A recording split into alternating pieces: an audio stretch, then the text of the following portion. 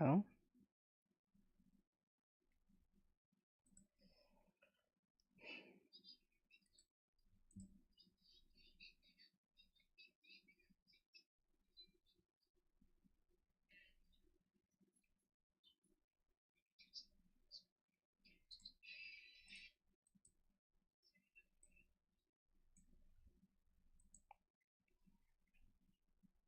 Okay. Alright, let's just get down to business on this. Oh, wait. Sending data.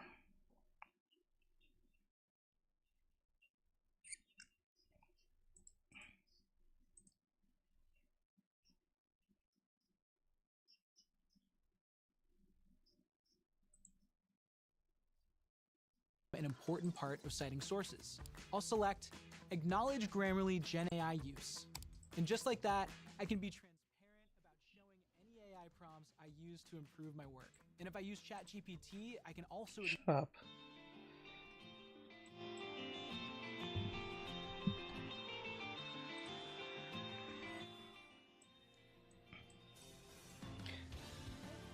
Okay, so as far as I see it, let's get some drawing out of the way, and then we'll do some reactions, and then after that,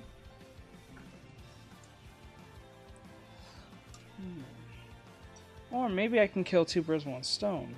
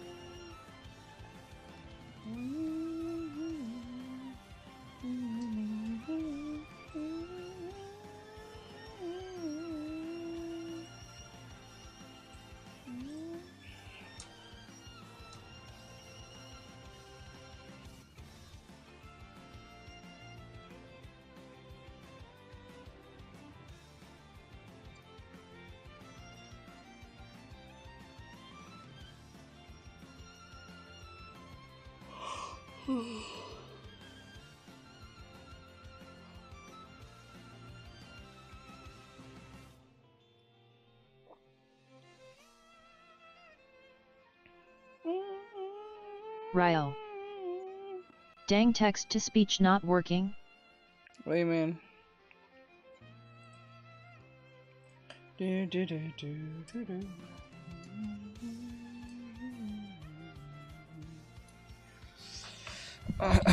It's working. Ryo. Well, it is now. Okay. Now, last time, I want to do something real quick. I want to do reactions, but I'll do that later. I'll do that in like in 20 minutes, but let me try something a little bit. It's a little too loud. Alright, let's see how I can do this.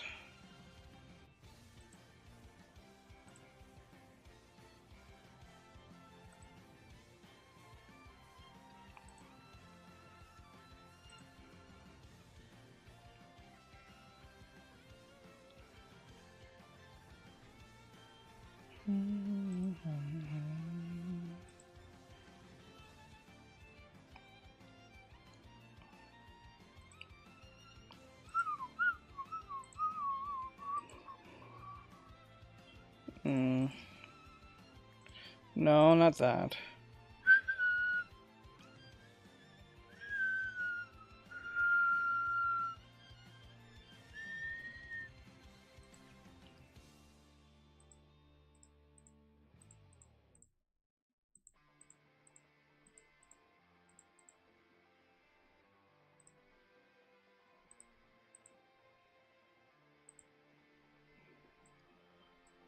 Okay.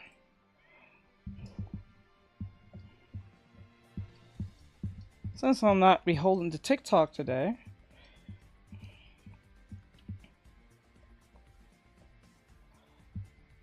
let me see if we can...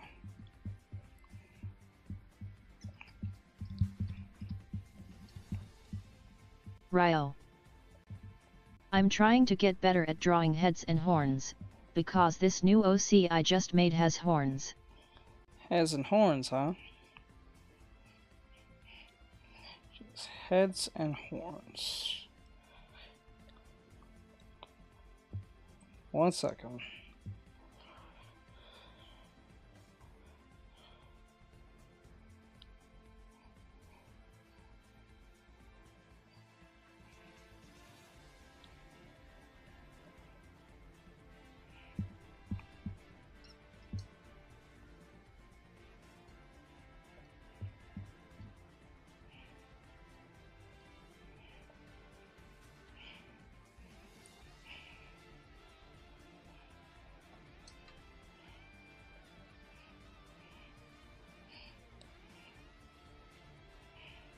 Ryo.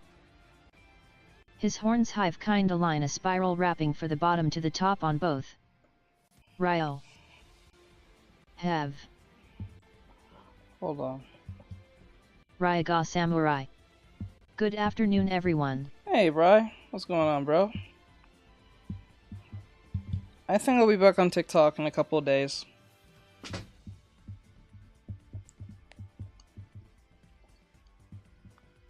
I'm back on TikTok in a couple of days. Like a day or two. For those who are wondering. Ryo. WSG Ryaga. Let's see here. It's an arm, sorry.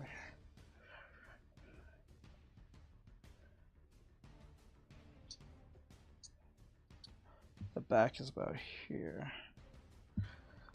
Then I can... Ryaga Samurai.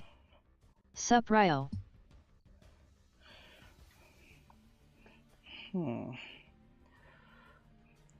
Actually, since you guys are here, let me do the reactions as I do them. Just get them out of the way as fast as possible instead of wasting time. I usually take time to let TikTok settle. Okay, for those who don't know, the reason why I do the reactions pretty late is because I'm looking at what the day is going based on how TikTok's reacting. So what that means is like if we get a bunch of people, it wouldn't make a lot of sense to do a reaction off key. That's a very risky pose, Teach. Oh yeah, but we're on TikTok, so I don't give a flying shit. We're on YouTube and Twitch, where it's a lot easier not to get in trouble. So since I'm taking I'm forcefully taking a vacation off TikTok, I'll be doing what I please. So it'll give me time to get to do what I want to do. Before I can get into that, the reason why, for those who don't know, the reason why I don't do the reactions right off key instead of just doing them as fast as possible is because what if I'm doing a drawing like this, as an example, and we started getting like 200 plus people into the stream. I told you IHE would start making CKAE goddamn IT. But as soon as they walk in, 200 plus people. I said that's so wrong. When they come in, what's gonna happen is that if we're doing like a topic on something that is like sensitive, them very sensitive people would complain, bitch, and moan, and then just and then make a giant report party on if I'm talking about something that is true or not.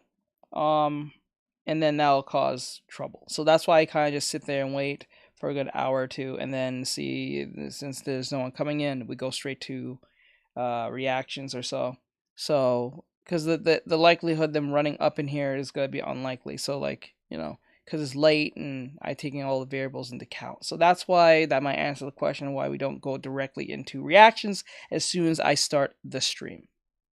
But since we're not on TikTok, I don't have to worry about that. So we go straight to reactions right now, since we just started. Let's get this party done. So the first thing we're going to we're going to do is, let me see. We always save the anime stuff for last. So the first thing is, we're going to do clownfish, and then we're going to do, it's a Gundam. Yeah, it's a Gundam, and a manga recommendation. And then after that, when we're done with those videos, we're going to go straight play video game. I think we had a fun time playing game anyway. We'll play more Helldivers and Overwatch or so. Actually, quite frank, I don't know if I should do this today, but how much? Let me see how many days I have left if I do it. Hold on, let me go check it real quick. It's a sponsorship, but you'll be surprised what the sponsorship is. Can anyone guess? Sounds like a plan. Yeah, can anyone guess what the sponsorship may be? It's a game. Do you know what the sponsorship is? You guys can make a wild guess. It doesn't even have to be accurate. Ryo. Ryaga Samurai. Abk. Oh shit. I think he's right. Oh damn. I think he's right. If what I think we was trying to write there, I think he was correct. Hold up. Ryaga Samurai. No way, I was joking. Nah, bro, it's AFK. I got AFK sponsorship for $3.15. I'm not kidding. Ryaga Samurai. LMAO. My boy Bry's on that shit. So yeah, we might play the game, but it would make more sense. I thought it was Genshin Impact, which is an open world action RPG. Yeah, I would. I'm actually would avoid that. The reason, the reason I would avoid playing, Genshin Impact, what do you call it? Sponsorships is for. I realize being a Genshin Impact sponsorship is a stupid thing to do. It's not bad to get one, but it's stupid because it's like Raid Shadow Legends, right? The reason why you don't want one is because... I know the entire sponsor to that, so I could have kept going, LOL. But like the issue with taking a Genshin Impact sponsorship is stupid because everyone and their grandma has a Genshin Impact game in their phone. They either tried it, played it, or still playing it, or stopped playing it for a while. And the problem with these sponsorships is that it only wants brand new players. Ryo. FR bro. Yeah, so like they want brand new players, so that means on a new device, new phone, whether it be a phone or a computer or a console, something brand new. So you can't be like a previous person who played the game before or stopped playing after a while. So that's where that problem actually comes in. I would do AFK because given that it's fairly new, there's a lot of people who haven't played it yet, but everyone has played Genshin. Genshin came out in what, 2018? 2017, 2018. It's 2024. That's like that's been a good long time for everyone not to know what Genshin Impact is, given that it's one of the top selling games of all time for the mobile that is free. Ryo. I say try to get a Ray-Ban sponsor. I'm not sure what that is. Never heard of that one. They give you the things with Steam Elements. They give you the most generic sponsors ever that no one's gonna play. Either they give you a game that no one's gonna play, or they give you a game that that everyone is already playing. That's the problem with these sponsorships. They give you a sponsorship that either everyone knows the game already and already has the game, is that popular to the point that even getting the sponsorship is pointless because everyone's played it. Ryo. They're earbuds. They work really well. Oh, those. Sadly, I'm not there yet to even getting close to that. But you gotta be like constantly pushing out content every single day. But I get what you're saying. Ryo Samurai. Might as well since they've been shoving it down everyone's throats with them YouTube ads. Yeah, I will eventually get around doing it this week. As soon as I get my Dang. As soon as I get my TikTok back, because Samurai. given that's you mean Raycons? Raycons, yeah. That's how I realized I was like Raycons. I think that's what you meant. But the reason why I would I won't do it right now is because if I do it now, no one's gonna come to the stream because like one, it's not only just a fairly brand new game, but two, I don't have a good following over there on I said Twitch. IT wrong, lol. On Twitch or on YouTube. They're fairly small compared to my TikTok. So like it would make more sense to funnel the people from TikTok to play the game, to watch me play the game from TikTok to thing. So I was thinking of glasses, so that's why I said that.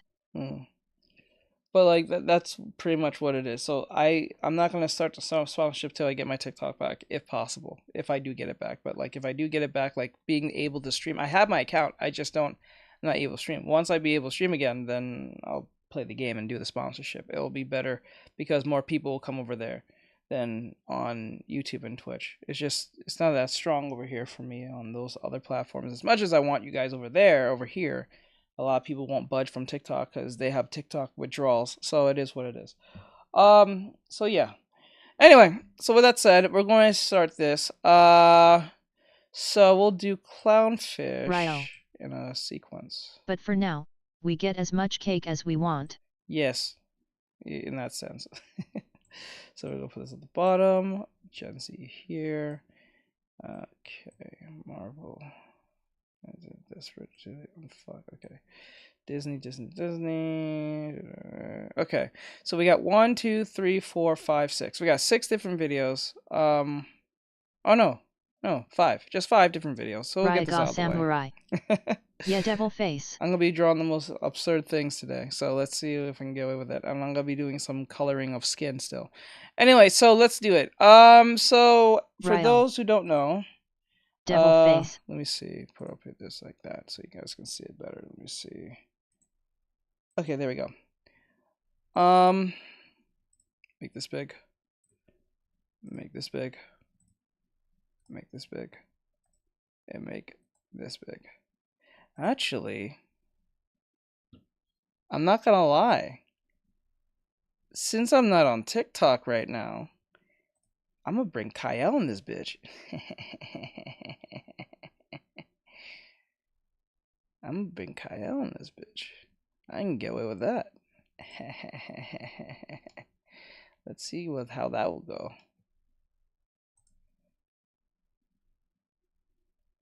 I didn't think about that till now. Ryo. Everyone related to this channel is chill ASF. Ryo Samurai. Hello beta testers. Hello beta testers. Hold on real quick. Let me go to over here. Did I have a Demion? I didn't add a Demion there? Okay. Hold on. I made a big mistake. Go to... where is it?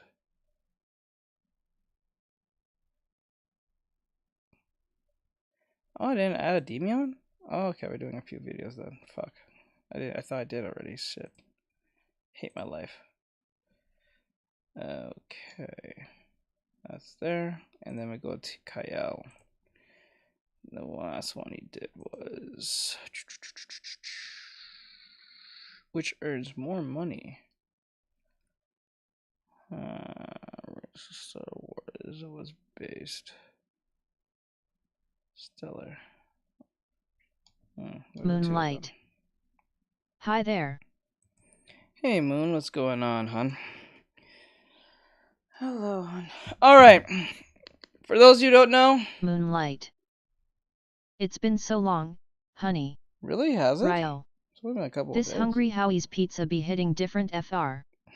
Ryo. Hey light. Raiga samurai. High moonlight. Alright, so with that said, we're going to be doing Clownfish TV. So Clownfish TV said, despite Desperate Disney Moonlight. wants to... How are you doing?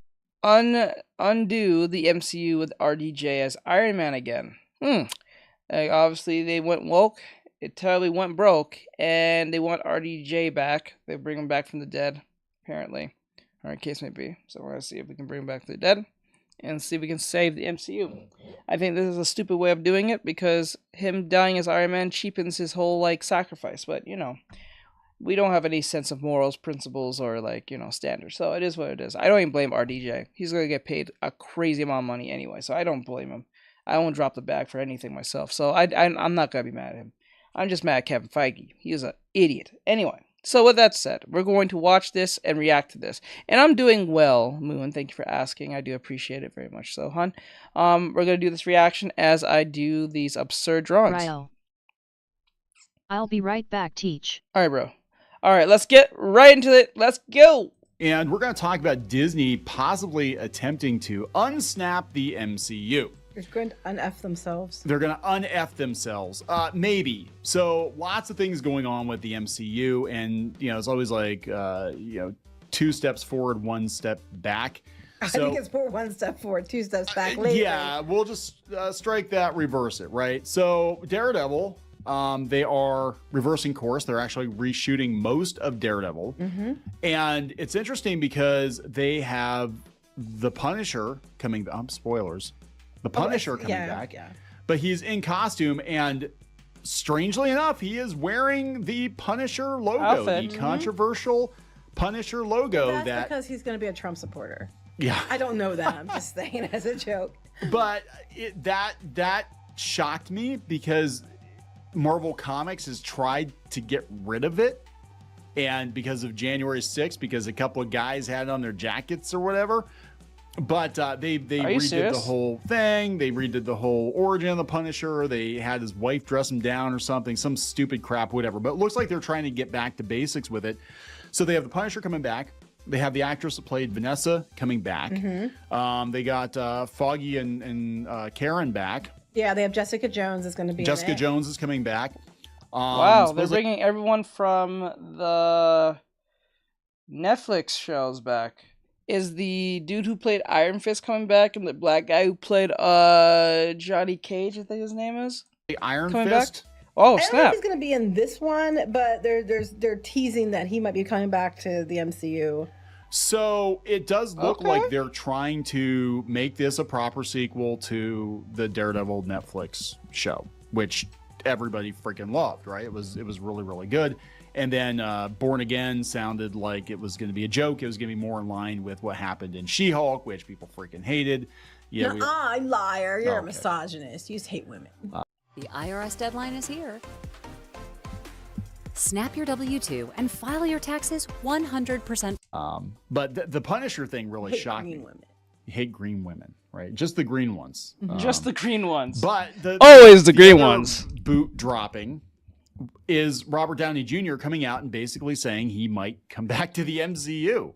Because I think Disney's that desperate. I think they're so desperate to fix it that if they had to throw freaking $50 million at Robert Downey Jr. to get him to come back, they'll do it.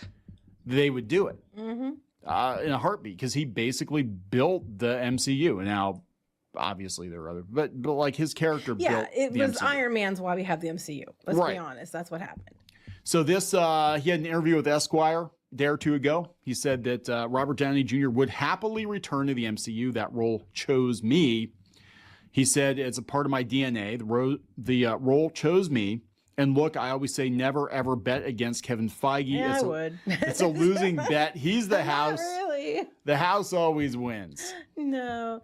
Yeah. No. Not lately. I think what is going to happen now that they have all this multiverse crap going on is that they will find a way to, if it's not the 616 version of Tony Stark, they will find a way to bring another Robert Downey Jr. version of Tony Stark back. Now, I hope they have the good sense to Have they canceled Ironheart? Is that still happening? I think that's still happening. Please don't. I don't know Please why. don't bring that back. But if they Don't do bring it that at back, all. it'd That be was like, well, stupid. there's Ironheart too. Like literally, Ironheart is not a great choice. It's just a pander. That's all Ironheart was. It's just a pandering. It's just a pandering. That's all it is. That's all it is. Oh my God, she's gonna be like a psychic. No, actually, what people thought they were gonna do is he was gonna be the new Jarvis. They were gonna have a Tony or AI flashbacks. or flashbacks or something. But if they bring him back properly during Secret Wars or something, or even at the end of whatever, I mean, look, they gotta do something, right? They lost their big bad. They had Kang. They lost him because of everything going on with that. He's got like a year of rehab or something he has to do, Jonathan Majors, and he's out. She wore merely by wearing it. Oh my God, dude! Did they not take this same idea from Wasn't this idea stolen from Didn't the CW or like the Warner? Didn't the CW like stole that idea? The black woman stole the suit from Batwoman and became the new Batwoman for like no reason. Oh my God! Didn't that happen? Bro! I just now came to that realization. Holy shit! Didn't she like steal something from Batwoman? From the CW show, that terrible show? And she just became the new Batwoman for like no reason whatsoever? Oh my God. Out. And, you know, Silver Surfer is a chick. Like, what the hell? And, like, they got to do something. They have to do something to fix it. And this might be the trump card. Can I say that? Can I say Disney's going to play a trump card? No, that's the Punisher. Okay. Punisher's going to play the trump card. I don't know, guys. I think they would totally do it. There is too much riding on Marvel, and I think they're going. I mean, this might go along with what Bob Iger was saying, which is they're going to look at the history of the characters. Basically, they're going to look at the history of the box office, and they're going to be like, what worked? What did people like? What did they give us money for? Oh, yeah, they liked Iron Man. Well, put some feelers out. Would Robert Downey Jr., would he come back? Would he come back? He would? Oh my God, yes, because it's worth paying him $50 million, or even $100 million, if he can make you $1 billion at the box office. Mm-hmm. You know, and he can sell action figures because nobody gives a shit about the Marvel Universe now. No, they don't, and that's the problem. And now they're talking too that there's you know, speaking of things coming back, there's rumored that they're trying to bring S.H.I.E.L.D. back. Now it's a rumor. Yeah, but didn't Batwoman before that one do the same by breaking into Bruce Batcave? That just tells you something. That ultimately tells you something, and this is why I do not like ESG. This is why I don't like DEI. This is why I don't like affirmative action. The person who should have been the person who followed in Tony's footsteps was the kid from the movie who gave the suggestion for the suit that Tony acted on. Correct. Darth Goricorn. Correct. I forget the kid's name. Yeah, I know. Tanner? I think the kid was named Tanner, that little kid. When Tony was hiding from the Mandarin. Oh, the fake Mandarin, where the hell, at the time. I know you're referring to. I don't think it was a problem to give his stuff to Peter to a certain extent, but I don't think that was the smartest choice either. Given how timid how this version of Peter we know is. Because you see how much of a dumb decision he made on that behalf of giving it to the dude with the bullfish head. I forgot his name. The fish, the dude who does illusions. But like, you know what I'm talking about. That went left for him anyway, right? So this tells you something. This is why I don't like DEI, ESG, pandering, or affirmative action. The reason why is because it brings a precedent where you're only getting this because you exist, not that you would deserve it because you did what you needed to do. As a Iron Man fan, I wish the suit would short-circuit mid-flight and implode on Ironheart. Yeah, that'd be amazing. I would love that. I would love every second of that. Because, like, listen, it's not because she's a black woman or anything like that. That's not the issue. The issue is that how she got the iron, it's, I don't like it when they use, I don't like the word POC. I think that's a very racist term anyway. But, when, I like how, I want characters who happens to be in that category earn it just as much as any other, like, white character, right?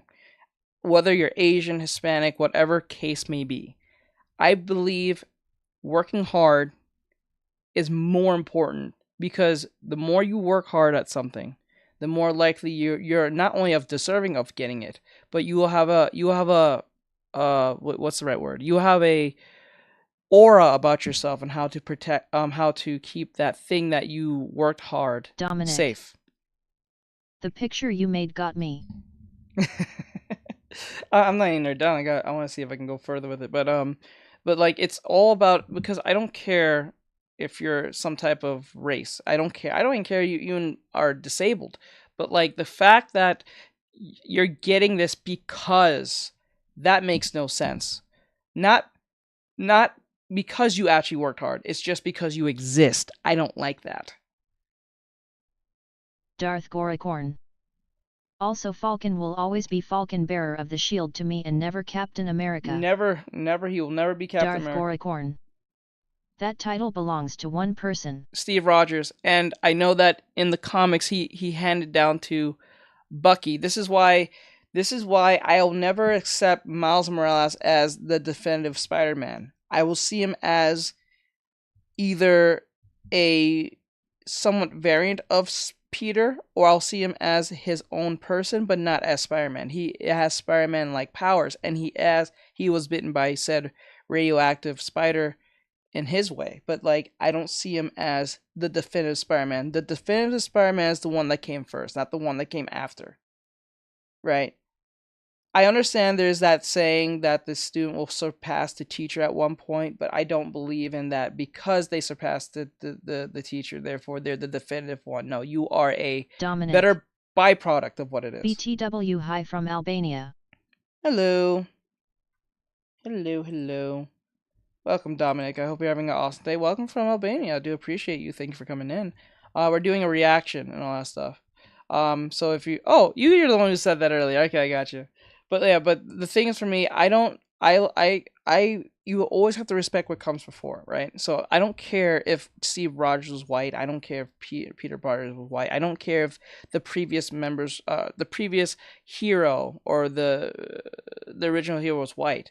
If they was originally white, they stay that way. I don't think of changing their race because of pandering. I think that's stupid. I think what you're doing, what minorities who get mad at the fact of the race swapping of original white characters to something else doesn't understand you're taking someone's sloppy seconds. You're literally a proud sloppy second taker. Okay?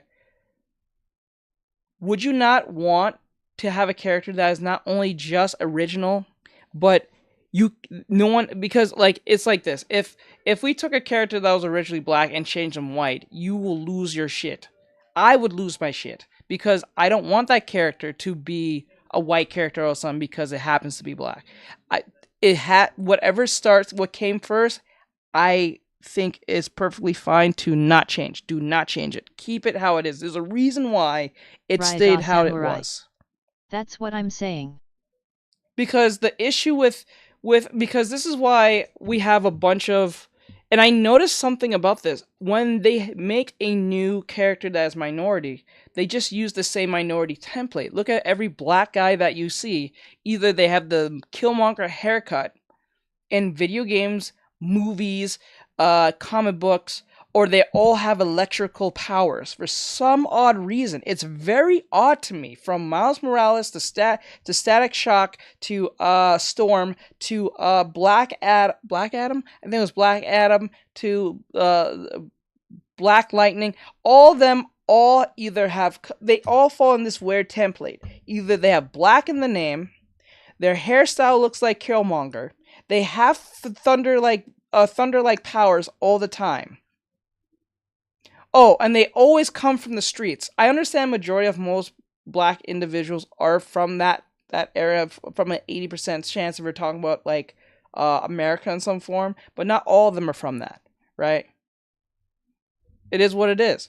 But then again, you can still write a black character who doesn't have the same hairstyle, doesn't have the word black in it. There's a reason why a lot of people, especially black people, can identify with someone like Piccolo. Piccolo is straight up green, samurai. and he doesn't have any traits of that being they black. Exist and don't use them. Exactly. And then look at Piccolo. Piccolo is green, made by an Asian man, and he has no true black traits like that identifies him as black, but black people identify with him. And even non-black people identify him as like the black character in the show. But he's one of the most beloved characters in the show. Why? Because he's not written like a template. He is written like a character. He was a villain, and he became a good guy and a babysitter and a beloved friend amongst his enemy, Goku, and in others. In the card game we've been working on, we have something like that where characters who are being trained by select people and wear the same outfit but modify it over time to fit how they fight. Yes. Darth Goricorn. I think that comics and movies should try that. They should try that more often. Experiment. It's okay to try something. It's not wrong to. You'll be surprised how more people will gravitate to an original character that's brand new, that is not a template of something that came before. Or if it's something that comes before, give respect to the one that came before. So if we're making a new Captain America character who happens to be Asian, who happens to be black, who happens to be a female, what you can do is say, okay, you're the new Captain America protege. Fine. You can wear the outfit and even have the shield, but you are a byproduct of what came before. So to show that you actually have that Captain America in you, show respect to the one that came before. So when we see you, or new generations see you, they don't see you as just only a byproduct, but they see you as a branching off point to something that's much better and something to look up towards to. But when you make it just, I'm a girl and or a POC or whatever the hell you want to call it, because I deserve it because I breathe air, to hell with you. I don't care if you're a minority. I don't care your gender. So you identify as such. Don't make those things your personality. Make your personality based on what you have experienced in life, and let that be your thing. Don't be your skin color. Don't let it be your orientation. Be your own person. Be a person. Nothing's wrong with that. But most of these kids can't do that because they don't have any sense of personality. Because all they've been told is, well, you are a victim all day and all this stuff and blah, blah, blah, and this, that, and the third. So you should run with that and just be a victim. And if anyone tells you otherwise or give you opposition to what you're saying, maybe, what's the word? It starts with a C. Contradicts what you're saying, they're just a hater, or there's some type of phobe, or an ist, or some like that at the end of the line. Not say, let me hold back. This person says I'm a person of POC, but they point out something that is true about me that doesn't fall in line with that victim mentality. Maybe, just maybe, they have a point. Maybe I should reflect a little bit more and listen to what they have to say. Instead of calling them a name or an igot or a ist or a, you know what I'm saying? That shit is dumb. You just look like an idiot. Stop being a victim. And if you happen to be a victim, you shouldn't be a victim for long. There should be a time limit for a certain time when you be a victim and start realizing, you know what?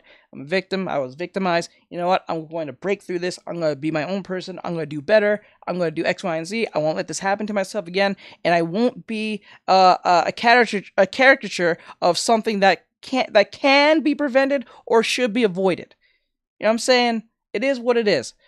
But when you just run with being a victim all day, no one likes you. You're an irritant. You're an irritant to everyone. Everyone has to be an eggshells around you all goddamn day. It's annoying. No one wants to talk to you. They can't tell you anything because as soon as they say something that you may not like at the time of your feelings of today, you might say that's offensive, or you want to take it to HR if it's at work. You know what I'm saying? No one wants to deal with that. I don't care if you're a person of color. I don't care if you're a woman or whatever you identify as. If you're an irritant, you're an irritant. Stop being irritant. Be chill and just calm the hell down. Drink some coffee and just calm down. You know what I'm saying? Just don't take everything so damn seriously all damn day.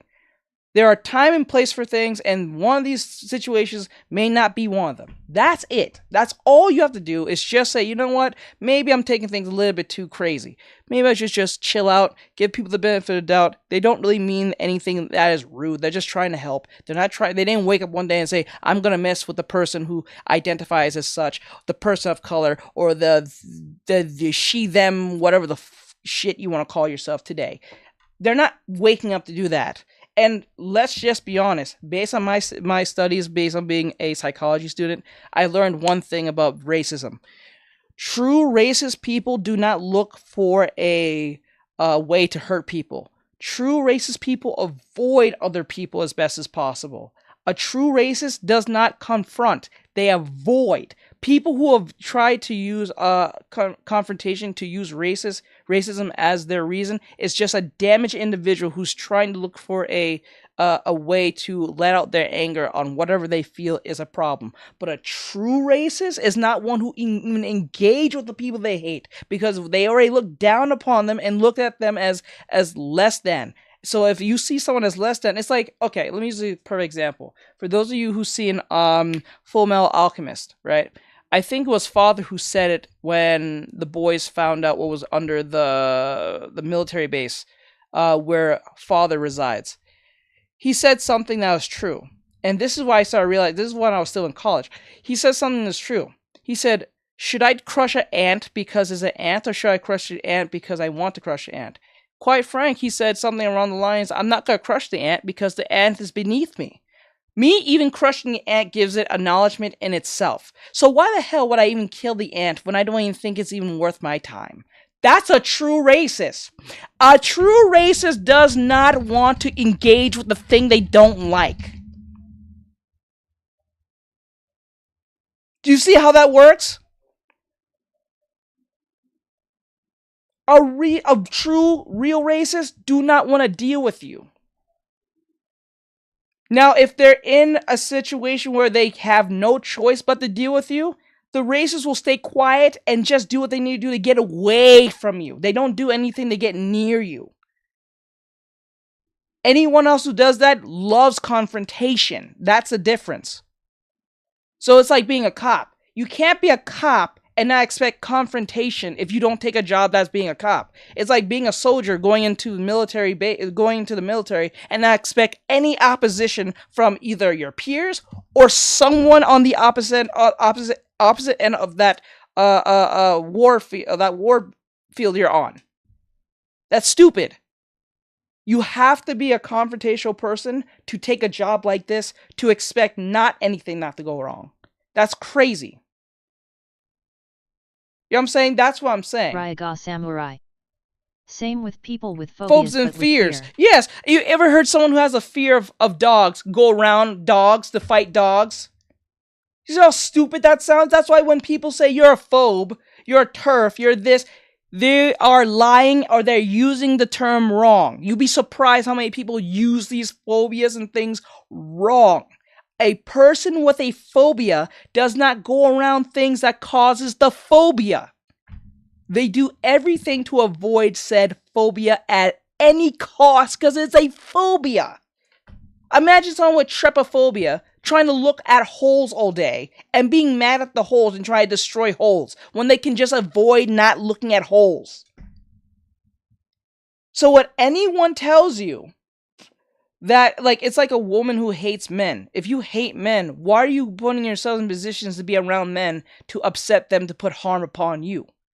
You're just a low-key angry woman who just didn't get the guy you wanted because he either rejected you, he curved you, finessed you, or something to that fact, and it didn't end in your benefit. So therefore, you're using that subconscious issue to be the true catalyst to to shroud the problem that you're really having. It has nothing that you hate men. You're just angry at one particular guy and making every other guy that guy. So you're using all men are terrible when it's really not the case. You're just a very disgruntled bitch who just happens to be mad at all men because one dude curved you. That's it. That's usually it. This is why they end up having a bunch of cats in their life, because they can't deal with problems and they don't get constructive criticisms, can't take it, or they don't have a daddy in their life. Same thing with men. It goes the same way for women and men. It's not just women. I'm using that as an example, but it goes both ways. Father's behavior is usually what caused most of these things. There's no daddy in their life to tell them X, Y, and Z. They have their mom letting them encourage them to do stupid stuff. Not saying all women do this, and not all mothers let their kids do this, but 9 times out of 10, if you have a strong dad in your life, you won't have most of these problems. It is proven that 9 times out of 10, or at least if 2 parents in the household, as long as you have 2 parents, you're going to be more likely not going to be in trouble compared to someone just having one. Especially if they have a bunch of kids, that's one thing. If you have a bunch of kids and you with one parent, it's gonna be hard for them to parent you, because if they have more than 3 kids or so, it's hard to keep track of them. It is what it is. Especially if you're working all damn day and gone. It's just that difficult. It is, and it's expensive. So it is what it is. That's the point. That's ultimately all the point. So when anyone tells you you're a phobe because you gave a constructive criticism towards something, or an obvious, astute observation of something, they're just a person who can't deal with the truth. That's it. That's it. I have no problem that people say Miles Morales is not the definitive Spider-Man. He is a Spider-Man, but he's not the definitive Spider-Man as if he's a replacement for Peter. He will never be a replacement in my head for Peter. Never.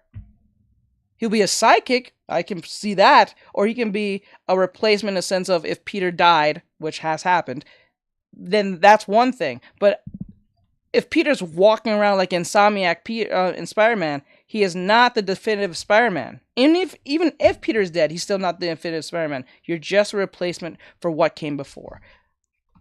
Till you break it in your own. I think they did the same thing with Batman. When Batman was gone, they had Robin, Dick Grayson, Nightwing. Nightwing was playing as Batman for a while until he came back. Was he Batman? No. He was just in replacement for his foster dad at the time. That's it. No one lose their minds on that. People took it as it. I didn't see anyone argue, no, Dick Grayson's the definitive Batman now. No, he's not. But so how come the man who raised this boy lived with this man and took his place for a time when he was gone? No one's fighting that. But the kid who Peter didn't raise, not around like that. Well, he was only around for the time. Or if we're talking about the video game, or if we're talking about the comic books, depending on which comic we're talking about. If he's alive, he didn't take care of Miles. And he probably showed him the ropes on how being a hero, but does that make him definitive Spider-Man? No. Just no. There are 2 different entities of people.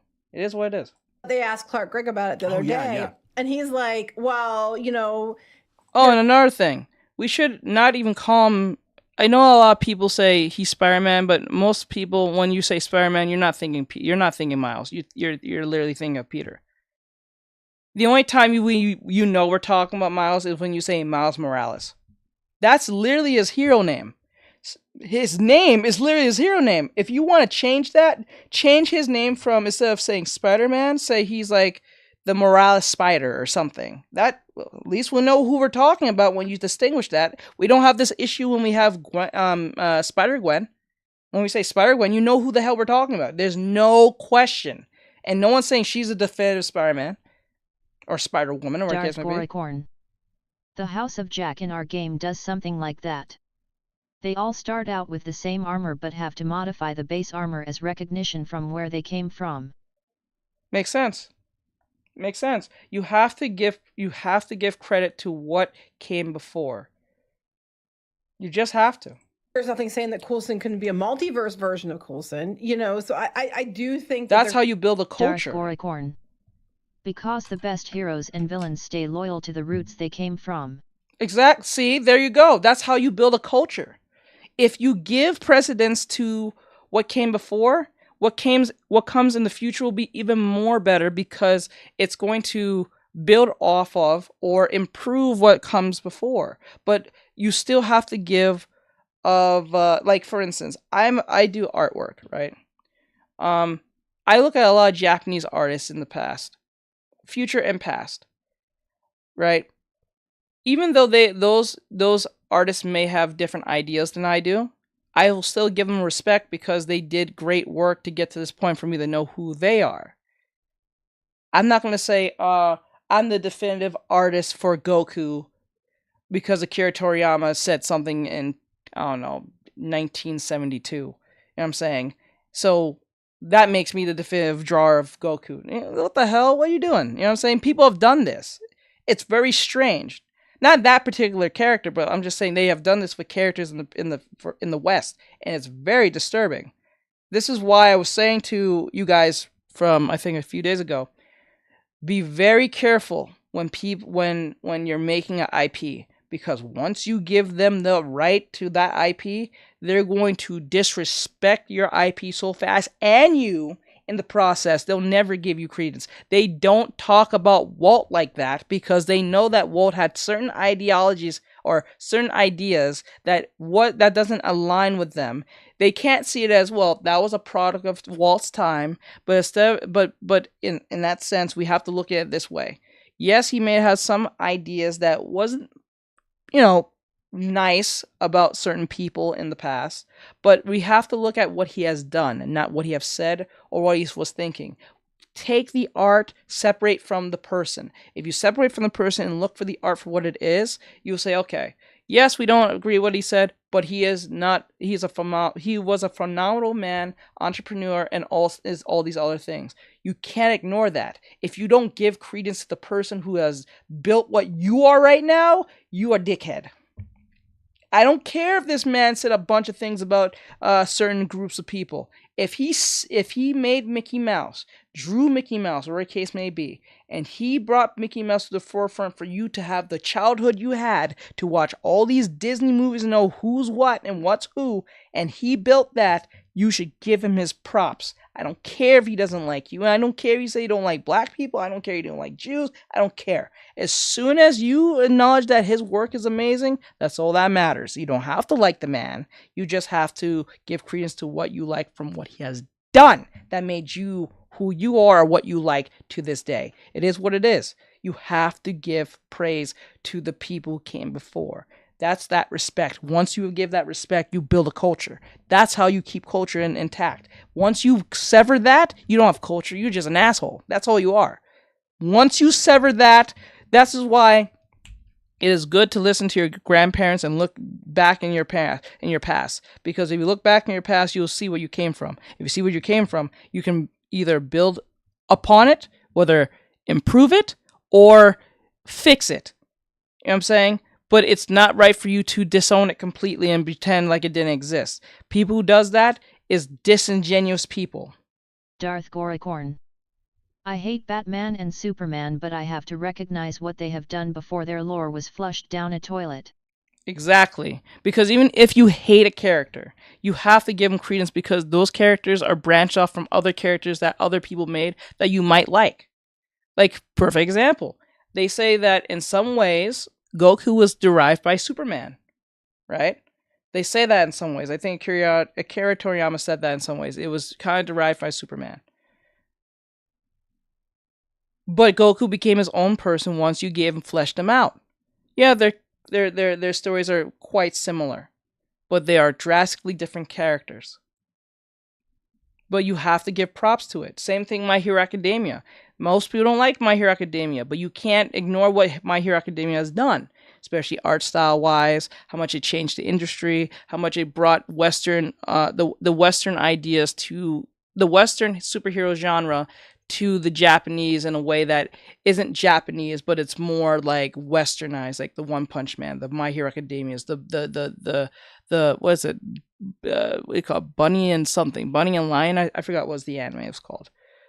You know what I'm saying? All these superhero shows based on in animes are derived from Western ideology. It is what it is, but it's done better because it's not pushing things that shouldn't be.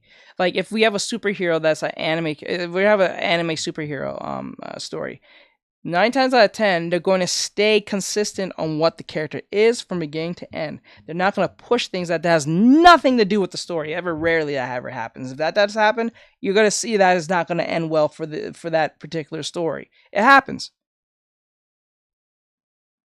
This is why the creator of Soul Eater and Fire Force does so well at making new anime, anime. I don't know if it's the same. No, I don't think it's the same person who made Fire Force who made Gacha Kuda. I think it's a different. I think it's the assistant from Fire Force and Soul Eater. I think he's the original assistant that worked under that. Bunny and Tiger. Bunny and Tiger. You're right. There we go. And because of the consistency from that help or that experience from their sensei, they was able to make Gacha Kuda the way it is and look the way it is. And it has that Soul Eater feel. It has that grittiness. It has that in-your-faceness. It has that Fire Force feel. It has that stylized look that you just can't look away. You just gotta... Even if the story is trash, the fact that the story... the Samurai. Was his assistant. Yeah, there you go. So like the fact that the assistant was able to learn under their sensei shows consistency. The number one thing you want to keep true, whether it's a superhero story, a video game, or a short story, or whatever, even a one-shot, is consistency. If you keep it consistent, people will take you seriously. If you start doing a bunch of retconning and stupid shit, people will call you out and they won't come back. They just won't. Honestly, I don't know if I will watch a Marvel movie just because Robert Downey Jr. is in it. I don't know. I honestly don't know if I would. Because I know what Kevin Feige and these people has done, and they think we're stupid. They think we're stupid. Just even them telling us that Robert Downey Jr. might be coming back sets a very strange feeling towards me, because I'm like, okay, Robert Downey Jr. is coming back. But just because he's coming back does not mean it could be actually saved. All you just did is brought back a beloved character. Yes, but is the writing good? Because remember, no matter how talented RDJ is, if the writing is trash, that's no saving it. Because you can give the most best quips ever in that show, in that movie, but if the story is dog water, no one's going to like it. Look at Iron Man 2? I think it was Iron Man 2 or Iron Man 3. One of them. It's either Iron Man 2 or Iron Man 3 that didn't do that well compared to the other 3 Iron Mans. I think it was Iron Man 3. You guys can quote me on that. I think it was one of them too. But because the writing was... no, it's Iron Man 2. Because the writing was just terrible. You know what I'm saying? It is what it is. They're gonna try that one because Shield's very popular. Oh my God! What if they had Coulson and Tony team up together from a different multiverses, and then like, oh my God, they do like a slow-mo high five or something, and then no, let's not ruin it. Be really cringy. Let's not ruin the moment. But I'm like, what are they gonna do with the next Avengers movies anyway? Like they killed all the Avengers off. They replaced them all. Yeah. What are they gonna do? They're just gonna it's keep interesting how many heroes and villains were the byproduct of the Phantom as reference point over time. Darth Goricorn. Including Batman. Yeah. I think the worst and best thing out of like comic books is the idea of the multiverse. It is like the multiverse is a great tool, but it can be easily abused. And we can obviously see that by the movies that's been made. It's just been easily abused. And a lot of a lot of potential could have came out of the multiverse perfectly. But because of pandering and stupid nonsense that didn't make no more sense than it should have, that they ruined one of the most greatest storylines of all time. All time. Darth Goricorn. The multiverse is a drug that is way too addictive for writers to hide behind. Yeah, it's too much. It's too much of a safe house. It's a great weapon. No, it's a great tool, but it's a monkey's paw. At its best, it's a monkey's paw. It can screw you and benefit you at the same time.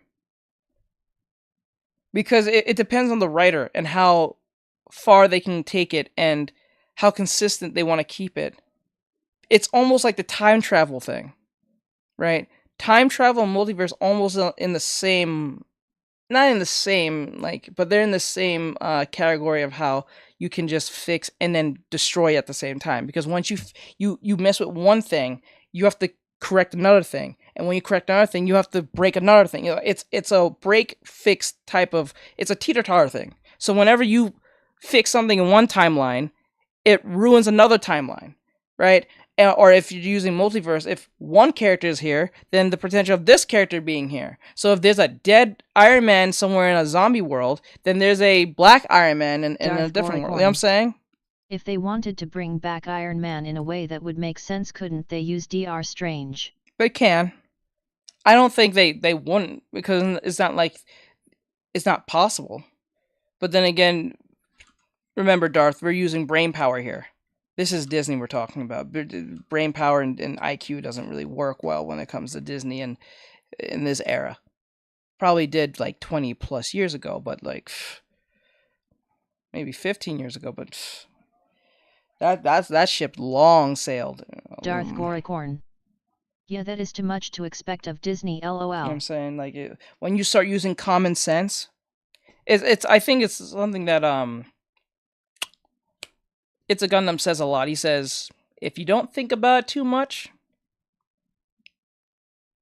it starts making sense. But once you start thinking about it, you're going to hate yourself. It can work if you just don't think about it. These are all the leftover characters from the MCU. I don't think it's going to go the way I think it's going to go. I don't think that the new Captain America movie is going to do well because people think Captain America, they think Chris Evans. I'm sorry. It's what it is. And I don't think the Falcon and Winter Soldier did all that great. No, it did not. And then there's talking that the Winter Soldier won't even be in it. And then yeah, you screwed yourself there. Once you took Bucky out of the equation, because let's be honest, more people like Bucky than they do Falcon. It's just it is. I like Bucky a little bit more than I like Falcon. I'm just gonna be honest with you. Samurai. Yeah, you using too much brain power. Yeah, I honestly I have no problem with the actor who plays Falcon. I think he does a great job playing Falcon. Or a clone of himself that he made in secret that would make an interesting situation with Pepper also in the background. Yeah. Remember, when you start spitballing these type of things to them, they get mad at you. I'm dead serious. You'd be surprised on how many of these artists that idea would probably work for most of these artists who can play off that, but because you're using too much brain power and you're not putting enough ESG sludge in it, they don't want nothing to do with it. If it doesn't push ESG nonsense like their orientation, POC, they're being pandered to, their pronouns, out the window, bro. You didn't mention one pronoun there. Nah. You didn't mention one POC in there that possibly could be praised. Nah. Look what they did to Doctor Who. I don't even watch that show, and I watched the reviews in that. It was wild. Wild. If I was a Doctor Who fan, I would be pissed. Too much brain power. And I'm not lying to you, Darth. That's a great idea. I'm not against it at all. But I'm telling you now, if you're thinking about Disney of today, they will reject you. They might even blacklist you for the fact you even said that without mentioning a single ESG anything. DEI bridge nonsense. I'm dead serious. Thunderbolts is going to do well at all either. I really do not believe it's going to. Plus, as a Hovian, I want to punch the directors of the last few seasons in the face. In face, yes, because. And let me be quite clear with you. if you say anything close to being close to a conservative idea, not being conservative, but a conservative idea that makes sense, they'll get rid of you. They'll get rid of you. Look what they did to Captain Chavez. She had 2 space moms or some stupid shit. That was never, I don't think that was ever mentioned in the comics. I don't even know that character like that, and I have this feeling that that character didn't have 2 moms like that. I don't think the mentioning of their parents was even a thing, if that was possible. It is what it is, though. I don't think she having 2 moms was ever mentioned before till like the whole pandering started really coming through. That are like the most amazing thing you've ever seen, funniest thing you've ever seen. I don't think it's gonna do well. I could be wrong, but I don't think it is. I don't think so either. I mean, to get Marvel back to a place where people give a shit, you've got to have, well, one, you got to get the Fantastic Four right because you're bet heavy on that. Good luck. 2, you got to get the X-Men Good right. luck. You already put you. Good luck. Once you said that Pedro Pascal's gonna play what do you call it? Mr. Fantastic. I was out. I was like, nah, no. This man is everyone's masculine soy boy. This man likes to be. He likes humiliation rituals. Watch The Last of Us. Oh God, it will be The Last of Us all over again. There you go. You see, there you go. It'll be Last of Us. He will be. I'm telling you, you will hate yourself for watching that. If you played the video games, you will. The guy can't act his way out of a wet paper bag. Thank you. Like, perfect example, if you played the video games, you will hate the show. If you have never played the games, you think it's decent. And that's saying not too much on that behalf. Because if you if you truly think about it as an individual, even if you didn't play the game, you start poking some holes and saying, how does this make any sense? But, you know. What are people excited about? But what are people excited about? They're excited about Daredevil Born Again. And they're getting it back from Netflix. And people were very, very excited about it. Every time you announce cast members from the Netflix series coming, they're very excited. They have Deadpool and Wolverine, and people are very excited about that one. And they're pretty excited about the X-Men 97, and they're excited about the Fantastic Four, minus the Silver Surfer issue. But the other things people were like, okay, it doesn't sound too bad. So those are the things people are actually talking about or interested in. You don't hear jack shit about the Captain America movie. No. You don't hear jack shit about the Thunderbolts unless you're hearing about reshoots. You're not hearing much about them because nobody cares. I get the Harkness. Nobody cares. I mean, I think people Darth are like, yeah, they're not really. They don't really care now. But I think people are care more about that than they are about the Thunderbolts. I don't know. He said, I would love to see Knight Rider versus everyone. Oh, that'd be fun. That'd be fun. I just don't think it's going to be, because you're also taking Thunderbolts, except for like the Black Widow movie. Most of these characters, not all, but most of them were TV show, the Disney Plus show related. Yeah.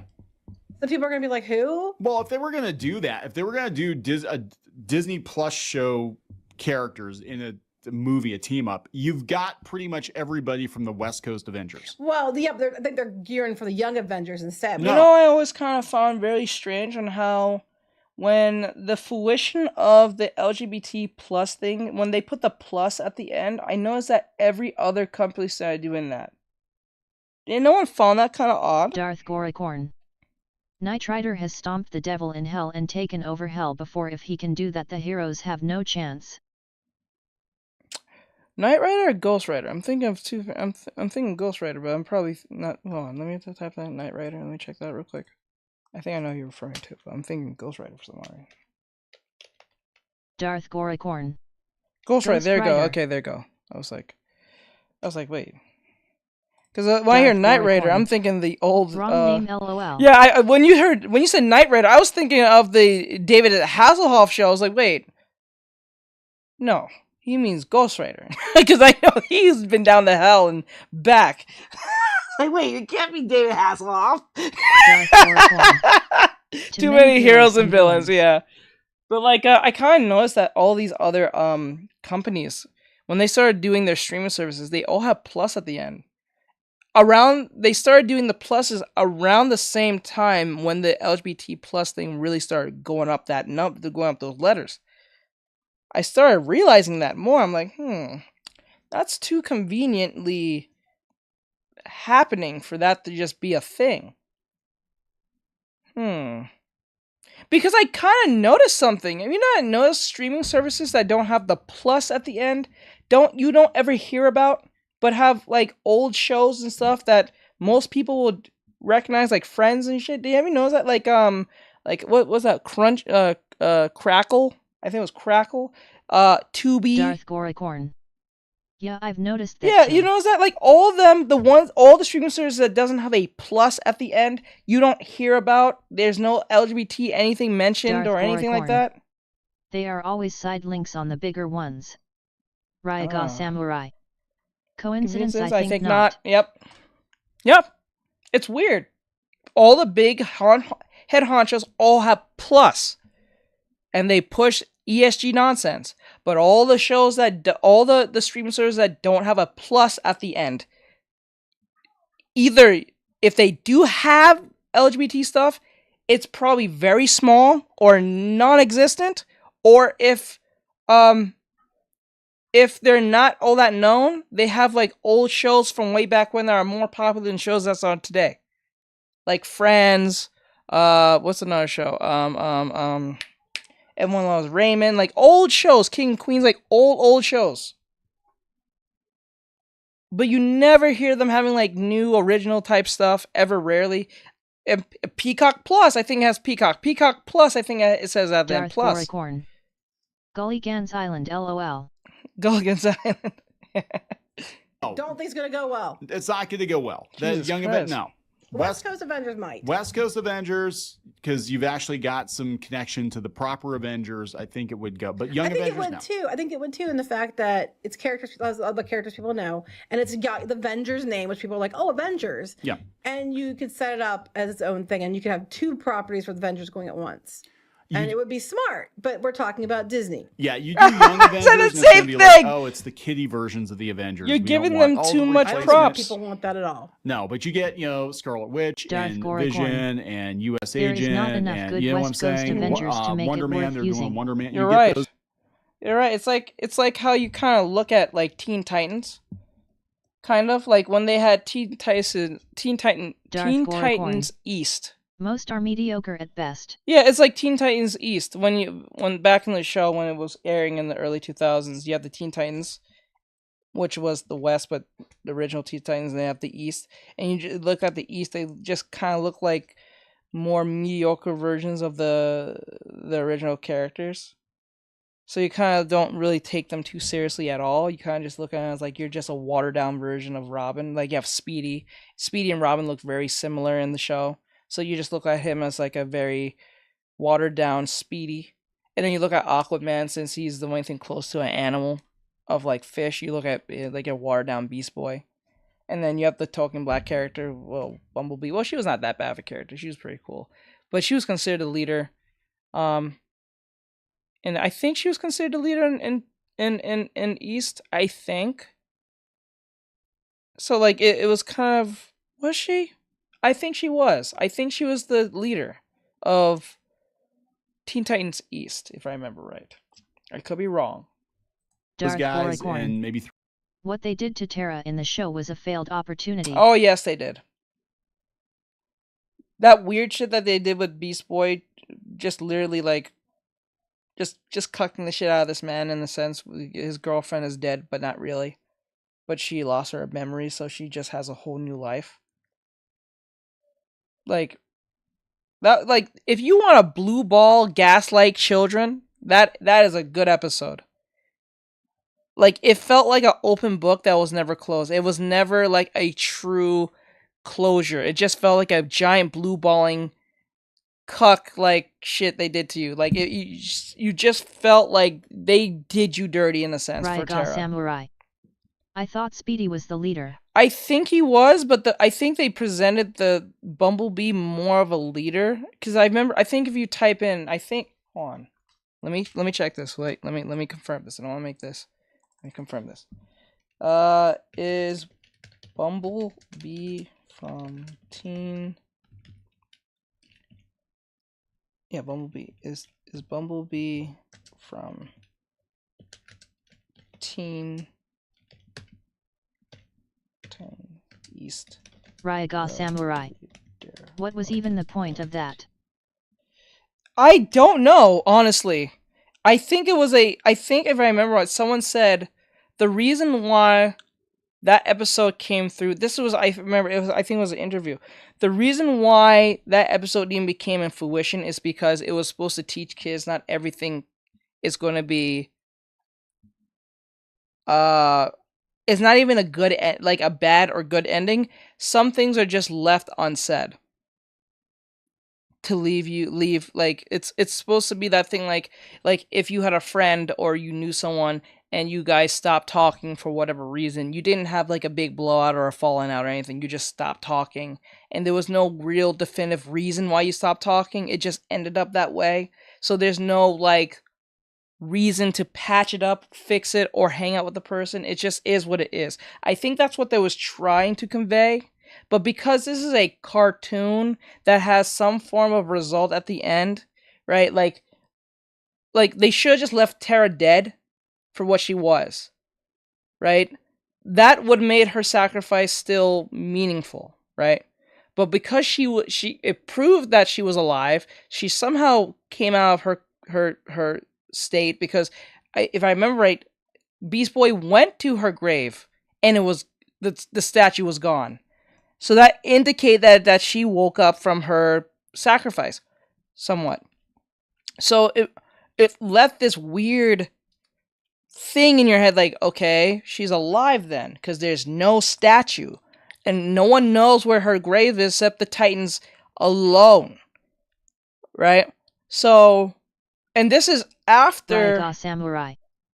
They could have done that with another character. Yeah, it was weird. It was the most blue ball gaslighting I ever seen in my entire life as a kid. Now thinking about it as an adult, that makes me even more upset. As a kid, I was just confused. So you thought as a kid that we'll come back to this eventually. Well, they'll write more about Tara again somewhere. Never happened. Never happened. And remember, this is after Tara's sacrifice. That's when the end of the world came after, because that's when Raven. Because remember, Slade died because of Tara, and it was proven that he's dead because he was under work of was it Vilgax? No, wasn't it not Vilgax? I'm thinking Ben 10. What's his name? Her father. What's her name? The demon, space demon. I forgot his name. Oh my god, I totally forgot his name. Her father. You know what I'm saying? So like he was under rule of him at the time. So because his soul was sold to him. Well, not sold, but I guess he was king of hell or something like that. I guess he was supposed to be Satan or something, because he was under Ryaga Samurai. Trigon. There we go. Trigon. My god, you know what's funny? I now notice that his name is Trigon, and I just thought of Vash the Stampede. How did I not make that connection till now? I feel stupid. But like, it is what it is. So yeah, I don't think just because they add Robert Downey Jr. back into the fray, I don't think that's enough for me to say, okay, I'm going to watch Marvel again. I don't think that's good enough. And that's sad, because I really do like RDJ's Iron Man. I really do enjoy him on the screen. He always steals it. His acting is amazing. I always love RDJ. He's a great actor. He does a great job. And I still am glad that he did not apologize for Tropic Thunder. That is amazing. I still, up to this day, I don't care what you identify as. I don't care if it's offensive. It's funny. I have never heard of a positive joke. Every joke is rooted in some form of negative, offensive attribute in some form. So I don't know anyone who hasn't. If you ever lived life and laughed, you have laughed at something that's negative about yourself, about someone you know, about someone you've seen, or about a thing or person, or someone you like, anyone you know or you don't know. There's no such thing as a positive joke. Because whenever you hear a positive joke, you don't laugh, you just kind of get it and you move on with life. A negative joke makes you laugh because it's rooted in sadness. Sadness and you'd be surprised how much sadness will make you laugh. And sad. Throw in a couple of the OG Avengers. Hawkeye it's relatable. was on, led Darth the team, Goricorn. and I They think should bring Jeremy I Renner don't back know anyway, what just offends because. people more, that or Kung Fu Hustle LOL. I love Kung Fu Hustle. That shit funny. I love offensive shows. I love offensive jokes. I love them because it's rooted in reality. It's rooted in relatability. It has truth in it. As truth, relatability in some form, even if it's like a negative stereotype is a form of truth. It may not be the whole truth, but it's some part of the truth, or it's totally true. There's a reason why certain stereotypes stick with certain races, people, genders, and stuff like that. There is a reason for it. It just didn't come out of nowhere. It's like if I came up to a bunch of like, white people play cricket or something. If I said a bunch of white people play cricket, that might be true, but I don't see a stereotype of that being a thing. Ryaga Samurai. It's a stereotype for a reason. Yeah, it makes sense. It makes sense to me. Because Jeremy Renner deserves it after what he's been through. Oh yeah, Dude's a legend.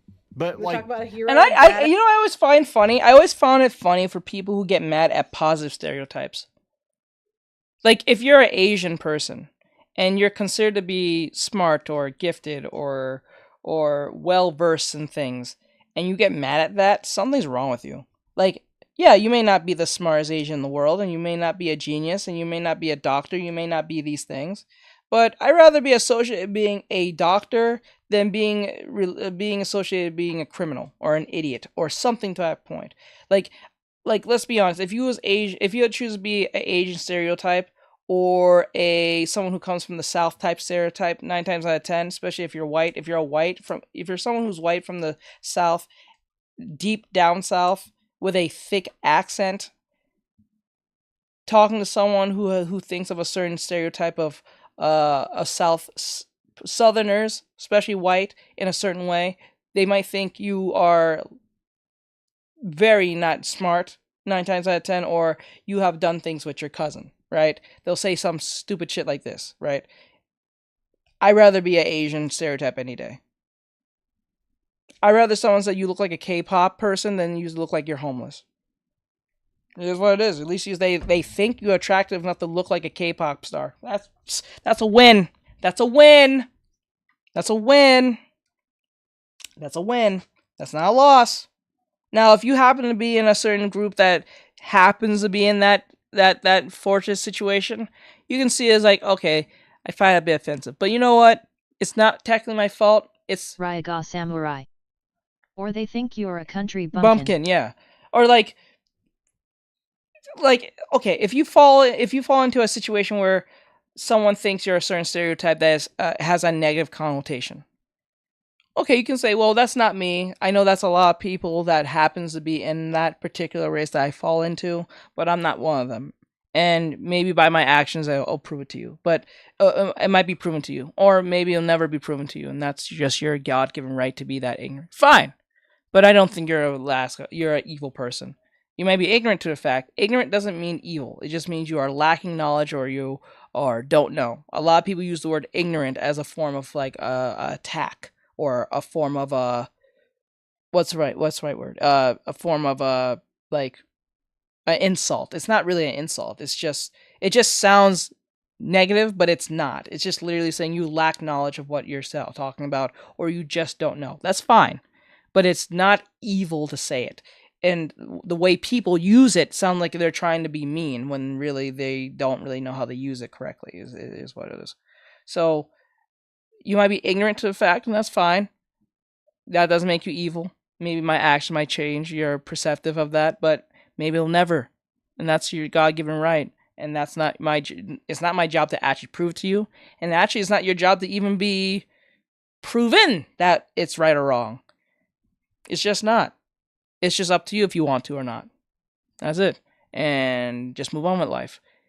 Don't be mad about it. It just happens this one person thinks that way. That's fine. Move on. They're not attacking you. They're not stopping you from making your money. Don't take it so seriously. This is why a lot of kids can't handle Call of Duty lobbies. Just because a dude call you the F word doesn't mean that's what you are. Doesn't mean you have to make a whole rant about it. It was just a heated game. That's it. In the next 5 to 10 minutes, or probably 2 minutes, that dude's not even going to remember your name, who he was yelling at on the internet. Should he lose his life? No. Should he get fired his job? No. I don't think so. I miss Modern Warfare 2 lobbies. I know. I really do too. I really do too. I really do too. Man. Badass, there you go. But they could do a West Coast Avengers. That actually would work. But I don't know, guys. I think this is just a Hail Mary pass. I think now the big rumor is what is going to happen with Secret Wars is they're going to basically reset the MCU.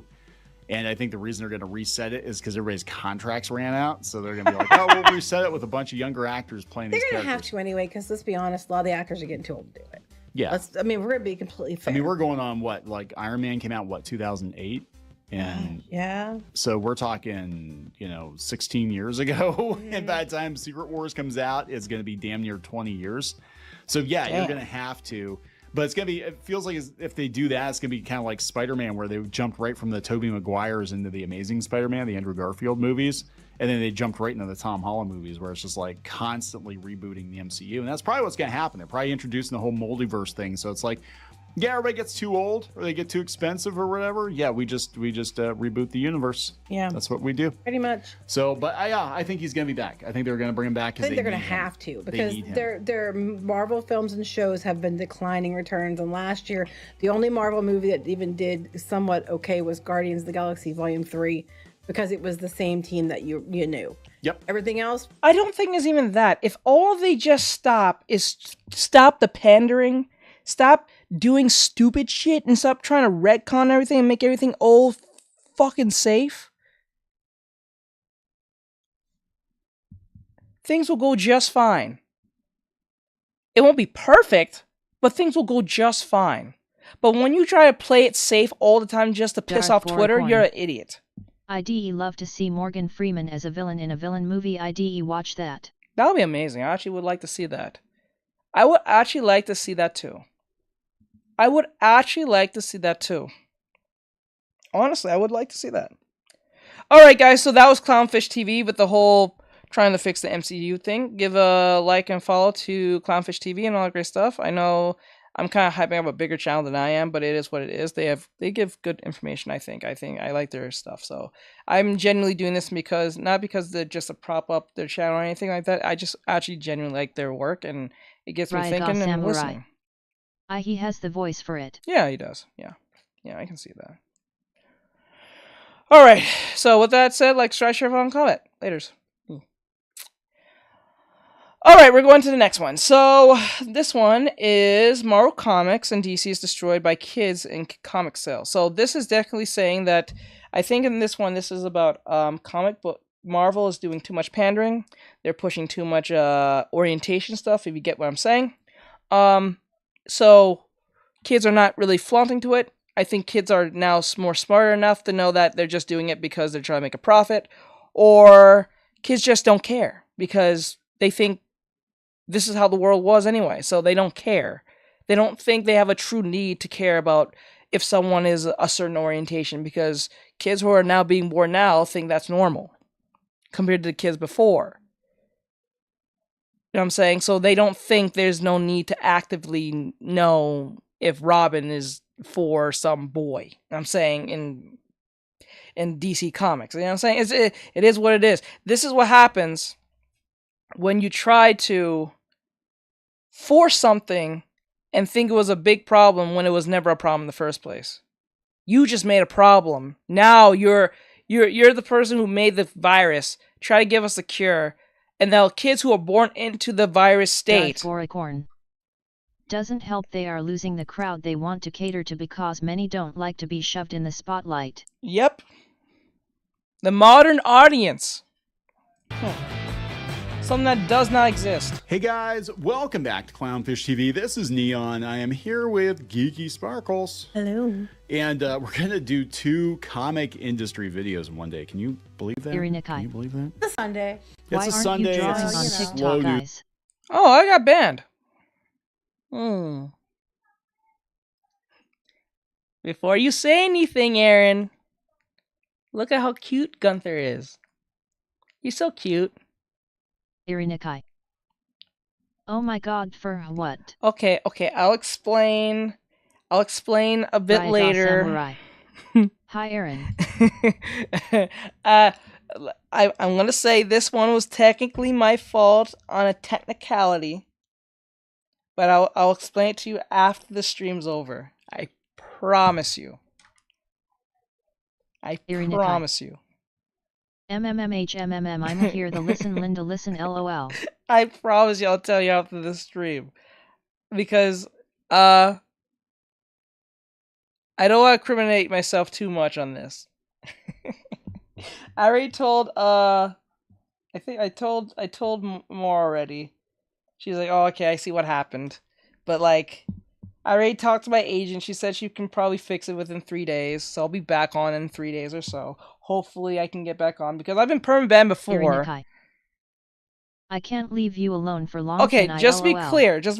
My account isn't gone like before. It's just I can't stream right now.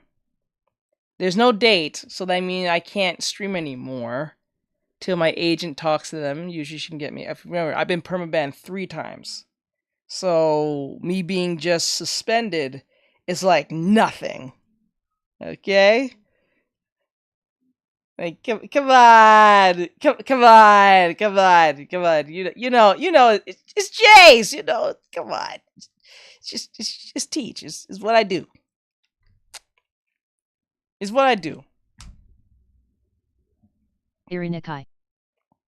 Bad teachy bad squirts water at you. Raiga Samurai. No. Smiling face with open mouth and cold sweat. Smiling face with open mouth and cold sweat. Smiling face with open mouth and cold sweat. Smiling face with open mouth and cold sweat. Okay, how about this?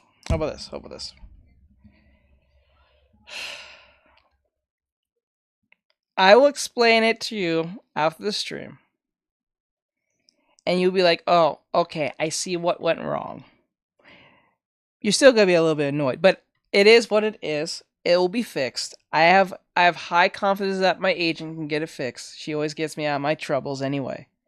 And if I can't get it fixed, I already have a plan B for that. So there's nothing to worry about. It's just a little inconvenience. That's it. Why it gotta be cold sweat LOL this man I'ma strangle you like Homer does to Bart. Oh, why you just like cooking and chucking. But like look at it this way. I get to be more free than I ever could be.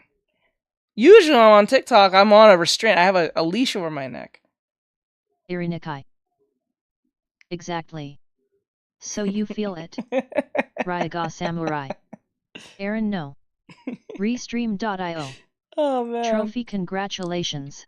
But don't worry, we'll You've get received fixed. 100 messages today with Restream chat. I already told her the whole situation, my agent. I already told everything. So I'm pretty sure she's like, "Okay, I'll fix it." True, but TikTok gives you more people LOL. I know. That's why. Why your drawing got the whole bakery? Because the bakery brings people like my students. That's why I get the bakery. You see what? I'ma tell your agent this man needs a timeout. No, don't tell her that. No. Gotta hit the store quick, but it'll leave you up in the background. Okay, I got you, bro. Alright, but like now I can be more free than ever on my commentary. I don't have to be I can go a good 90% instead of going a good 65. Let's go. Tuesday, so we'll talk about comics because comics are like dead last in the list of priorities for a lot of people right now. I'm going to be honest. And it shows. It shows because there's not a lot of interest in the comic book industry unless it's bad news, unless it's to point and laugh at the failings of the comic book industry. But it's sad. It's just a really sad industry. Raiga Samurai. Please don't strangle us, Aaron. Like, okay, so no, it's not Brian's fault. It's not something I said. It's actually something I did. This is not Brian's fault. It was more of an accident thing that happened. I clicked on the wrong button. Let's just put it that way. And a little bit too revealing of a picture popped up on screen of an anime chick. It's fine. It's nothing Vosh related. It was a grown anime chick. Because you know I don't do that fucking... No, Bry can't do anything wrong. Bry is the golden boy. Yeah, he's a good boy. He didn't do nothing wrong. Helios. Yeah, a little. So like, I lost my train of thought. It'll hit me. It will come back to me. But like, eventually it'll be fixed. It will be fixed. All problems will be fixed. But just gotta be patient. Right now, we're going to talk about Marvel and DC not doing well. Scholastic is still doing very well. But also, Graham Nolan posted this on Twitter. He's talking about Herb Trimp. I think it was Trimp. I can't remember if it was Trimp or Trimpy, but he was the gentleman who drew Wolverine. I shall smite you with your waifu dirties showing everywhere. Ryaga Samurai. Hi, hellos, are you Jiven? He drew Hulk. He drew G.I. Joe. Legendary artist, and he was basically pushed out of the industry. But just to be clear to everyone, I'll be back on... Oh, you did ask the question. Someone asked me how I smite.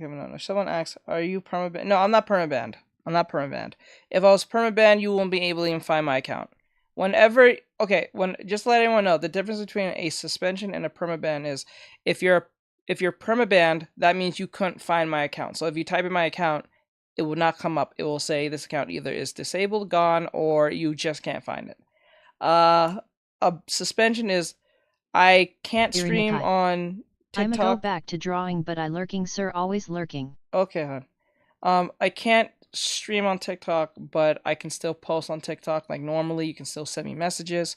And for those who are wondering, if you're a subscriber, will that cancel my subscription? No, but don't cancel it because I'll be back in a couple of days. So it's not like you're losing anything. I'll still answer any questions. If you still have a question from my subscriptions, and I'll still have my subscriptions still up there. I'll know who's still subscribed to me. So even I just can't stream. I can't press go live. That's it.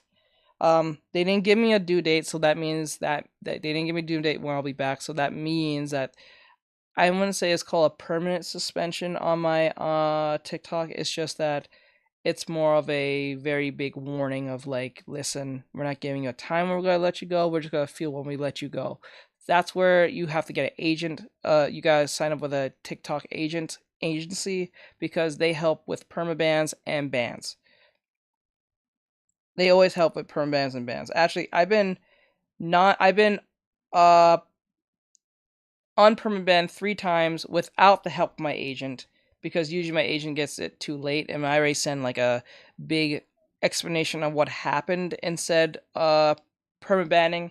And they usually can look into the video and say, okay, I see what the mishap is. Because half the time when they actually have someone review it, it's usually just some type of robot, I think. I'm thinking. And then the robot makes a decision. I think. I'm not sure it's an actual person, but I think. Because whenever I get permabanned and I have to go tell them a big explanation of what happened, they tend to give it back to me almost instantly. So, like, I think it's usually a robot making the decisions, which makes no damn sense. Or if it is a person, it's just a person who's just don't give a shit and just permabanning everyone. It doesn't really, it is what it is. And I don't think they're going to permaban me. I think there's a good reason why they didn't permaban me based on what I showed on accident, which was funny because TikTok only got till September to like get bought. They need everyone as they can to make whatever money they can to save themselves from the situation. So getting rid of the creators wouldn't make a lot of sense, especially even though I don't have a big following compared to other creators, just the fact that I have the following I have and the money I bring in for TikTok, they'd be like, it's not a lot of money, but it's money nonetheless. So therefore, getting rid of you doesn't make a lot of sense given our situation. So therefore, I'm going to, just stop you from streaming. You can still post, you just can't stream till your agent talks on your behalf, and then we'll forgive you, and then all is done. So yeah. All right, let me restart this whole video because it's just me explanation that makes no sense. All right, so guys, this is the whole video with Marvel Comics, something with kids, blah blah blah. Kids are not picking up sales because probably pandering. It is what it is. So let's play this. Hey guys, welcome back to Clownfish TV. This is Neon. I am here with Geeky Sparkles. Hello. And we're going to do 2 comic industry videos in one day. Can you believe that? Oh, I just saw. Oh my god, I just saw that. Oh my god, hold up. I almost got confused for a sec. Hey, Dominic. Sinnerman, did you just come in? I'm sorry, Sinnerman. I didn't see you there. I forgot that is up there. Just keep withholding the wallet. We can change the tables. Okay, Sinnerman was on. I think he's talking about the Marvel thing. I got you, Sinner. I don't know if you're still here, bro. I'm sorry that I didn't even see your message. Like, just to be clear for anyone who's here, if you're messaging me on YouTube Shorts when I'm streaming on YouTube Shorts, it's not that I'm ignoring. I just forget it's in the background because there's no notification. It doesn't read out. It doesn't make no sound. YouTube needs to change that. There needs to be a sound system, so whenever you guys make you guys send a message or something, I would at least know or something. It just kind of bugs me a lot when that happens. Can you believe that? It's a Sunday. It's a Sunday. So, it's a slow news day, so we'll talk about comics because comics are like dead last in the list of priorities for a lot of people right now. I'm going to be honest. And it shows. It shows because there's not a lot of interest in the comic book industry unless it's bad news, unless it's to point and laugh at the failings of the comic book industry. But it's sad. It's just a really sad industry right now. We're going to talk about Marvel and DC not doing well. Scholastic is still doing very well. But also, Graham Nolan posted this on Twitter. He's talking about Herb Trimp. I think it was Trimp. I can't remember if it was Trimp or Trimpy, but he was the gentleman who drew Wolverine. He drew Hulk. He drew G.I. Joe. Legendary artist, and he was basically pushed out of the industry when he was in his 50s. Well, I remember when we first met, you told me about how they would burn you out and then get rid of you. Yeah. And how it was like something that a lot of artists were concerned about because, some people just they couldn't change up their style, so they didn't have longevity. Or some people, they just would work to death until they were just like tired. And then next, Yeah, and a lot of times it was like you were only as good as, your relationship with your editor. And when the editors would switch out, they would want to bring their own regime in. And this happened, and we had people that, worked in the industry for 20, 30, 40 years, and then they were out of work. And I always thought it was really sad. I would go to Artist Alley, and I'd see these legendary creators that had phenomenal careers. Basically, I hate to, be that guy, but kind of panhandling, like, buy my prints, buy my this, buy my something, and then you ask them, well, why? You were fantastic on Spider-Man, or you're fantastic on Hulk, or why aren't they calling you? And they're like, I don't know. They just don't call me anymore. Was it something you did? No, I just don't call me anymore. No, because you use tissue. Bye. You're used tissue. And Damn, all these people sucks. now that are Take that how you will. Anyway. all these people now that are delighting that they've got control of the comic book industry. I'm like, these people actually had sales behind them. I was going to say they're delighting in that, but the comics are falling off a cliff. Yeah. So we'll talk about that. So maybe that actually is maybe the point is like, well, they're not going to get rid of you because nobody else is going to work as cheap as you do, and they did it to themselves. They did it to themselves. You set the price. You said I will do this for this amount of money to get in there, and then you're mad when you don't get more money. Yeah, I'll draw another discussion. I'll draw your comic for $50 a page. Sure, whatever. Tell me I'm underpaid. Well, who's the one who took the money? I don't understand why I can't survive in Manhattan. So let's talk about this. Before we get into it any further, please subscribe for more pop culture news, views, and rants, guys. Get woohoo if you do. Woohoo! So yeah, let's go out here to this is the Tilting at Windmills, which the Comics Beat puts this out every year talking about book numbers. Now, these are just book numbers, but we know that Marvel and DC are not selling nearly what they used to sell. In fact, the highest selling monthly comics right now are the Transformers and G.I. Joe comics. No, we're talking those are floppy comics. The floppy comics. Right. I think most people just would rather go with graphic novels. Like, I have no problem with G.I. Joe and Transformers. They're cool in their own right, but like, how? This is Brian Hibbs. Invaluable analysis. Analysis of the 2023 book scan numbers. So Marvel and DC combined are less than 10% of the book market. And this is like they were trying to pivot to that. And the thing with the floppies is a lot of times the floppies were considered fodder for the book market. Like, oh, we're only doing 6 issues of this series because we're going to bundle it up into a graphic novel, and that's how we're going to sell it. And Ms. Marvel. Ms. Marvel is a huge seller in the book market. Yeah. She's a massive hit. I think at first, yeah. 10 years ago, maybe, yeah, but then the quality fell off. But that's what they're trying to say. Like, oh, you can't look at the monthly comic book numbers, guys. You got to look at the book market. That's where we're making all of our money. You just don't see it. No, it's less than 10% combined. And that's with DC doing Batman books that have been perennial bestsellers for like 30 years. Yeah, Dark Knight Returns and Batman Year One and all that stuff has been selling. They combined for fewer than 750,000 books sold, 10% of what Scholastic sold. Wow. Well, that doesn't surprise me because the Scholastic, you have to remember too, like they're sending out books besides going to the bookstores and stuff. They're sending out the book orders sheets to schools. They have the book fairs usually in the fall and the spring. I know I used to run them. They're getting it into the hands of kids that the parents will buy them books, and they're getting it into the hands of readers. So I'm 100% sure Scholastic does really well because when you're given a sheet, you can pick from one of these books as a reward, and kids love book. I loved the book orders as a kid. I was all about it. Our kids loved it as they were all about it. So parents are buying their kids books. Of course, they're going to sell a lot. It's given out to a ridiculously large audience. Marvel only had one book in the top 750, while Viz, Disney, Scholastic, and Abrams beat every single comic Marvel itself published. I believe it. DC had a bad year with their lowest sales since 2004, down 25% from 2022 in the book market. Even with their highest ever number of titles in the total list. In 2023, they only had 14 titles in the top 750. Oh, no. In 2013, they had 130. That's a huge and troubling drop. But then it's only like 10% of what it was. Oh. But laying off nearly your entire sales marketing team is not a great strategy for growth. I don't think they care. Some of the people you're hiring is not exactly a great strategy for growth either, but hey. Yeah. You chased off your audience. It's 2013? Yeah. Well, you guys all started a lot of this shit in 2012 to 2014, and it shows. So, maybe if you hadn't, chase certain demographics and got rid of people for other people that will take a lot less and their art looks like shit, you might not have that big of a problem now because everybody's going to manga, which has better stories and the art looks good. So they're saying that IDW had the best year of any traditional comics publisher in the book market. But they said The Last Ronin, which I know is huge, and they're making a movie based on it. It's the biggest Ninja Turtle story in like forever. Yeah, 148,000 copies in its second year on the chart. That doesn't sound like very compared good. to manga, it's like nothing. I was gonna say it doesn't sound very good. I'm still looking down on crowdfunders. They're talking units, 148,000 units.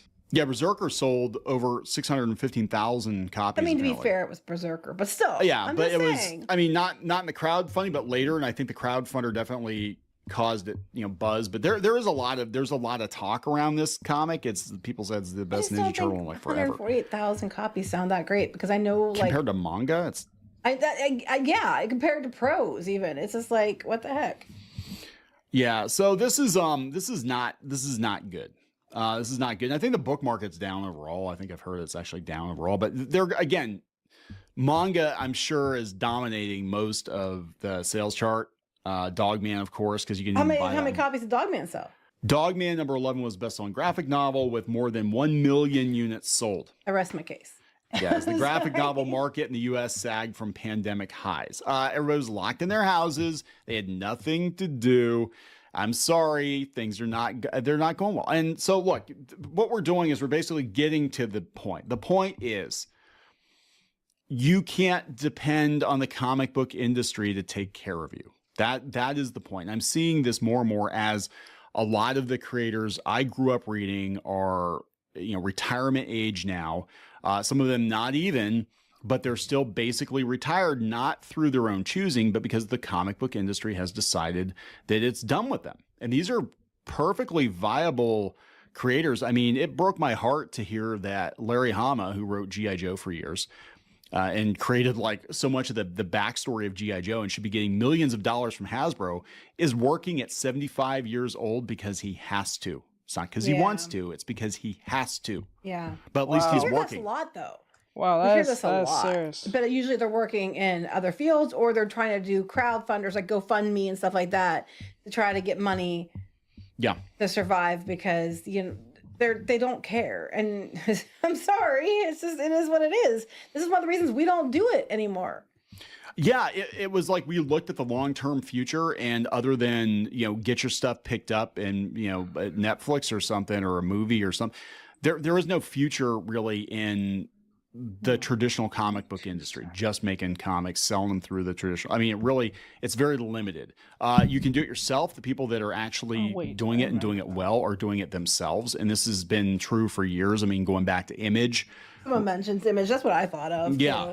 When they don't have people wanting to be unionized so they can tell people what they can and can't make comics of. Oh, I would have shut that shit down. I would have been like, look, if you think you're overworked, and I've said it before, if you're overworked, you think you're overworked, that's one thing. But if you're doing it just because you want to have editorial oversight, you're not the editor. You're making the copies. Go work someplace else. Go work someplace else. Go start your own publisher. Anyway, this is Graham Nolan, notable comic book writer, worked for many, many years in the comic book industry. And I think he was basically pushed out, partially because of politics, I think, and partially because you get to, I hate to say it, but you get to a certain age and they're just like, you know what? You're just not the flavor of the month anymore. It doesn't matter how many hundreds of thousands or even millions of copies of books you sold for us. We don't want your stinky old man comics anymore. So this is Graham. He said 24 years ago, Herb Trimp wrote this op-ed piece in the New York Times. We're going to go through that. And I heard about that and it was horrible. He had to change careers. This is the guy who was the first artist to draw Wolverine. It's a cautionary tale I posted every year since then on the anniversary of his death. The importance today of the independent comic movement and crowdfunding options can't be overstated after reading this. The big two publishers are not your friends. They will chew you up and spit you out when they're done with you. Use tissue. And you will be left with nothing. Creatives don't choose a paycheck. Start building your future today. Create and own your properties. You will be happier. So here is the article in question. And just refresher for those of you who don't know Herb Trimp. He worked for a very long time in Marvel. And yeah, he basically got pushed out. And I remember hearing about this and I was shocked. He was one of the artists, I think he was at one of the comic conventions here in Pennsylvania. And at that point, it would have been Eastern Pennsylvania. And I think I actually asked him, like, well, why aren't you working for Marvel Someone help me anymore? And loudly this would have been crying like face. 98, 99. And he's basically good, like, bro. they won't have me. They won't have me. That for whatever reason, I'm just not cool anymore. This was written in 2000. 2000. Old superheroes never die. They join the real world. So he got fired at 56 years old. He had 2 children, still in college, no job. And I remember reading this. This is 96. 29 years he worked for Marvel Comics. God mode Things had started to 779. get shaky 2 years before. There is a Comic streamer industry kidnapping kids had a and he crash. said I am Yeah, I nice. remember the 90s, yeah. You know, they flooded the market with spin-offs and endless number ones. By 95, There's a streamer. Yeah, I don't care. a new wave of artists and writers had supplanted God the mode older pros, and my employer 779. was giving me less and less What do work. I do? This guy Nothing. joined Marvel in 1967. Said March 15th. Need more time to file your taxes this year? Get a free 5-month IRS tax extension now. 1995. Fantastic Four has been cut. Fantastic Four Unlimited is the only regular comic I'm drawing with pages reduced. My work is cut in half. God mode Called 779. Nell's editor, I guess, Should who I lock my apologized. He doors? tried to get me more work. Oh no, I don't want to hear about it. Mention it again, then you get out of here. Please don't bring that up again. I know you're just kidding and memeing, but TikTok, Twitch don't like it when you start talking like that. God mode 779. Sad face. You'll be fine. To meet the four-page weekly quota. Things didn't look good. April 1st, I began to hate drawing comics. It becomes harder and harder to compete with the new creative stars. Experience doesn't seem to matter. By May 27th of that year, he turned 56. Sent my application today to the State University of New York's Empire State College. The Center for Distance Learning offers credit for life experience in independent study for people like me who can't attend regular classes. So he's looking to retrain at 50-some years old. He got accepted. A mentor is going to help design a degree program. November 20th, they canceled his book, No Warning. Went down to New York yesterday. All the editors are either in meetings or at the lunch. Talked to human resources at Marvel. The lady seemed embarrassed. Said maybe I should consider retiring. Oh. I told her I wasn't going to hold the gun to my own head. They have to shoot me themselves. But the family, I need the health care benefits and income. December 6th or 15th of that year is 95. No matter what I say or who I call or write at Marvel, I can't get assigned another book. I've tried reason, outrage, guilt, trips, and begging. I haven't been able to scrounge together enough work to meet my monthly quota. God, this is heartbreaking. The place is in shambles. When I press, they admit sales are down, so is morale. Scuttlebutt is more layoffs are coming.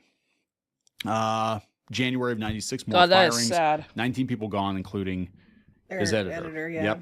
But January 8th, worked on my own comic strip about a minor league baseball team. He's just not really, like, it's not going very well, basically. January 11th, finally talked to my tutor for my first Empire State course for Far Eastern History. January 23rd, the job thing is a downer. I'm generally excited and optimistic. Tom DeFalco at Marvel called me after dinner to see how I was doing.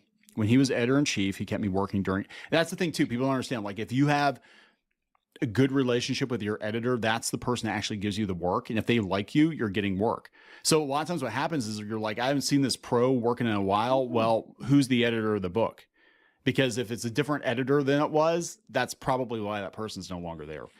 When he was editor-in-chief, he kept me working during another slow period when all the new editors were hiring their pet artists. Great chat. He knows some people at King Features.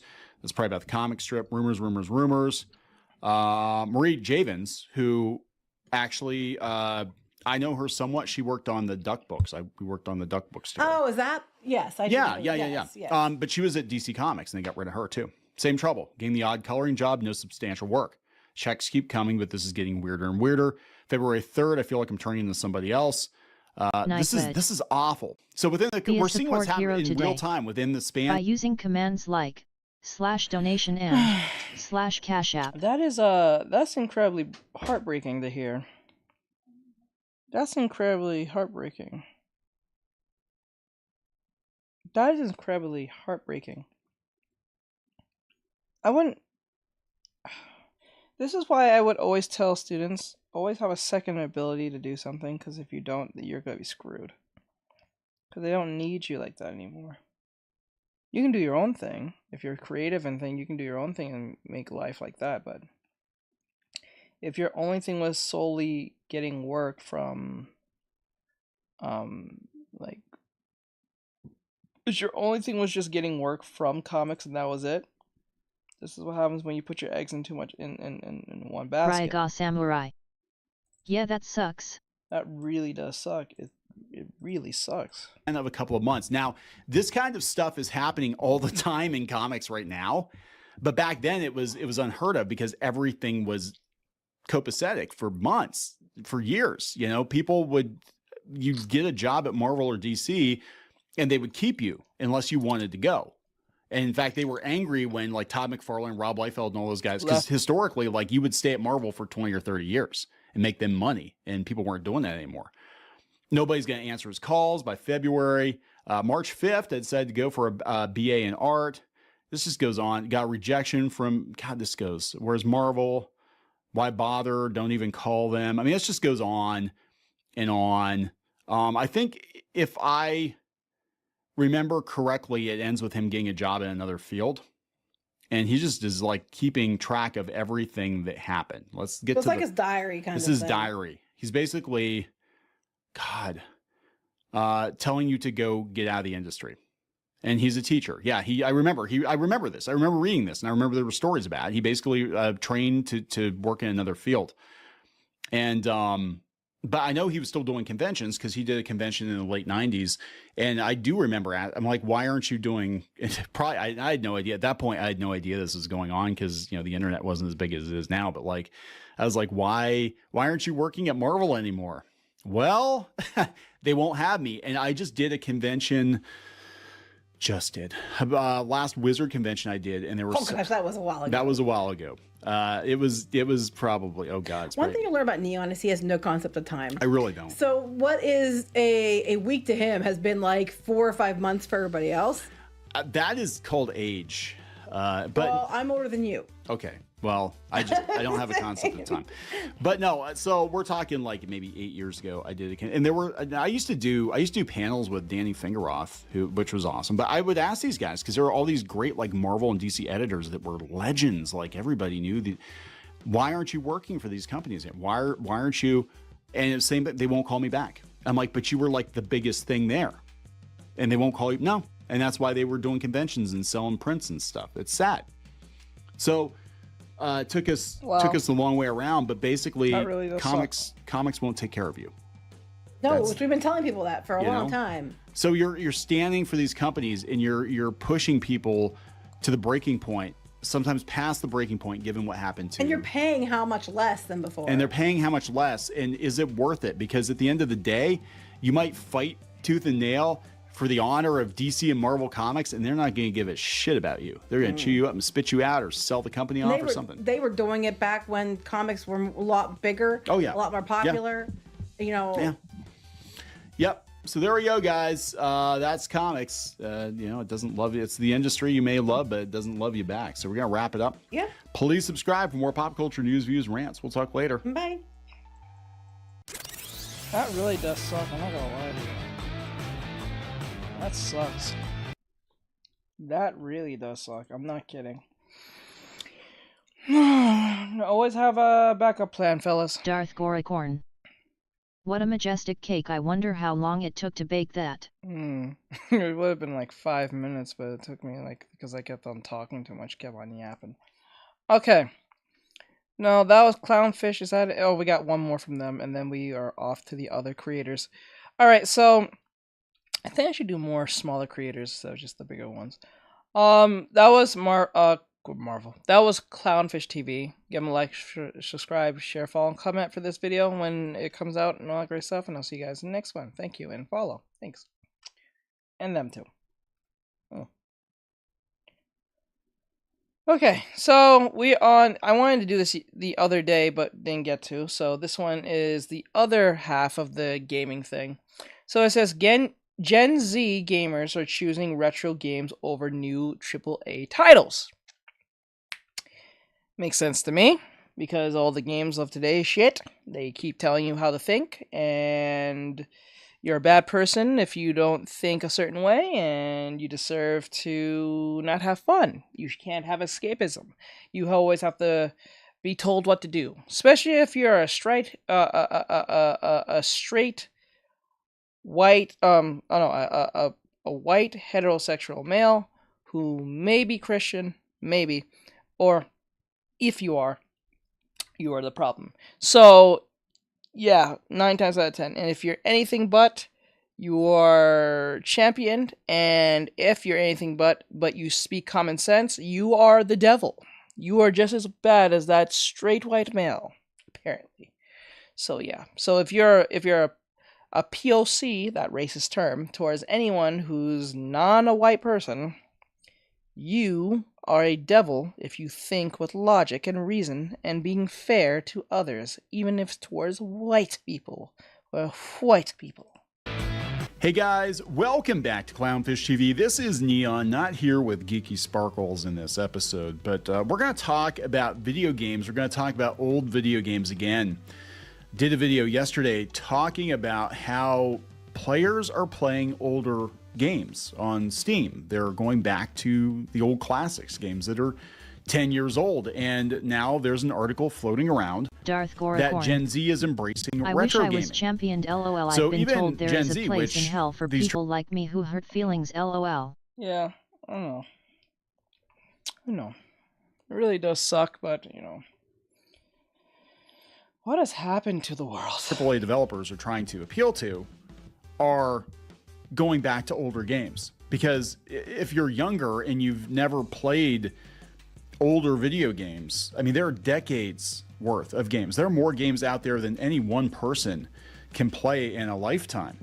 And, I think it's fantastic that younger players are discovering these games for the first time.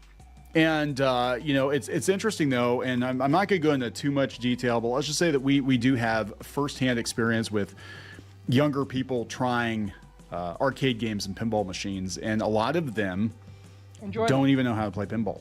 Like, wow. I'm dead serious. Like, they don't know how to play pinball. Ooh, that's not good. Or they've never seen a pinball table. They don't know how to play arcade games. They don't understand. Like, I've seen so many kids, younger kids, like I'm talking, under 14, 13, like walk up to a 2-player cabinet and like grab each each joystick in each hand and try playing it that way. Like, no, dude, this isn't a PlayStation controller. These aren't thumbsticks. Like, so I would actually have to explain to these kids about how to play arcade games. But I think it's. Are you kidding me? Bro, are you kidding me? No way you witnessed that happen. No. Darth Goricorn. No. Wait, what? If what Neon is saying. Darth Goricorn. How? Oh, bro. If Neon's saying what he's I think he's saying, is kids really trying to play with a joystick as if it's like an analog stick? Are you serious?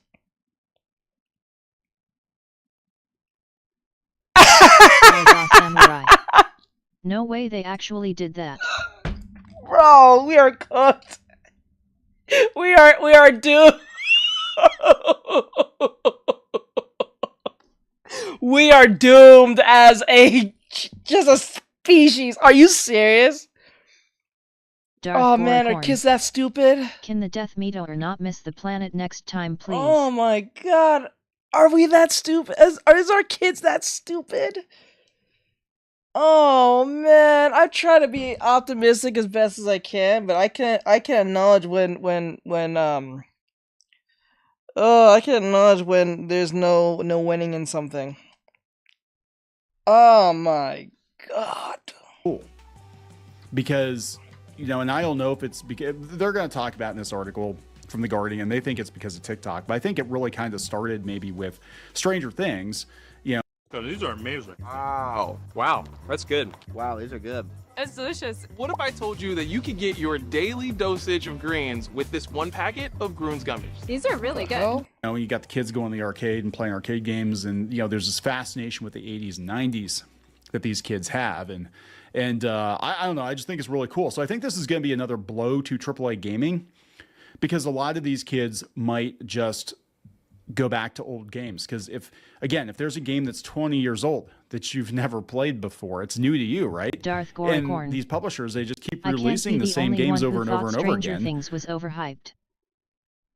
Yeah, it was. I don't overhype.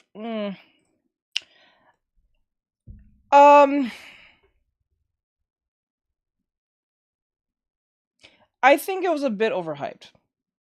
It's competent writing. I think the writing's competent, and it tries to stay consistent as best as possible. Fine. I think overhype is a strong word, though. It's a competent show that makes you feel not stupid to watch. It's pretty simplistic in its storytelling. It's not complicated. And the acting is alright. The acting is pretty good. I'm not gonna lie. Especially with I don't really like kid actors. It takes a very special kid actor to act, and it doesn't feel stale, stupid, or just off. But the kids did a great job when they first started. But I don't think it's a good show. It's decent. It's competent, but I don't think it's like there where it's like Game of Thrones or anything like that. I don't think so. Just with better graphics or whatever. Or it's just a competent kid show. Let's put it that way, with actual death in it, because they didn't really how they try to steer clear from death as much as possible. Which I think that's what's ruining kids. They need more death in their stories, because I think it's softening children. I get it, why you don't want to traumatize children, but sometimes traumatization does make it bring a form of constructive trauma in shows and stories, bring a sense of truth, a sense of awareness, a sense of caution, a sense of just being vigilant. Because if you look at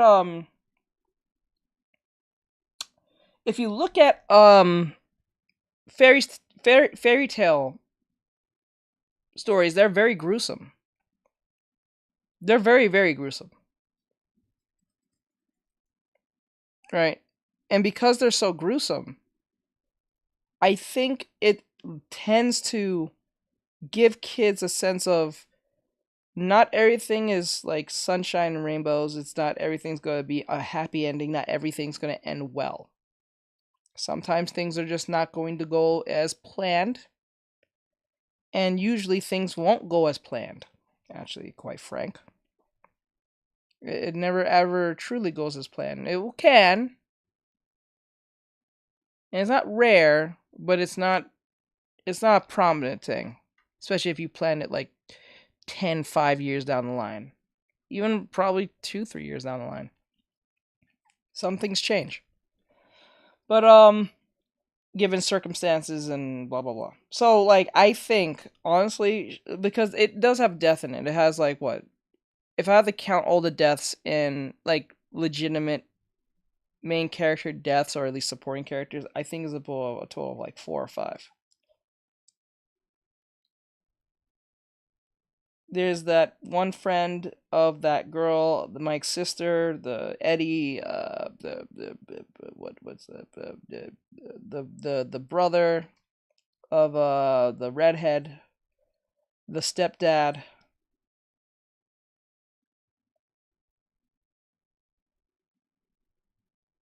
I think that's it. I think I have 4 total deaths. So. And then like all of them was male except like one woman. So why do you need to support the modern AAA gaming space? If there's more out there than you can possibly play in a lifetime. I mean, I literally grew up in and around arcades. My uncle actually worked for a vending machine company, and I used to go with him when I was 3 years old. He used to take me with him in the truck, and we would go around and get the quarters out of the arcade machines. I literally grew up around arcades, arcade machines, coin ops, and pinball tables, and he actually refurbished pinball tables for a while. So, like, for me, it's like I saw the beginning of video game history, and I got to live pretty much the whole thing. But for these kids, there's like 30 years of history that, 40 years of history, 50 years. If you go back to the 70s, oh my God, that's new to them. So I think it's really cool. Shit, we're going to talk about this because I think there's definitely going to be a market for younger people playing older games too. It's not just disgruntled middle-aged gamers who are tired of all the politics and crap in AAA gaming or tired of all the microtransactions or all that. It's actually going to be Gen Z and possibly Gen Alpha too. So before we get into it any further, please subscribe for more pop culture news, views, and rants, guys. If you want the audio edition of Clownfish TV, go out to any podcast app. We're there. Just look for Clownfish TV audio edition. And we also have another podcast. It's called D-Res, where we do more in-depth interviews with people. And we're going to get some more video game personalities on, I think. But yeah, so I saw this strip the other day, and I had to retweet it because this is 100% true. This is from Clueless Hero. Feeling old. Man, this game was my childhood. This dude's like, no way, it came out like 3 years ago. 10, actually. What? I only played the remake, though. The original is like 16 years old. Stop. And he looks like he's just getting older. Such a classic, and now he's dead. Yeah, pretty much. I mean, this is how I feel about Kingdom Hearts fans. Like, I remember when Kingdom Hearts came out, but in my mind, it just came out like 10 years ago. But we're talking over 20 years. Yeah, it's been 20 years. Holy shit. Kingdom Hearts came out in 2002. Holy fucking shit, it's 2024. Holy shit. I feel old. I feel old as shit. God damn it. Somebody mentioned on Twitter the other day, they're like, oh yeah, we're going to get ready for the 25th anniversary of Kingdom Hearts. I'm like, are you freaking kidding me? And to this day, nobody knows what the plot of that damn game is. Nobody knows what the... This is FTMO, and it's a trading firm that funds traders. If you're 18 or older, shut up. The plot of the Dark game is, and it's been Oricorn. around for 25 years. I feel old as a stare at my 4 walls of old video games and my totes of old systems. Yeah, kind of feels that way. I know how you feel. Years. I'm just saying. But yeah, this is true. Kids are going back and they're playing older games. And they talked about in the other video I did that Minecraft is still incredibly popular. Minecraft came out before a lot of these kids were born. Can you believe that? Like, I remember when that was new. My kids played Minecraft when they were little. And it was new. It was like, oh my God, isn't this cool? It's kind of like Legos, but as a video game. And before Microsoft bought it. And now it's like these kids grew up only playing Minecraft. But I think it's really cool that they're going back and looking at retro games. So it's coming from The Guardian, which is begging for money, because. But no. Okay, I get what Neon is saying, but what this is going to do is that they're going to say, how can we get them to play these retro games and sell them transactions? That's what's going to happen. They're not thinking about, okay, they like playing retro games. Maybe we should bring back cartridges and all that stuff. No. How can we digitize it so we can change it whenever we feel like it, and then if they piss us off, we can just take it from them even though they paid the full price for it. That's what's going to happen. That's what happened to every physical media now today. That's what's going to happen. Darth Goricorn.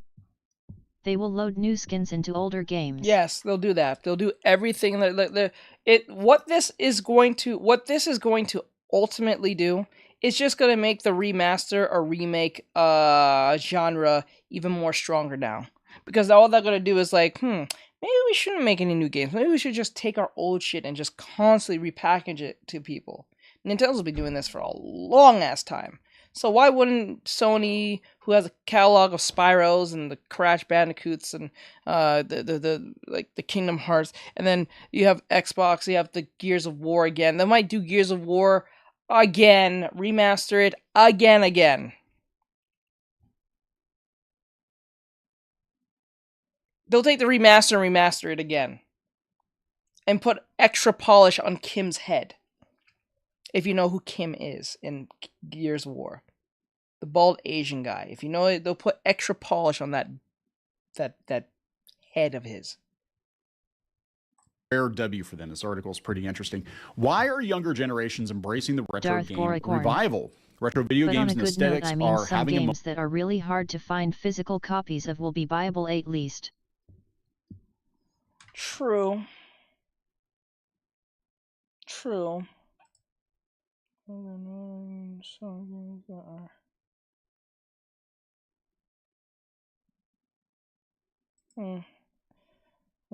moment, but it's not just Gen X and older millennials reliving their heyday. Younger millennials and Gen Z are getting in on the nostalgia too. And again, not to go into too much detail, but I can tell you from firsthand experience, it's also Gen Alpha. Younger kids too are like, yeah, I want to play the Pac-Man. How do you play Pac-Man? They said on TikTok, retro gaming videos have amassed over 6 billion views. On YouTube, uploads have increased 1,000-fold.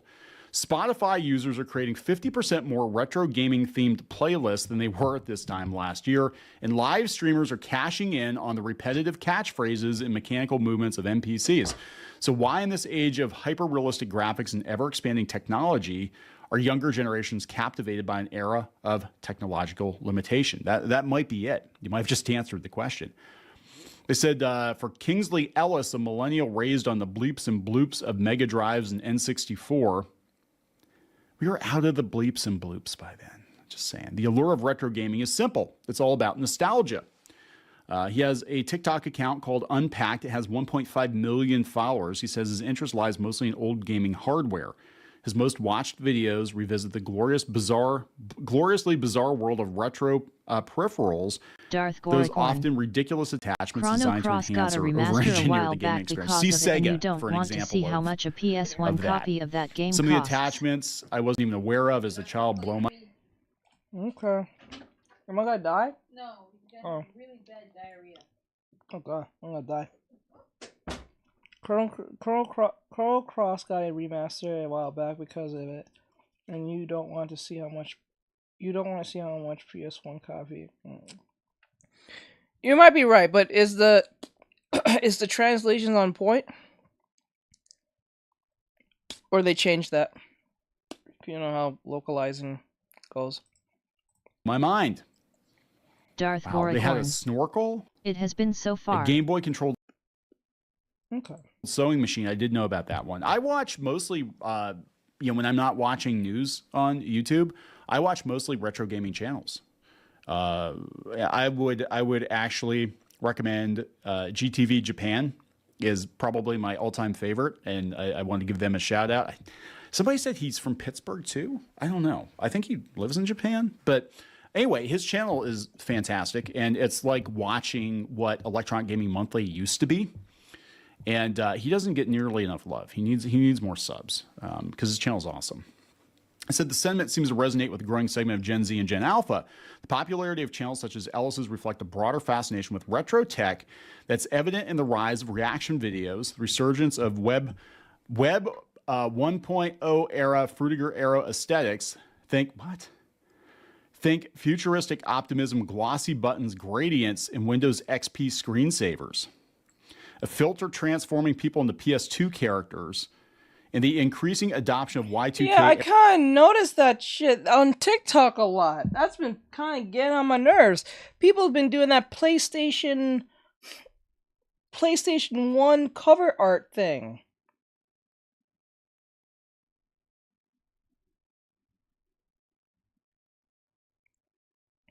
I kind of noticed that. That was been a thing. I thought it was just like, oh, it's just a filter type thing, but it's been popping up so frequently. It's kind of annoying after a while. It's like, bro, please stop. Era devices by young consumers. Last year, I did know about this. Last year, Urban Outfitters sold out of refurbished iPod minis, and a 20-year-old Olympus digital camera was dubbed the hottest Gen Z gadget.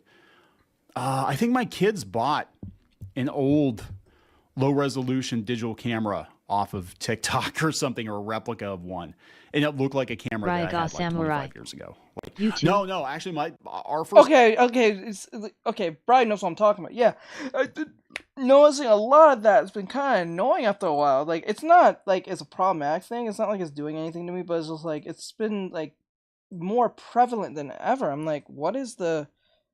I get the appeal because it's like, oh, it's just a retro thing, but like, digital camera, I think my wife and I bought it together. It took floppy disks. I am not kidding. 3.5-inch floppy disks. If you know me, you know glasses have always been a big part of my life. Remember back in the day having a floppy disk or having a gigabyte in a floppy disk, if possible, was a thing. Now we were running with terabytes in our computers now. Like now consoles are running with, now standards for consoles are now going to be like terabytes now. Have you noticed that? Back in the day, between I think PlayStation 3 to Xbox 360 to I think Xbox One to PS4, it was 500 gigabytes. 500 gigabytes was the standard. Now, because games are getting ridiculously big for like no reason, because updates. Yeah.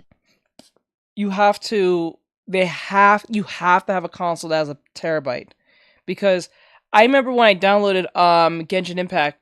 Genshin Impact alone, if I type in Genshin, hold on, going on the top of my head, hold on. If I go to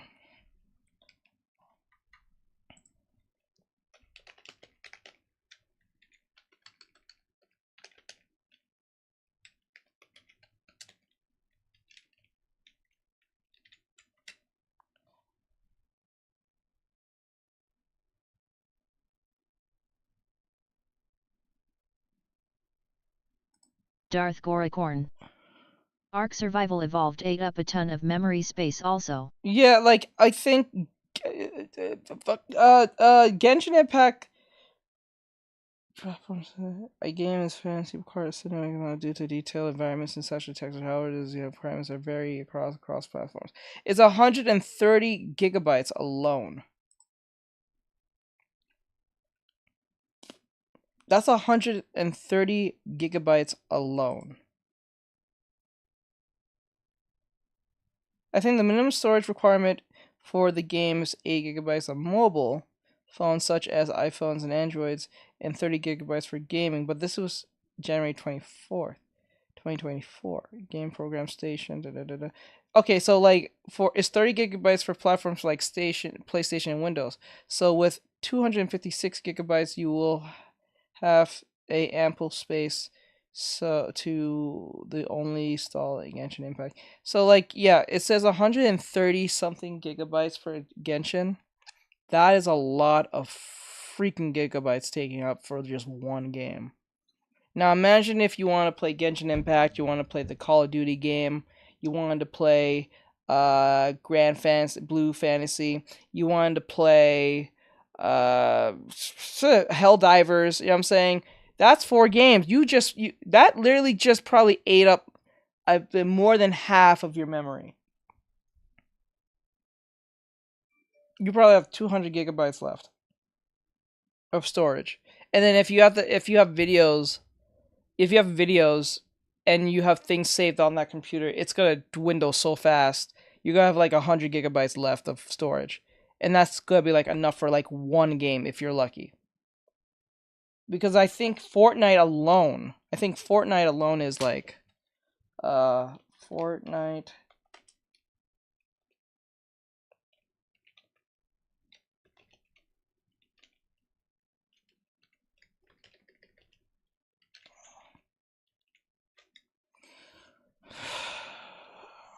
for Fortnite it is 26 gigabytes. Not fairly too big. Wait, no, that's a lie. It was updated since February 2024. It's 80 gigabytes. That was 2 months ago, 2 or 3 months ago. That's 80 gigabytes, bro. That's a lot of storage. Darth Goricorn. On the PS4, Ark Survival Evolved took up 178 gigs. Oh my god. And that's what you said for PS4 only? Yeah, that's for PS4. I can just imagine for like PC. Oh, Jesus Christ.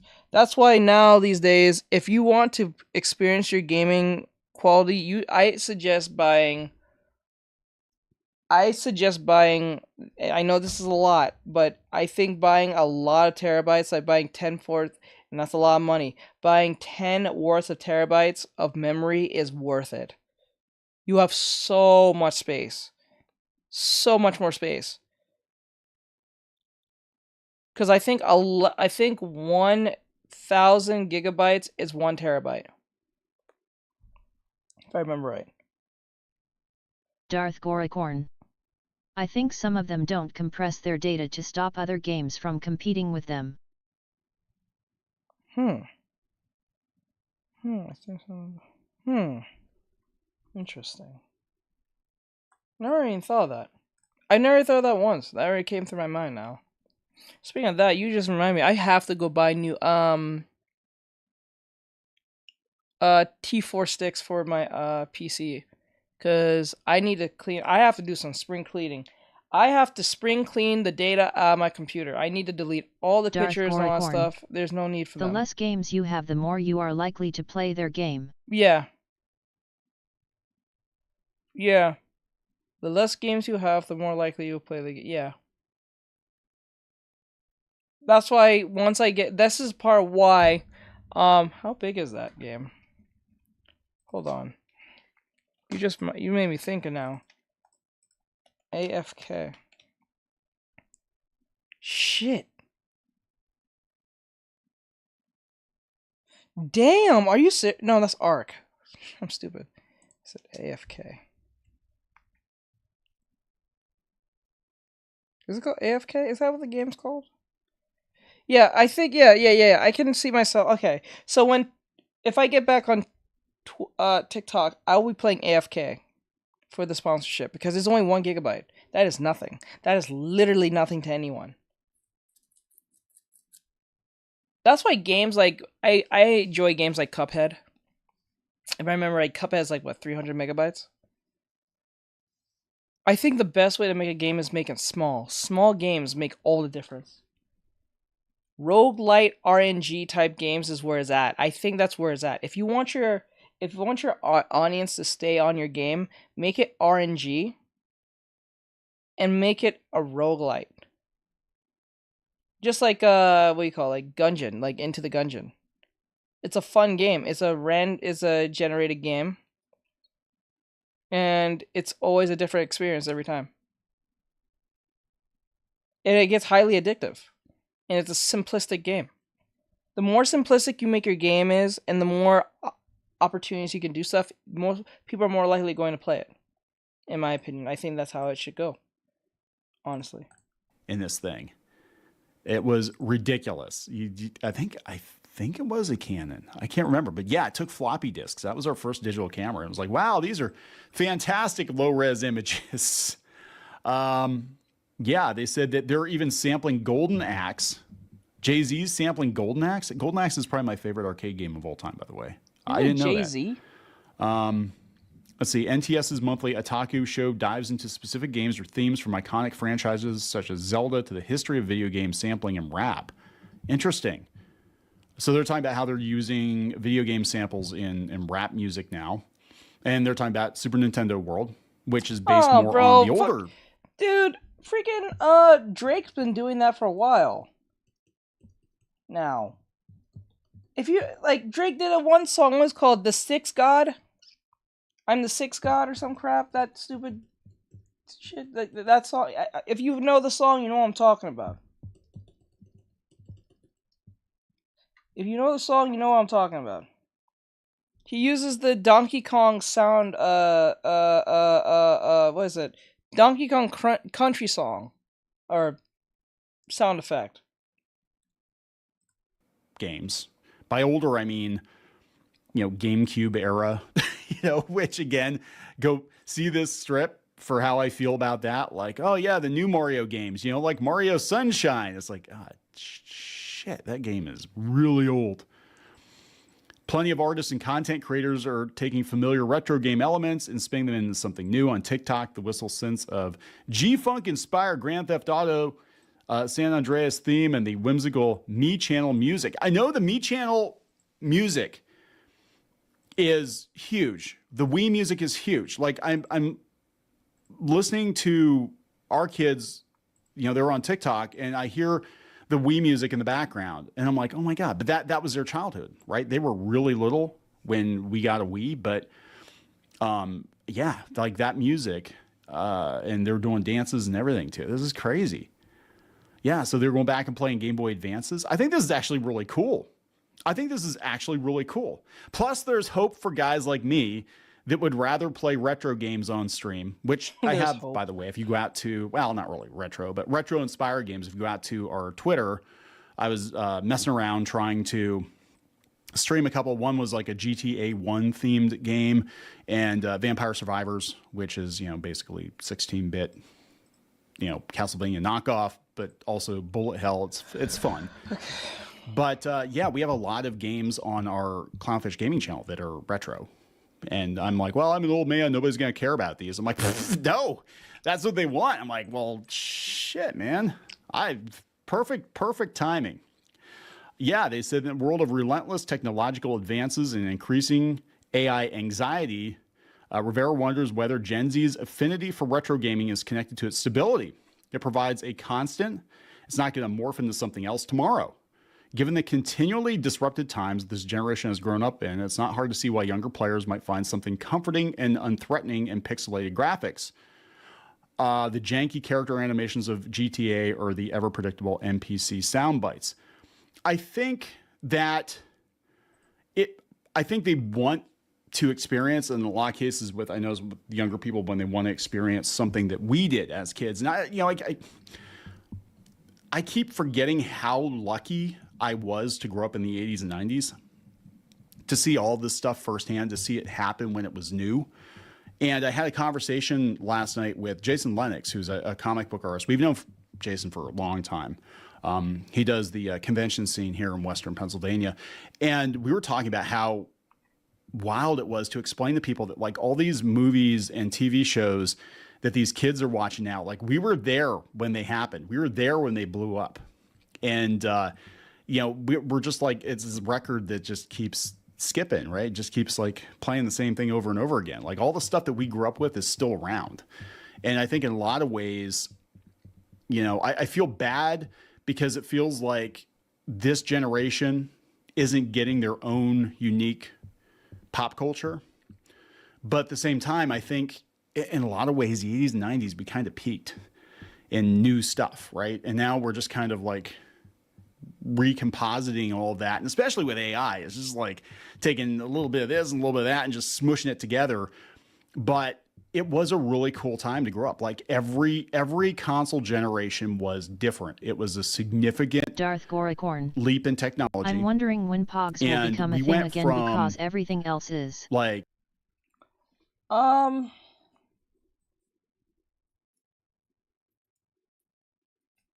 Pogs, and the thing that I wonder when Pogs will become a thing again.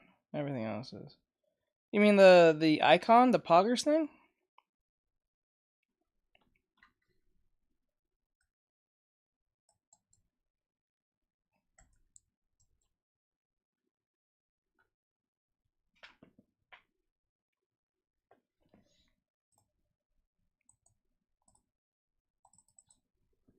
Darth Goricorn.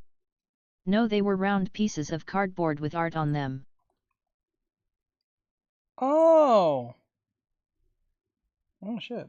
Oh, I'm looking at it now. Oh, wait. Have I ever dealt with these? I think I did.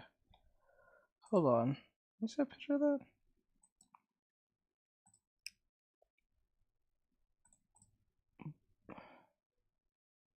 Oh, those. Huh.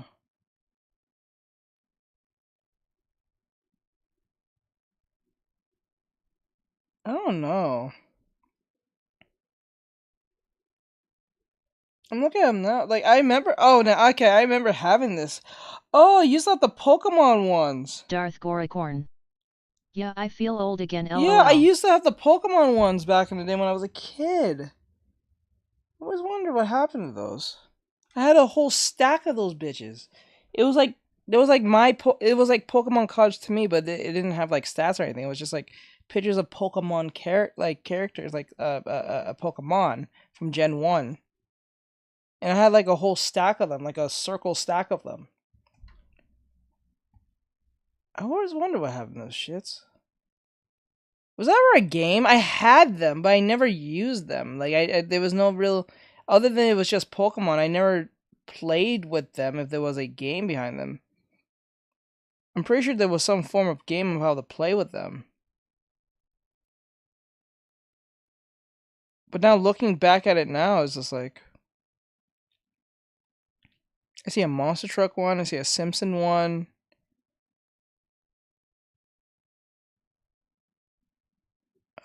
I see a bunch of like aesthetic ones. I definitely see the Pokemon ones, the ones that I had.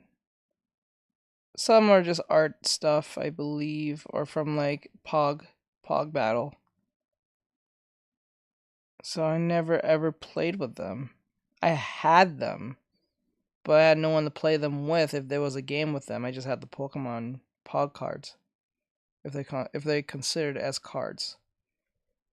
Damn. I feel old. Pac-Man to Doom. Damn, I feel in 15 years. You unlocked them in memory. Years. Pac-Man came out in what, 1980, and Doom came out like 1993. So in 13 years, we went from Pac-Man to Doom, Pac-Man to the PlayStation 1 in about 14, 15 years, Pac-Man to the PS2 in about 20 years, less than 20 years. You know what I'm saying? Like, it was crazy. Like, every generation felt distinct. Now, I really, like, to me, it feels like, okay, we peaked about Xbox 360, PS3 era, and now we're just doing the same thing, just with better graphics. And with PCs, it's hard to tell. You know, a lot of the games that the kids are playing now are lower poly count games that aren't as graphics intensive. And I kind of wonder if it's just because, like, maybe it's just harder to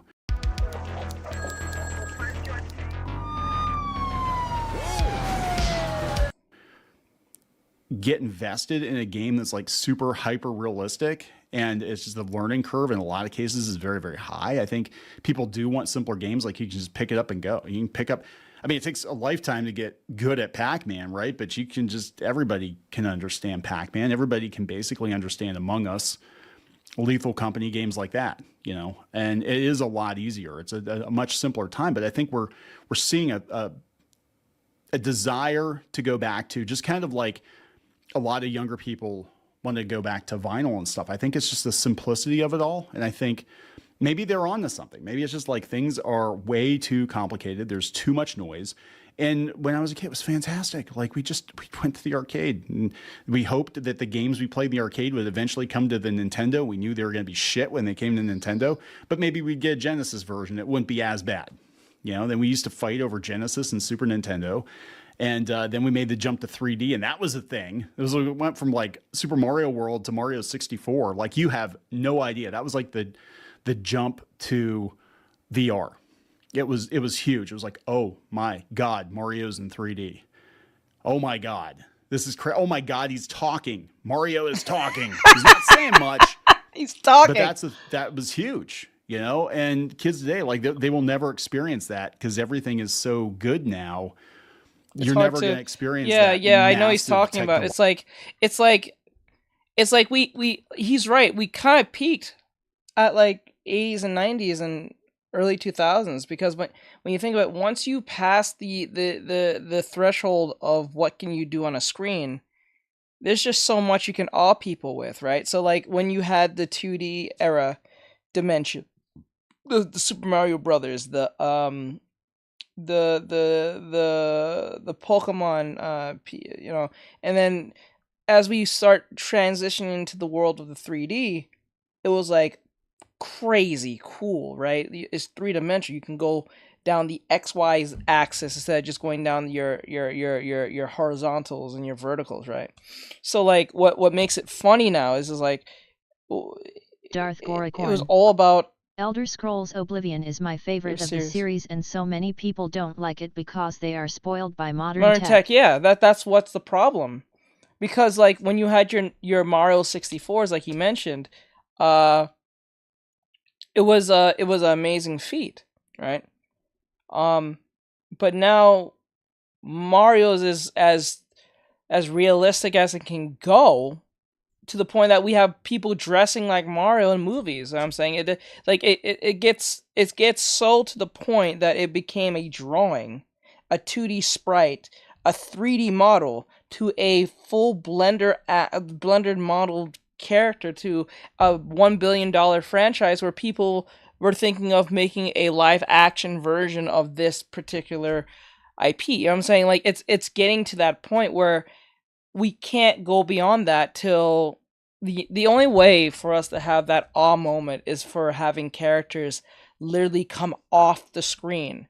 I think the two next steps are the 4D dimension, where we're going to be more in virtual reality. I guess you can say that's 4D, or like or the AR era, where everything's going to be more augmented reality, where there's going to be 3 steps. It's going to be like the VR, and then we're going to have the glasses for the virtual reality, where you see that Google and Facebook Darth and Goricorn. OMG 4D Pokemon will games be awesome. would be awesome. Yeah, like think about it. We already have people playing Yu-Gi-Oh games in VR, right? Now all we need to do is bring that into the real world now. Like and there's a lot of potential in that, because like I said, VR, and then from VR it goes to AR without the glasses. That, I think that's going to be the major step, where people can have a Pokemon character, right? Have a Pokemon, a 3D model Pokemon walking around in real time in their world.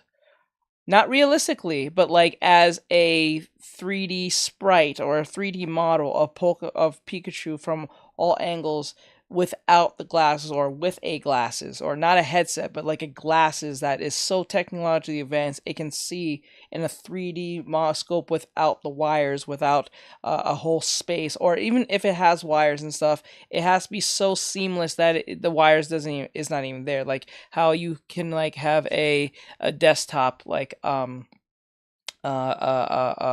setup and you see little to no wires at all. That's the illusion. It's supposed to look as clean as possible. So like say like the Pokemon company will make like a Pokemon experience where you're buying the toys, you're buying the merch and stuff, and then they have the AR technology where you can have the Pokemon of your choosing to walk around in the store with you, so you can feel like an actual trainer. You can have your own Pikachu. You can, or it can go even more further down the line with AI and stuff. It can go down more further where if you're playing like you're a Nintendo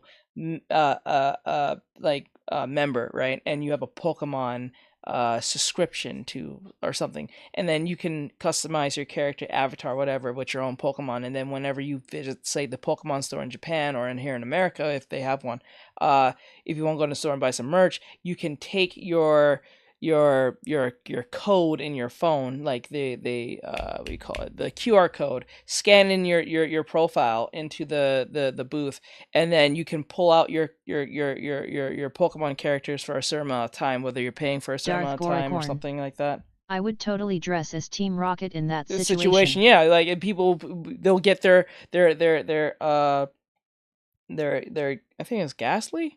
And then there's the snake that Jessie has. I forgot her name. The name of the snake, I forgot his name. I think it's Ekans. I think his name. And then you can dress like the Team Rocket duo, and you can take pictures and stuff with your 3D models, right? You can't touch them, but you can definitely walk through them. But they won't be like, you can see them walking in real time and stuff. So that would be something cool to see with the glasses on.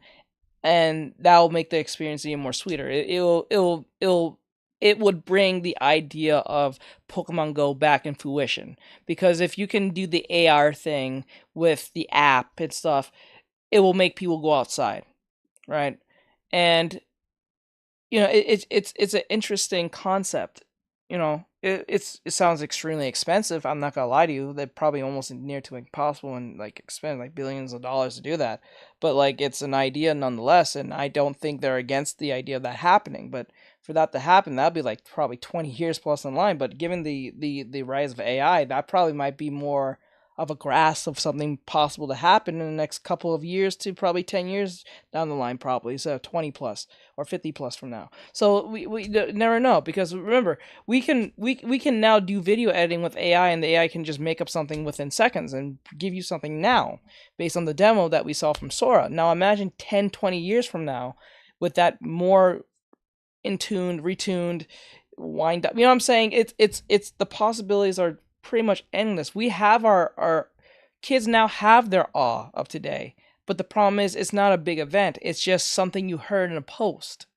You see what I'm saying? That's the difference, because growing up as a kid, we had because for me, when I grew up as a kid, when E3 was an event for me. That was my Christmas as a kid growing up within the summertime. I always looked forward at E3 events, right? So like whenever July will come up and E3 was doing their whole press conference, it was a big thing. Everyone was at their phones, there was on their TV. Before the internet became the internet and YouTube became more of like a place where people can just do whatever they want, before the YouTube really became a thing, the TV was where it's at. If you wanted to hear the new gaming stuff, the new titles and stuff, it was an event with your friends, your family, whoever was in the games. It was just a big thing. Now E3 is such a backwards like memory. It doesn't even come into vision of happiness. It's literally like this depressing idea of what it could have been or what it should have been or what it should have stayed as. But now, because of corporate interference and ESG and DEI and the crazy colored haired women and then the token minorities and all these other stuff, and we have to prove that we're an ally with everyone and everything, it just became a whole cesspool of just pandering. If I remember right, the last time E3 was around, I think it was E3 or it was named something else at the time, when Starfield was being announced, it was a bunch of like, we're allies to some group because of they was discriminated against since the early 2000s. You know what I'm saying? It's like stupid nonsense. It's like, this has nothing to do with games. It's not important. And they'll get this no-name streamer that you don't know or don't care about to talk about their so-called, when I was a streamer and I used to play games and this, that, and the third. And there's be some out-of-line, insane-looking streamer, not even a normal person. They'll have like crazy color hair. They probably identify as something. They're probably overweight as hell, and they'll talk about the bullying and X, Y, and Z. You know what I'm saying? It's usually some no-name streamer you don't care about, you don't know, talking about their experience, not talking about the game that you came for. They're talking about everything but what you came for. That's what E3 has become, a big cesspool of pandering. That's it. That's it. And then it really killed it, definitely, with the whole pandemic. That definitely killed E3 from that point. Like, it was already annoyed when people was getting annoyed at the fact that they was not showing off games. It was, or not showing enough games and stuff like that. So, oh boy. It was wild. I can't say what I think of E3 on Twitch, lol. I understand. But like, it is what it is. That I am man enough to say that E3 did its time. It did what it had to do, but it's dead now. I don't want it to come back because it's the way I look at E3 is how I look at G4. It was something special for the time, and it was something that was part of my childhood. Now it's dead. The words would get me in trouble. I know. I understand. But like, honestly, like, I look at E3 like I look at G4 because they was kind of synonymous with each other back in the day. If you had DirecTV, or I think it was on cable, but I really doubt G4 was on cable. But if you had DirecTV or TiVo or whatever the case may be, E3 was a big thing. Oh, and Comic-Con too. So, you know, it is what it is. I look forward to those two things. It was fun for me. The newest game console, the newest games that was coming out, what was coming out in the Christmas time. Samurai. It was just different. Talk to me, Frosk. What was she said? What was the first? What did she say that ended everything from that point? The first starting she said, she says, sexism in gaming. What she said that? It was over. Talk to M. Frosk. Talk to them, Frost! Talk to them, Frost! That simp. Oh my God, I wanted to punch him. I was like, you are the reason why Frost exists. I'm not even mad at Frost for sitting here. It's because of people like you. It's because Frost exists. She is the byproduct of your negligence. You, the simp in the back. Yes, you. Because you over there saying, talk to them, Frost. Comic-Con is now a Burkle jerk amongst friends who keep people out. Yes, it is. It's literally what that is. Ultimately, it's not about games. It's literally just a total circle jerk. It is what it is. It's true. It's true. Logical leap. I mean, the closest thing is how frightening AI is and how good it's becoming. But yeah, it's awesome. It says technology fixates on the latest and greatest. Retro gaming offers a refreshing break, perhaps a comforting idealization of simpler times. That's exactly what I think is going on. Same reason that kids were into knitting for a while, crocheting, I think, churning butter. I don't know. But more than that, the games of the 80s and 90s are the foundation on which the gaming giants of today were built. Thank you. The music, the graphics, the dialogue, the clothes, it's the whole experience. There's a deeper cultural significance. It's a piece of history. Yes, gaming as we know it today began in the 80s and 90s. I would say probably more so than 90s with PlayStation and N64, but basically 90s PC games, 90s PlayStation games, and N64 games, you know, they all we're getting are better versions of those ideas. Like, we're not getting a whole lot of really revolutionary concepts. Like I said, FPS started with Doom, you know, Doom and Quake. I'm not gonna lie, the only thing that's going to get that all moment for kids now is that it has to be the VR thing. And then now companies have infiltrated VR chat now. They have finally infiltrated VR chat after this long time it's been around now. You can't watch free movies and anime or anything over there now because they finally caught up onto VR chat now. So that's frustrating in itself. So that's really frustrating. And Unreal. And the way I looked at VR chat was like the second internet, because it was, in my head, it felt very unfiltered. Like it felt like you can say virtually anything. You can still get in trouble in the sense of people like blocking and stuff, but that's not getting in trouble. You can still do what you please. It'll take a very long time for you to actually, I don't think it will take that long, but it'll take some time for you to actually like not be banned or permabanned, but like just be suspended as far as it goes. But I saw like the second internet. There's a lot of people saying insane stuff over there on VR chat, but it felt fresh and natural.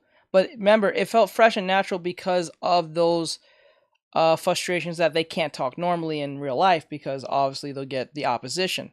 So that's why people are much more aggressive now in the computer on VR chat than they would in real life. But it felt natural nonetheless because there was no real like regulation like that. But now because the companies have, and I think this has to do with a lot for VTubers and streamers because more streamers and VTubers are using VR chat to make content because the unpredictability of how people react to situations and things you say makes content nonetheless.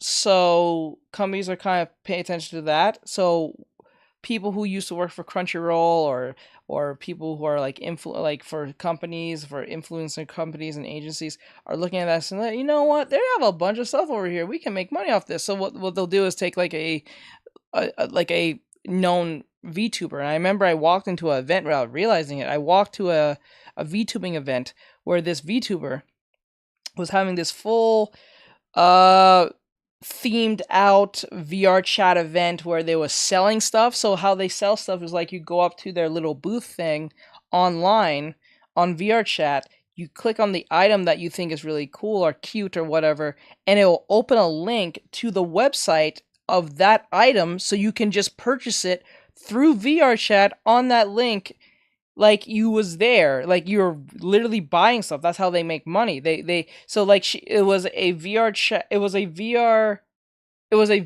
mod influencer who I guess dabbles in gaming tech, and she was selling a bunch of graphic cards.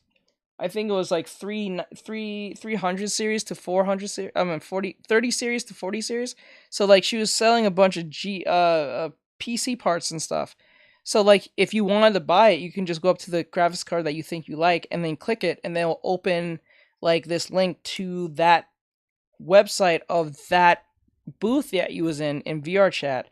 So that's how they're getting kids or getting these new influencers, these virtual influencers to sell to their customers without being a talking head in that sense in the real life. So like that's how people can make money from home without actually going anywhere. They can just make content on VR chat or have a audience that's on VR chat and then, get a sponsorship. Though the sponsorship will build a whole like theme out thing for you. And then you have your audience come there for free. And then if they choose to buy stuff, that's potential money in that sense. So it doesn't cost. So like if it's like an event or a concert, you don't have to drive nowhere. You can just have to hop in, get on, or you can buy, I guess you can buy virtual tickets to get in early, I guess, or something like that.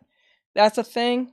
So like things are getting more digital. Like the awe moments are here. It's just that they're quietly just passing you through. That's the sad part about any of this. That what makes this future a lot more depressing, because the more you start realizing, because everything keeps happening so fast, new information comes out every 5 seconds with a new console, a new celebrity doing something, a new something on the line, right? So when that happens, it becomes so numb to you. Like so like when you got news from in the early 2000s, it was only through the TV, and that's all everyone knew. There was no like internet like that. There was no Twitter, right? Now Twitter is a news place now where if it's considered fake news, the AI will tell you if it's fake news or not. Same thing with YouTube and Instagram. Now they tell you if someone posted something and they said this is what happens, the AI will correct you or tell you if it's true or not. So we live in a time of you're just totally like desensitized to all information. Like you want you're overloaded with information, but you're desensitized to it too. So that awe moment of the next console coming out will not be a thing for you. It will not be like that expiring to most kids, because they're always going to think that's how things are when it never was. It's kind of sad. That's why people from the 60s, 70s, 80s, 90s, and early 2000s had the best moments of a milestone in technology compared to people who are like now, because like the blenders was always here, so they always made the realistic looking drawings, they always made the realistic looking dogs, the robots was running around this entire time. So kids who are born to this will never understand such things like the internet. Like they will be born with the internet, like literally born with it, unlike us who had to adopt and understand it and see it as it changed as it goes. Now it's just like, it's kind of like this sad moment of like, it is what it is. You know, we just kind of just have a better version of that now.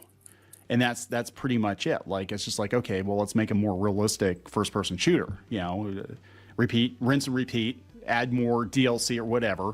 So Fortnite really is just kind of an evolutionary branch of these games that started in the 90s. Yeah. And it's kind of cool. I think it's kind of cool. I'm surprised they never stopped and called Fortnite Ready Player One. That's literally what Fortnite is. Fortnite is literally Ready Player One.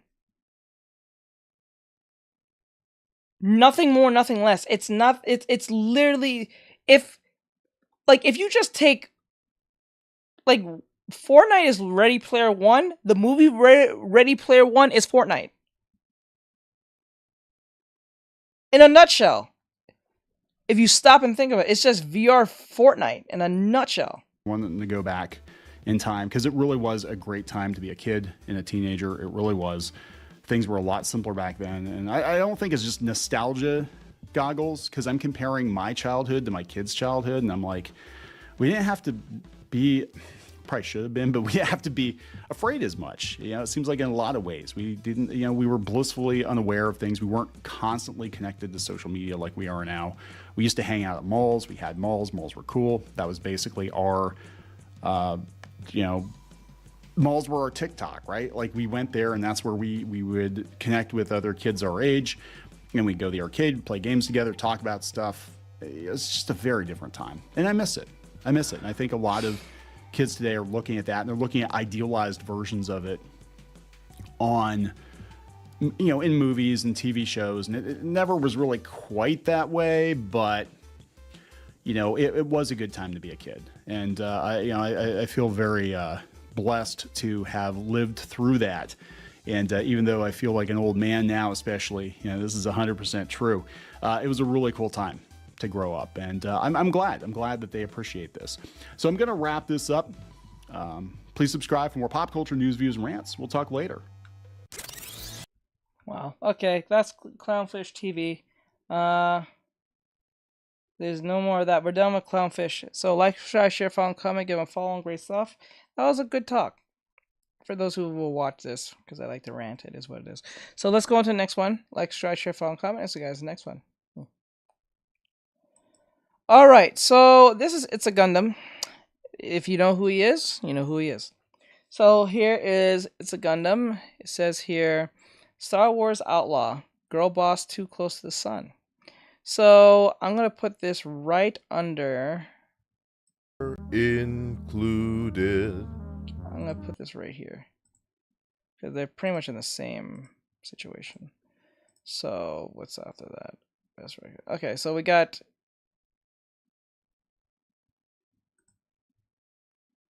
It's Endymion, and today we got 3 videos left, so I'm gonna let them run. I'm not gonna go on a whole rant because I know that gets annoying. So, Star Wars Outlaw, Girl Boss Too Close to the Sun. So, like, apparently, it's a Gundam's gonna talk about the Star Wars thing. I think Kyle will too in the next video, but more in depth because obviously he doesn't want to get in trouble. But we're gonna talk about that because obviously the whole Star Wars thing is a problem with the Outlaws game because the female protagonist looks drastically different than she did before in the tech demo. She looks really like a dude. Looks really androgynous. Looks weird. I've lived long enough to see all of your favorite franchises go down in flames. Feels great.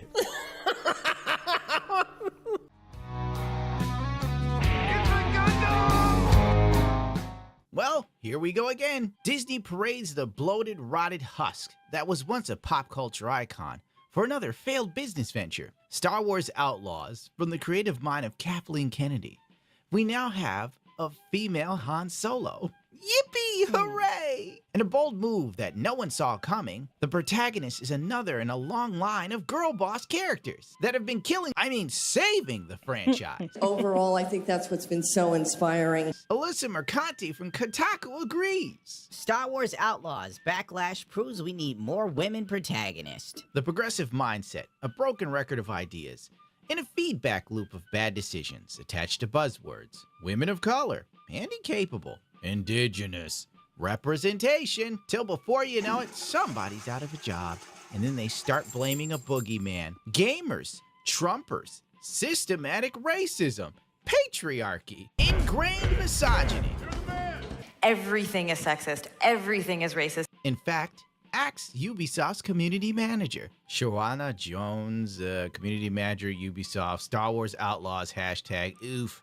Whenever you see a pronoun in the bio, you know you're dealing with a jackass. Her LinkedIn profile also lets you know that she worked on Just Dance, absolute classic, Riders Republic, oh, that game sucked, and Skull and Bones.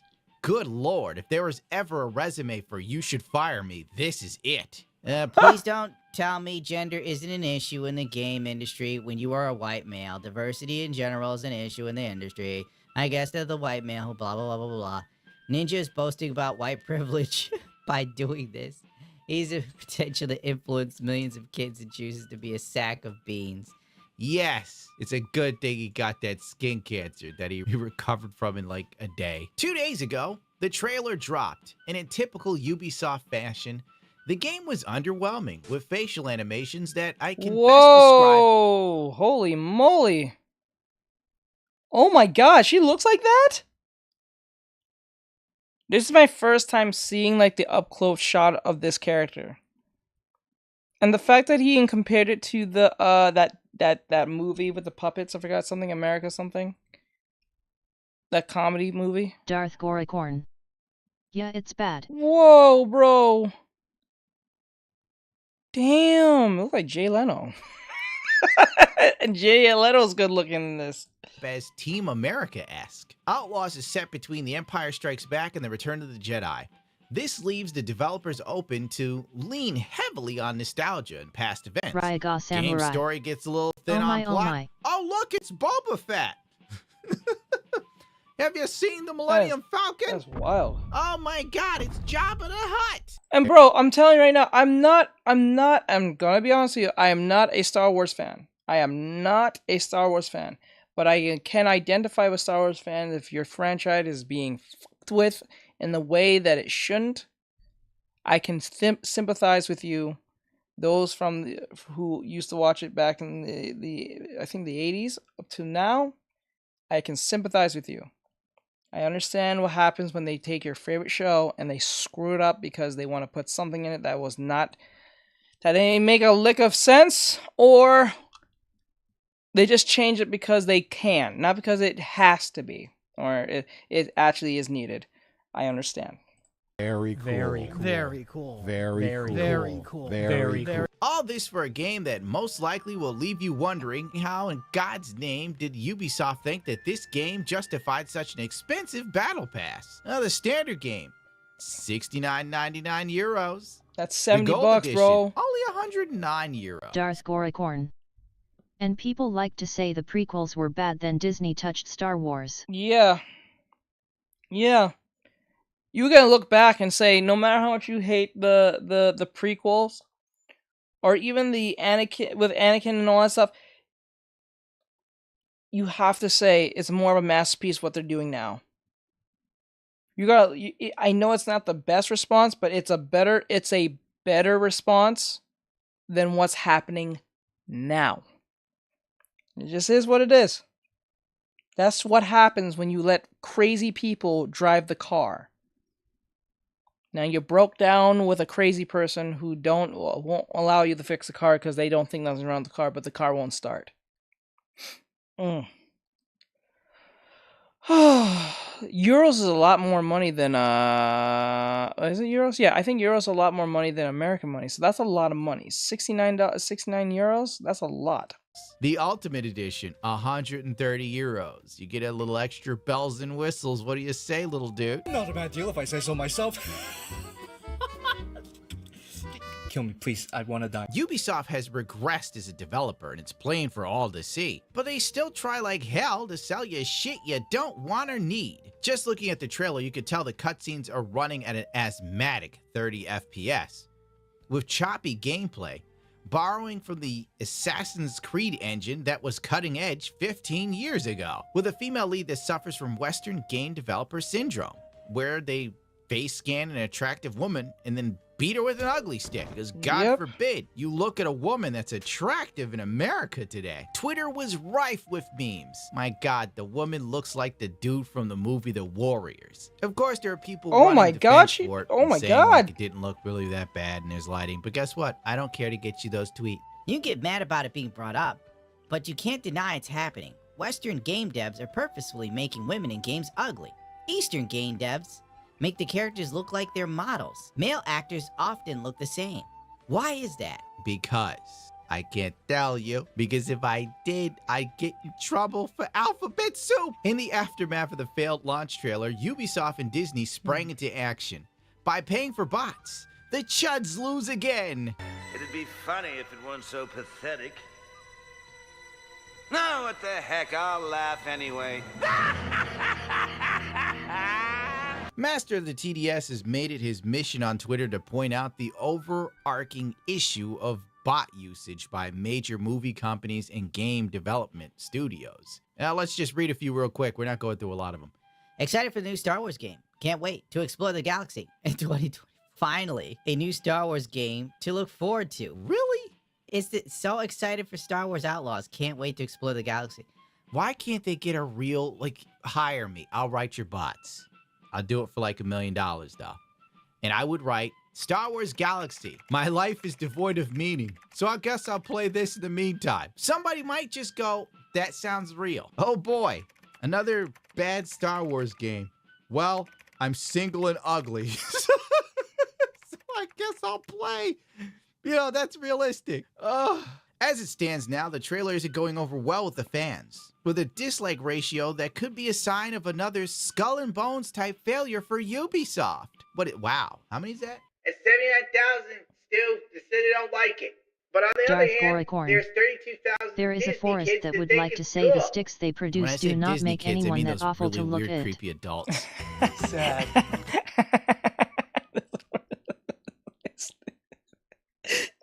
That makes anyone that awful to look at. Very sad. With devs like this in Ubisoft, it's par for the course that the game would be what it is. You can already tell it stinks. It's like a interactive version of The Acolyte, another piece of garbage. And they expect you to buy it and be jazzed. Now let's look at what these developers have to say, because they're taking a stand against bigotry, Stu. What equality means to me, not having to do other people's emotional labor. This lady literally probably was talking about dating. You could look at her and tell she's probably single and 44, and she's not having a good go of it. For me, equality is providing a cerebral opportunity for women. Oh, I'm sorry. Just to let everyone know, the reason why you're not seeing me draw anything is because I'm talking to the agent right now. She says she can get this TikTok thing fixed, so that's great. So I'll be back on TikTok. I know some of you may be like, shit, I don't want him on TikTok. I like it, the fact that he can talk normally and not have to censor himself. But I kind of need TikTok. Sadly, I'm not at that place where I can say fuck you. So till I have more of a broad spectrum of people on different platforms, then I can definitely be who I want to be. But I have to play. That's ball. awesome. Yeah, that's why. So if you guys are wondering why is he not drawing anything, I'm just talking to the agent on my phone. I'm just talking about important stuff. She said she'll get it taken care of. It's just that I'm making quick conversation. So with her, because it's fairly important, I need to ask some TikTok questions. So if you're wondering, that's the reason. But I am paying attention and I'm here, obviously. So where they could be mothers and CEOs at the same time. You never notice that like single mothers Darth always want to be Goricorn. CEOs? You never You're see good. these types of women go, she could be a single mother and a successful custodian. No. Okay, I understand that women has been told this lie that they can be a CEO and a mom. It's not that it's not impossible. It's not that it's not possible. It's just very difficult. Kids suffer when okay. If you have a dad Darth or a mom, Goricorn. No, there is a needed time for both and they don't overlap well. they don't over. If you're a CEO, okay, these are the type of jobs are usually very destructive but very beneficial. Doctor, CEO, I'm not going to say lawyer, and I can't say scientist, because scientists can actually work from home, depending on their situation, if they're a botanist or something. Lawyer, you're gone, I don't think 90% of the time, I think half and half, because, you're not always gone. But as a doctor, especially if you're a higher up there doctor, like a neurosurgeon, you're gone 90% of the time, because you're always on call. You're never really there, you're Darth always Goricorn. constantly working. Surgeons and cops also. Oh, and cops too. I forgot. Oh yeah, cops. But I don't think it's. If I had to pick between a surgeon parent and a cop parent, I think I might pick the cop. Because even though the cop parent might be busy, the likelihood of me not seeing them is unlikely. I'll see them probably more than the surgeon. But they are pretty much the same in their own respectful way. But like these jobs are high paying, but they're very demanding. And because you have to look at it like that. The more demanding something is, the more likely you won't be home.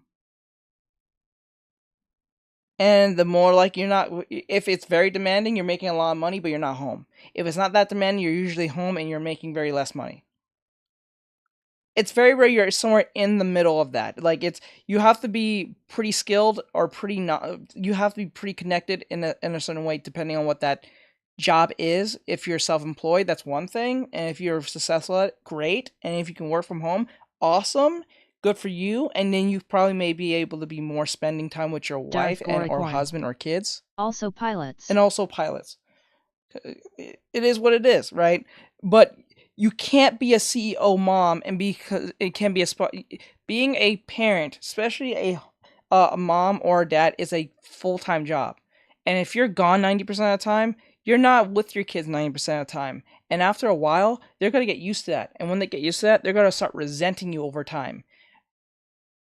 They will have that. They may have a good work ethic because they see you work all the time, but they may not have great personalities because they don't have that connection with you. It happens a lot. I'm not saying it doesn't happen. It happens a lot though. And 9 times, it's like almost having no parent in your life, or an in and out parent in your life.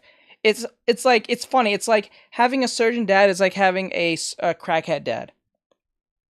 He's always in and out of jail. He's always in and out of situations. He's always gone. He's never around. He's always around when he wants something type stuff. Your dad probably does care about you. He does want you to do well, or your mom. But they're always never around because they're always at work. They miss majority of your games.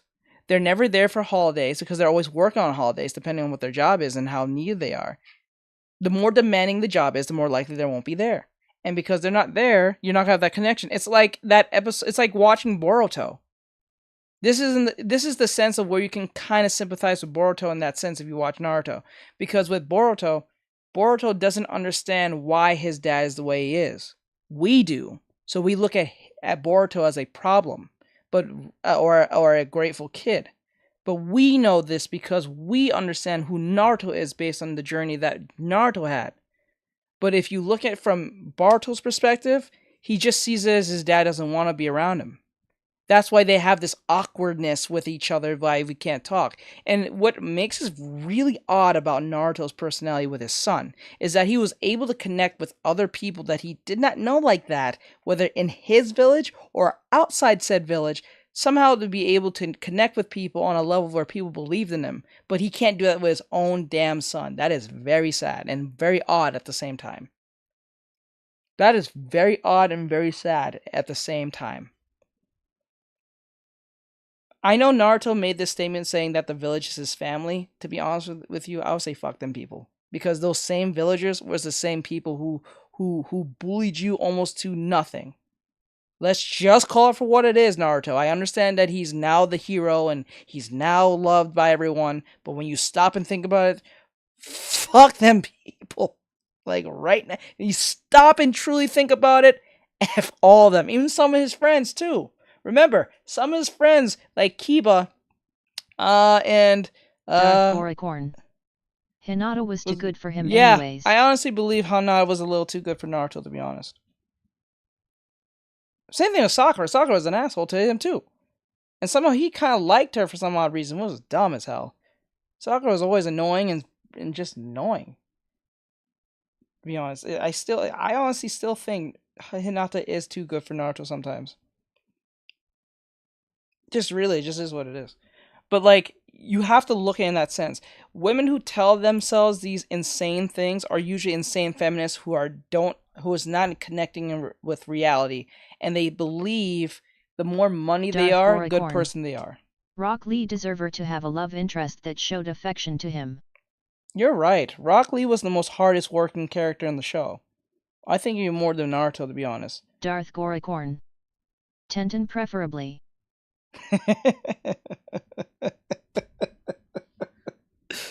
But it is what it is though, because like when they tell them these insane feminist ideologies, it is very destructive. Now, I'm not saying a woman shouldn't want to work or don't want to be something.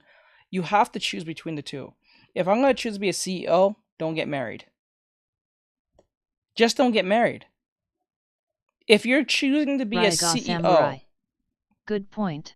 If you're trying to be a CEO, some type of high demanding type person who's always on the gone, always going, always at a business meeting, always gone, always going to some country because of business, don't get married.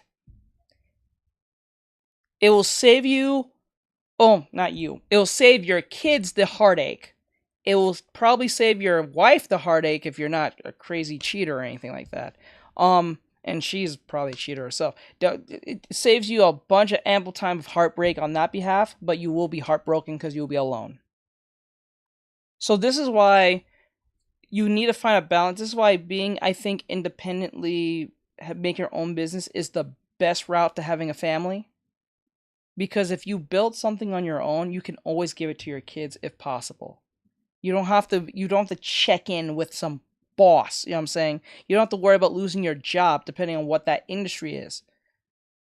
Right? Especially if something in demand.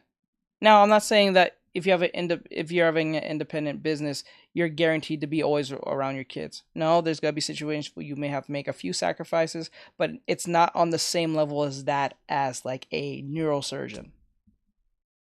I don't think so. Especially if you make it into a family like business, like making soap or something like that. So the kids can learn a skill, they're with their parents, you're making money, you build those relationships, those good family values with them, or something to that extent. You keep them, you keep an eye watch on them. They learn good work ethic. They have that loving and that support from them and yourself, and to them back. It goes around a whole circle of love and respect on that behalf. But like, you can't expect your kids to love you when you're not there. They may respect you because you have a lot of status and money, but you don't have time, and that's something you can't buy. So once you become a CEO, as this bitch is up here saying, the chance of you being connected with your kids will be unlikely. You think that Diddy really connects with his children? You think 50 Cent and all these people are actually connected with their children? 9 times out of 10, no. Look at Kanye West. He can't connect with any of his kids. He can't. He said he can't control his kids. He said he has no control whatsoever over his kids because, well, the woman he picked. And then 2, his daughter, I forgot her name, is hanging out with Ice Spice. Worst person to ever be around your kid. She is not a model of children. I don't know why kids think, or Kim Kim K thought it was a good idea to bring this insane woman around this child and think that was cute. But then again, this is Kim K we're talking about. Remember how she built her career from, so she doesn't think anything wrong with it.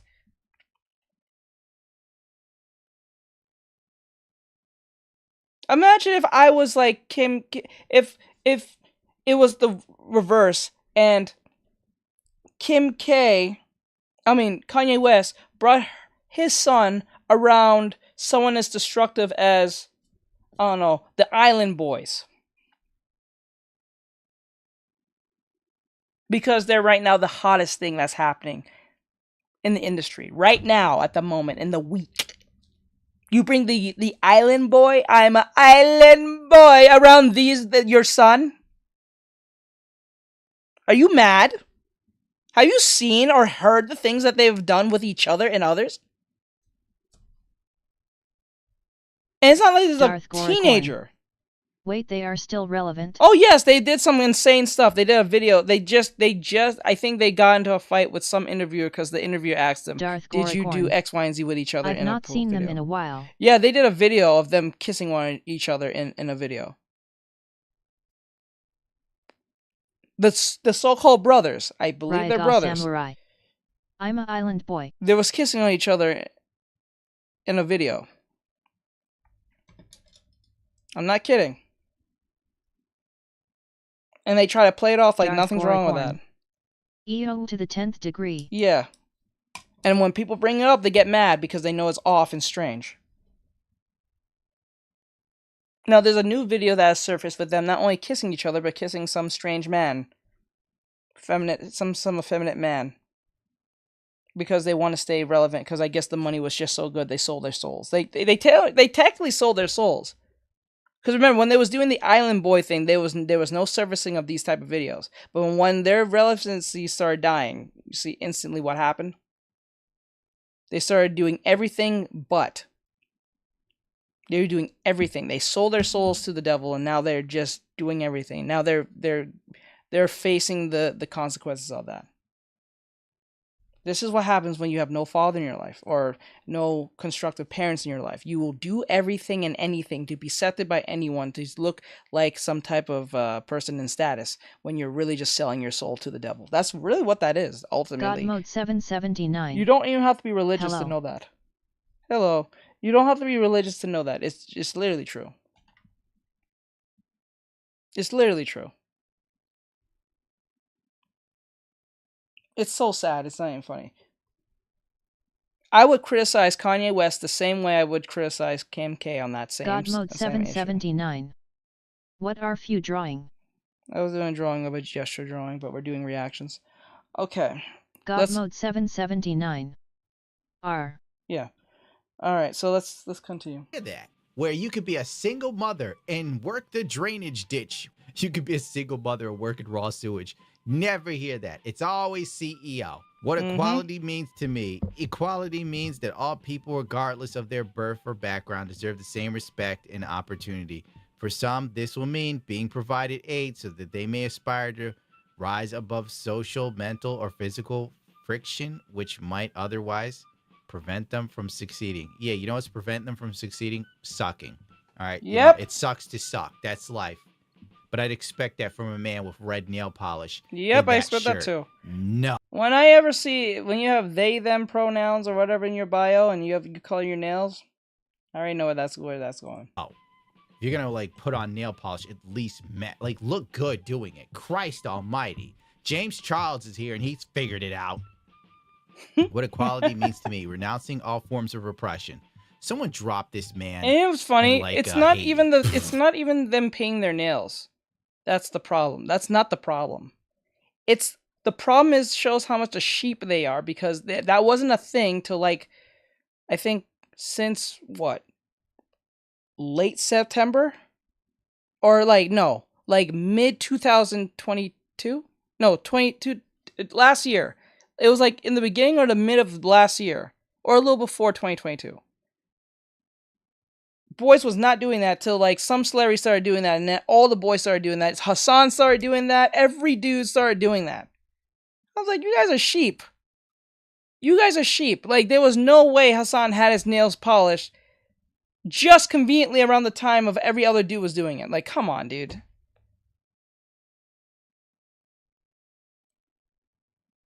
And the reason why I don't think that is feminine in itself, because gothic dudes was doing that way before anyone was doing that. Like, Darth Goricorn. It is what it is. The only people allowed to paint my nails are my nieces because it's part of their development as people. Yeah. Spubly Muhas. Yeah. Yo. Yo. I know what you're gonna say. Alright, so we got that away. Oh, is this done? Is it finished? Yeah, it's finished. I'm out of here, Stu. I quit. Hey, Ryan Reynolds here. Alright. So, with that said, that was, It's a Gundam. He did the whole, like, thing with the Star Wars thing. So, we're gonna move on to the next one. Like, share, comment. If you like It's a Gundam, follow him as well. I know these are bigger channels and they don't really need my support and slides to do this, but I really do enjoy their content, and I think it opens conversations and dialogue on these topics that are plaguing the industry in that sense. So let's go on to the next one, and we have... what is it? What is this? I don't know what this is. I don't know what that is. Let's like get rid of this. What's this? Nothing. What's this? Nothing. What's this? Okay, we got about 3 videos. We got 3 videos left. We got 3 videos and we'll be done. You're not wrong. Oh, this is Sayel. I can finally do one Sayel video for obvious reasons. But I can do one Sayel video. I'll do one. So let's see where it goes. So he's going to talk about the Star Wars thing, but in his own Sayel way, and Stellar Blade, because that blew up. I think that was like last week, I think. When the demo came out, and it did well, and a lot of woke journalists did not like that. You are valid. You belong. Ryaga Samurai. You are Let's go. included. You're not wrong. You're represented. You're seen. Diversity, equity, you are valid, you belong, you are included, you're not wrong, you're represented, you are seen, diversity, equity. I believe every word that man just said, because it's exactly what I wanted to hear. Yeah. Where I can really put myself into work. That's why they call it business. Darth Goricorn. But if that's wrong, I don't want to be right. Guy's level of snark. I know, I love it too. I love every level of it. It's amazing. All about finding your muse. My muse talks to me all the time. She whispers encouraging words in my ear like sandwich.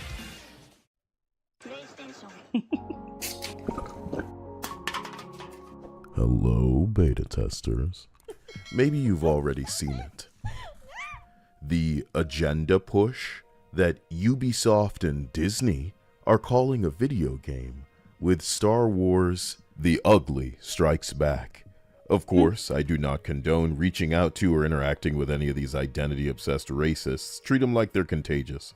But Shauna Jones, a community manager for the upcoming flop Star Wars Outlaws, who made an overwhelming amount of posts angry at white males, the apparent root of all her problems, recently deactivated their account before bringing it back up to say, quote, "I'm back, and I've decided I'm not going anywhere. The folk attacking me, using me to push their agenda, are not going to win this one," end quote. Because I guess posting proof of the things you said before you hastily deleted it, realizing it looks and sounds bad, probably because a man told your stupid ass, because Sweet Baby did the same thing in the midst of their furious revisions of their site when one of their employees was freaked out over a list of the games that they publicly made made clear on their website, but I guess I could say, playing devil's advocate, that I'm using racism to fuel my tank,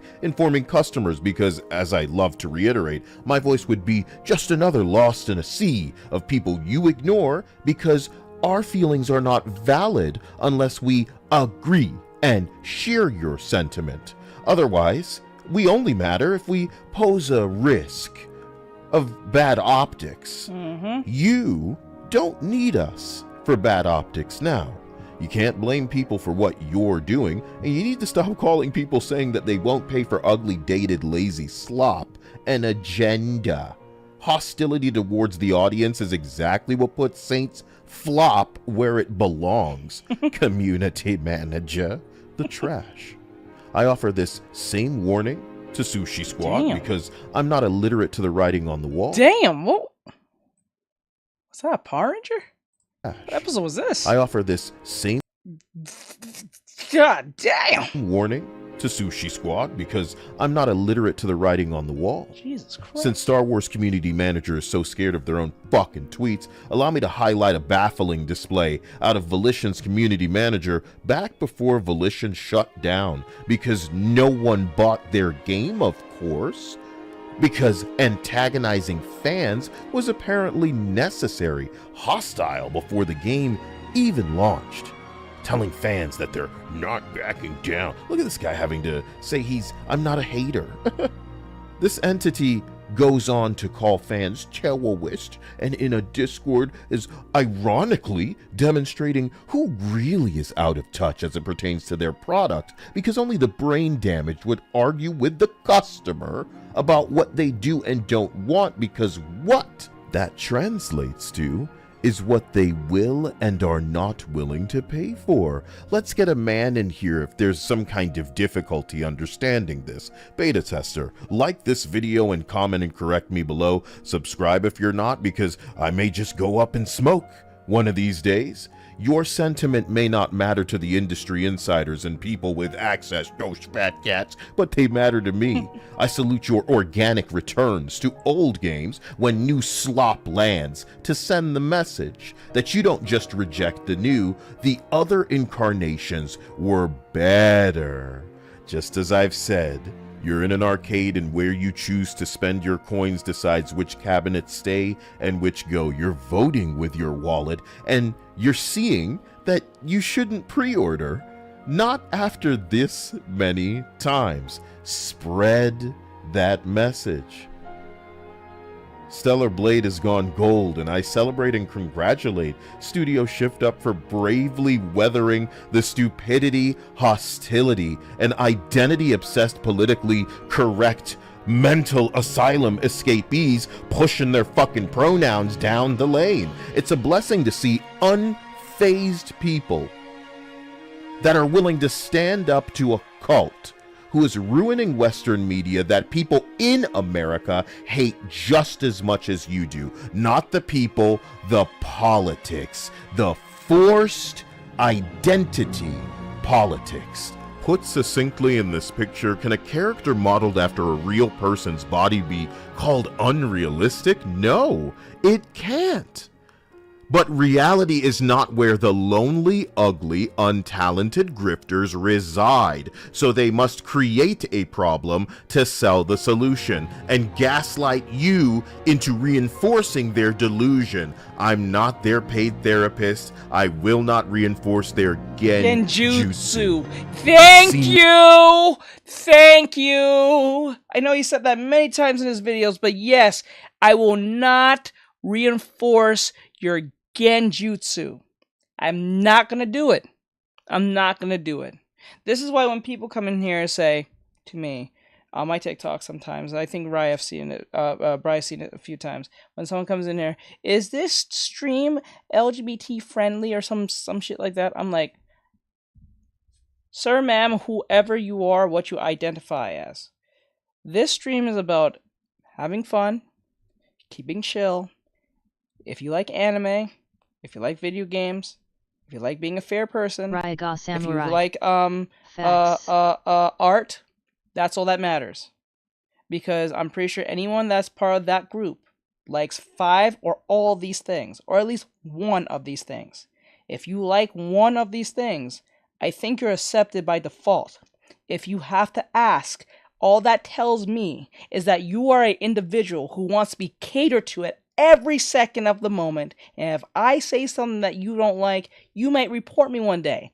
I'm not going to have someone who's in my community who's going to make me walk on eggshells around my community that I built around my friends and family, or whoever who chooses to sign up on my behalf. I'm not doing it, because once I start catering to you, and specifically to you, I have to cater to one other person again, and the next, and next, and next thing you know, it's not even Artextric anymore. It's something completely different. It is a perversion of what it was supposed to be. That's what I'm saying. That's why when you come to my stream, be respectful, be nice, be cool, be chill. But the one thing I'm not going to do is reinforce your genjutsu. That goes for heterosexuals and all the way to down to the T of that plus sign, or whatever you want to call it. I'm not doing it. Just be cool. Just be aight. Learn how to laugh. Don't take things so seriously. If you're here to learn, cool. If that's all you're here for, cool. You don't even have to interact with anyone that's in this stream that upsets you.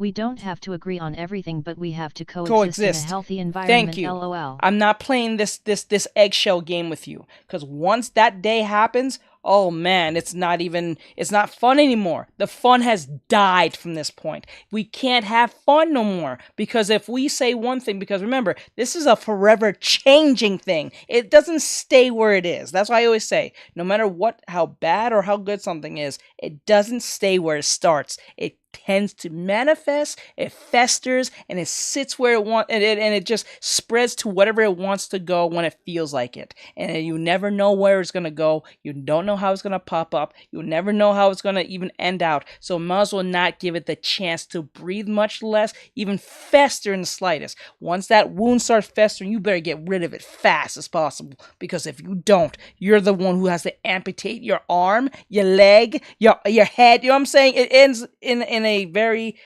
bad situation for everyone.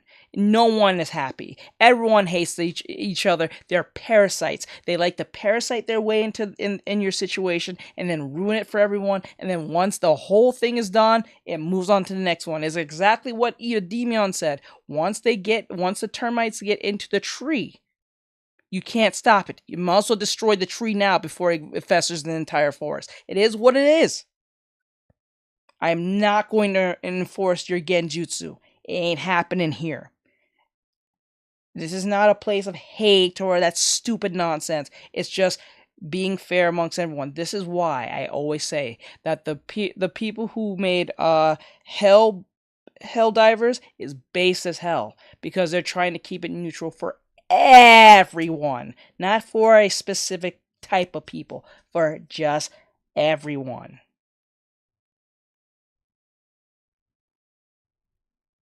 For everyone. That's why I like it when you die in the game. You come as a woman or a man. You're neither nor. You play as all genders at this point. It just is what it is. Everyone looks exactly the same. It is what it is. You can't have racism if everyone looks the same, right? It is what it is. I think that's a great way to come across everything. Because once someone looks a little different from everyone else, everyone wants that, because it's human nature to want what we don't have. But if everyone has it, no one wants it. It is what it is. Me on Twitter, I can't even congratulate Shift Up without some cum gargler wiggling in between me and this AB fucking interaction I'm having. To hit me with some incorrect shit that they believe. They're on the internet and they can't live like Jesus Christ. They wish to be enveloped, cocooned by this ignorance. No matter how hard they force, controversy will only work in this game's favor, and you better believe some things are going to change if something like Stellar Blade does well. They need your views for revenue, and without your dollar, they live in squalor. Let's get something straight. I welcome any tinfoil accusations because it helps me create more compelling evidence. I hope others learn to reinforce their points and honestly embrace whatever is thrown at them, the way Rowling embraces turf. Because I guess when buying a Hogwarts Legacy video game made me a T-phobe, so be it, man. Do you guys think you could mock Magneto into taking his helmet off? Is he stupid?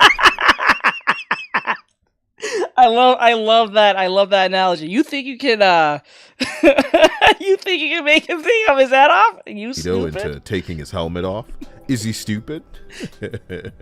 Maybe a woke version of Magneto, you know what I mean? In time, that's all any of this is ever going to be, the woke versions of things. So, calling someone ugly is not a racist statement when you're saying this person could be prettier for this role. For a movie, I congratulate anyone willing to admit that this will not sell the tickets that it could if they cast a Halle Berry in the role. They cast this person with the intent to generate conversation so they could then claim that it's racist, and it's this particular brand of gaslighting that's really going to wind some people up, you know what I mean? I would like to stress how many millions are thrown into the gutter with this forced, political, deliberately divisive crap. The amount of slaves dying every minute gathering materials for what makes these multi-million-dollar productions possible is unfathomable.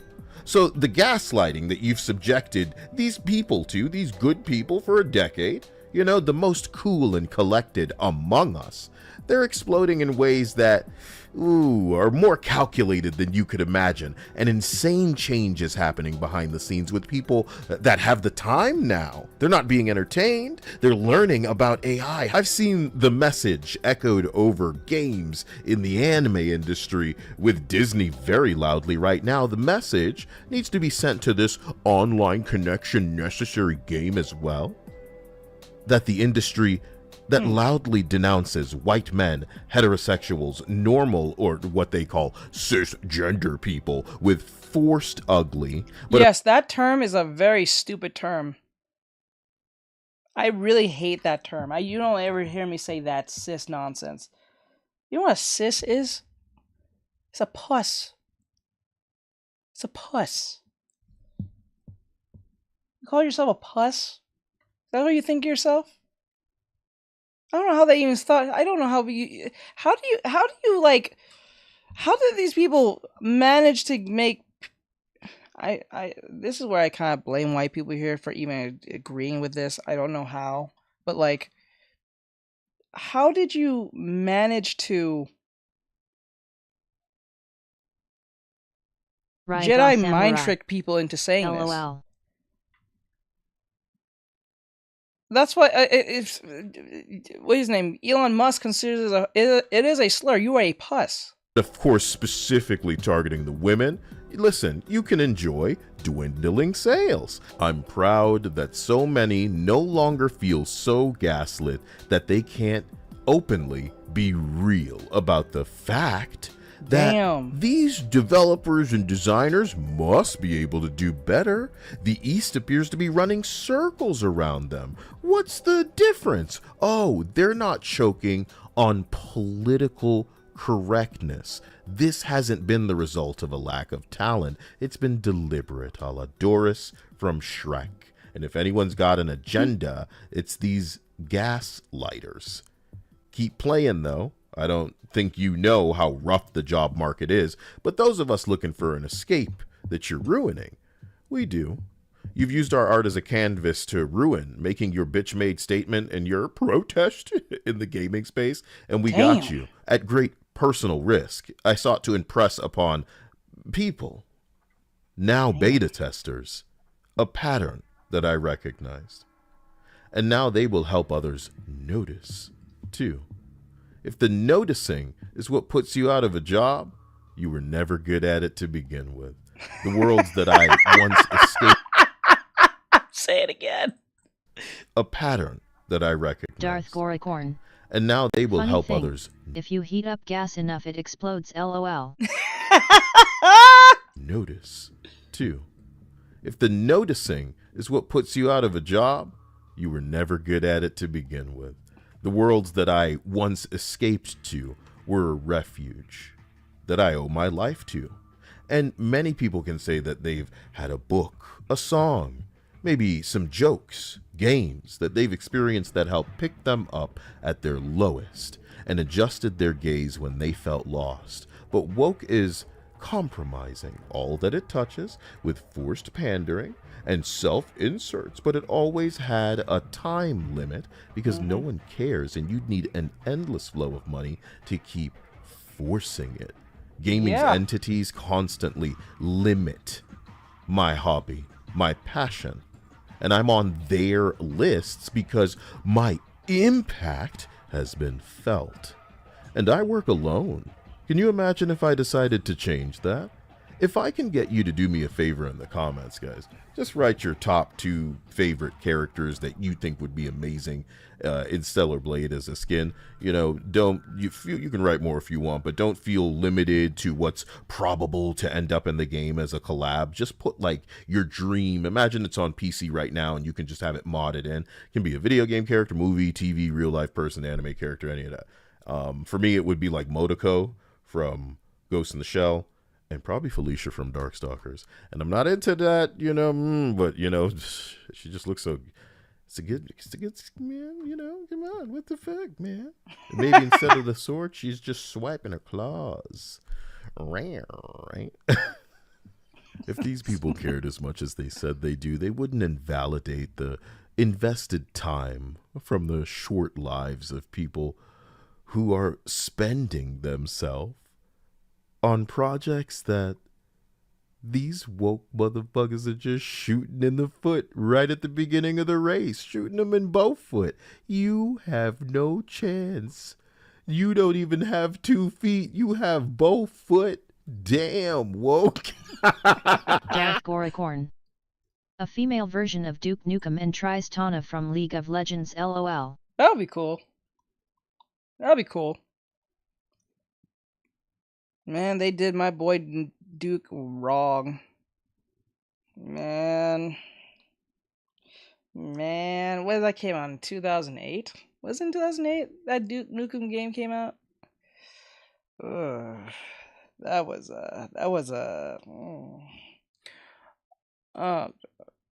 So with that said, that was Sayal. I love his work. He's funny as hell, and he speaks the truth. So with that said, like, try, share, follow, comment. Please give him a follow. And myself, if you like this reaction, like, great stuff, and I'll see you guys in the next one. Later. Okay, we're on our last controversial video. Last one, and then we could do the anime stuff and call it a night. I was going to play a game, but it's already 8. So let's just get this out of the way. 2024's biggest game so far, which is... It's from me, Debion. It's about Helldivers 2, destroy Sweet Baby Agenda, and woke journalist hates white male players. And that really is a big shock, but let's see. Helldivers 2.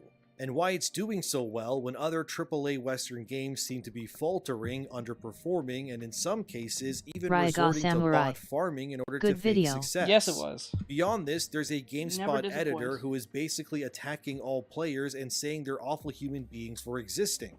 And that using terms like JRPG are racist apparently. We'll get there eventually. To begin, let's start with an article from Forbes titled, Helldivers 2 player retention continues to be remarkable. Helldivers 2 has easily become the breakout hit of 2024 so far, and has captured the hearts and play. I bet you Jeff Keighley and his cronies will never acknowledge this game. I bet you Jeff Keighley and his cronies will never acknowledge this game. Stellar Blade, I'm telling you. Or the Hogwarts Legacy 2 game. I bet you. That's not happening. Playtime of millions of players across the world. So far, the latest info we have when it comes to how many copies have been sold was in mid-March, which confirmed that Helldivers 2 had crossed the 8 million copies sold, meaning that the game has sold almost as much as Spider-Man 2 has in less time. Of course, it's also available on PC, where the game is currently averaging around 200,000 players plus every single day over 2 months since release. I just want to further state for you all to understand just how crazy that really is, especially these days. After all, when that report came out stating that over 60% of playtime in 2023 was consumed by older games, Helldivers is a remarkable victory where most players don't really budge out of their gaming habits. But this proves that the hype train surrounding this game isn't dying anytime soon. A few days ago, I had a 5-hour binge session of Helldivers myself. Might not sound too long to some of you, but for me to sit there and play a live service multiplayer game for 5 hours straight in 2024 is crazy for me. Considering most of my time playing games these past few years has been absorbed by predominantly single-player story-driven games. Yet even I feel the pull to return to Helldivers every other day to blast bugs and robots in the name of democracy. A big part I think of why Helldivers is killing it so much is because it feels like the anti-Western game in a lot of ways.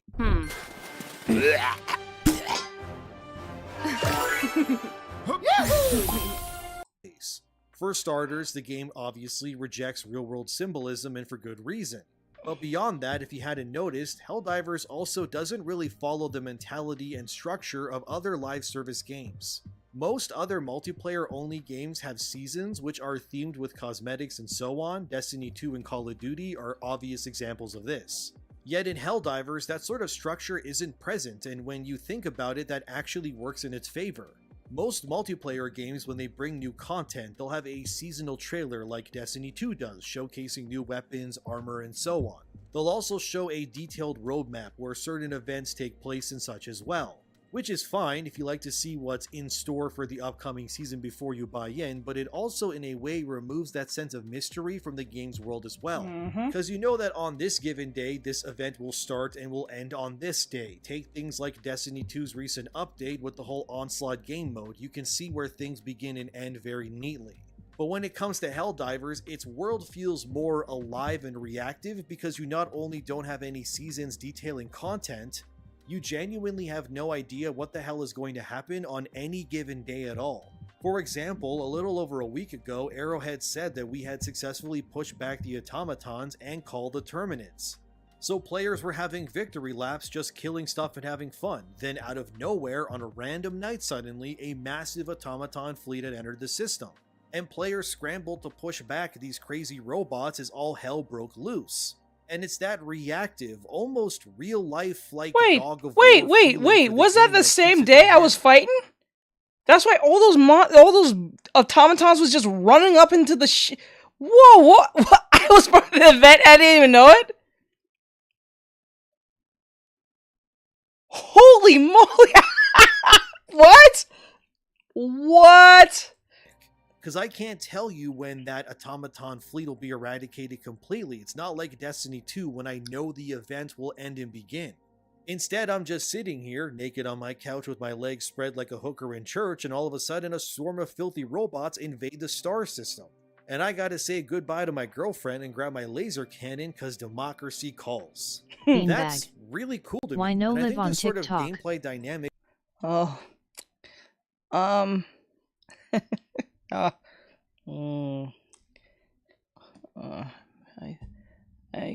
got suspended.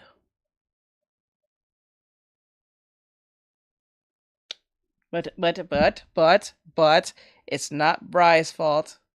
It's not Bry's fault. It's not Bry's fault. It is not Bry's fault. It is mine. And I'm not trying to shield him from criticism. It is literally my fault. I'll explain it. Samurai. Hi Bean, he just suspended pensive face. I'm just suspended. Beanbag. Why no tell me : Because I thought it would be not a big deal. I thought it would be like, okay, I got suspended, but I didn't get banned. So that means that if I got suspended, hi Bry growing heart. Well, this could be fixed. I didn't think I had to technically tell you. Beanbag. Bad : More like sweep under the rug type shit. Especially how I got in trouble. So wait. I already talked to my agent. She already said she will get it fixed. since I only was suspended. Beanbag. It's not like I was What did you permabanned. do? I will explain it after the stream for obvious Beanbag. reasons. You tell me each time. I'll tell you at the stream. I promise. We're at the end of the stream Robbins. anyway. Hello, everyone. Hey. Hey, Robbins. What's going on? You was here last time and you said to me... Oh, wait. I just remembered. Hi. It's usually higher. Beanbag. The job was you're around kids. Ah, there we go. Are you still on live? Hey, Hum. I didn't see... I need to get Beanbag. I need to get... Important okay. you tell. It's important you tell. Let's just say your teacher got real excited because your teacher, for those who are still here, was doing a skin study, said here on screen. Now, listen, for anyone gets any crazy ideas, this is not why I got suspended. Ryaga Samurai. Hi, Hum. Hi, Hum. Hum's on the short. I think she's still in. I did not know that. I gotta get Angela a Robbins. thing. I'm Ari, but under a different name. Oh, okay. My original name wouldn't go through when I signed up for Twitter. Angela Robbins. Oh. Twitter. No, I know. Okay, it's Ari. Beanbag. Okay. MHM. Okay. Okay. So it was not something I drew. It was more like something I showed. So like I was showing my, the video's up there. It's kind of funny though. It is kind of funny though. But the video is up there.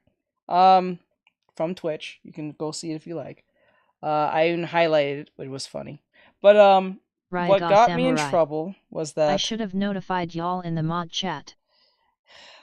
I was kind of glad he didn't, because I was kind of hoping that this could be just under the rug, but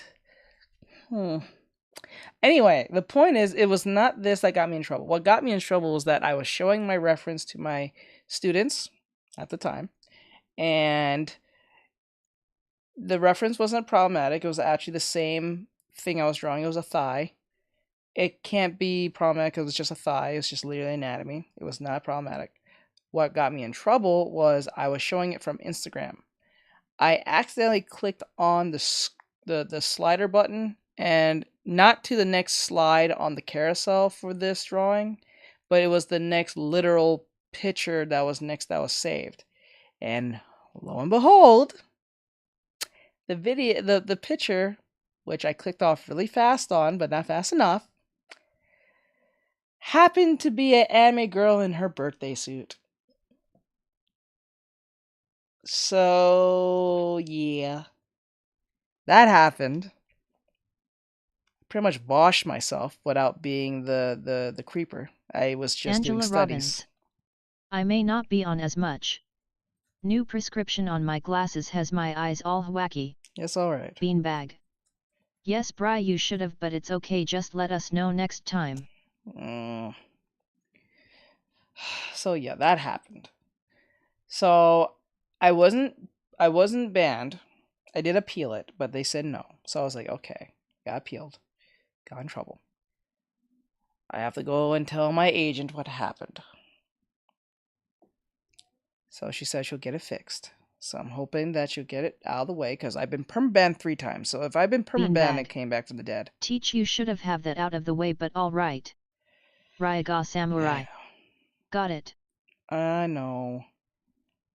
I didn't mean. I was doing studies. I was so excited. Okay, if you watch the video when I started doing it, you understand. I was super excited how to do skin much more efficiently. As you can see, I can't get in trouble with this because this is Twitch and YouTube, Beanbag. so I can get away a little bit more than this. That's fine. Just keep your eyes open.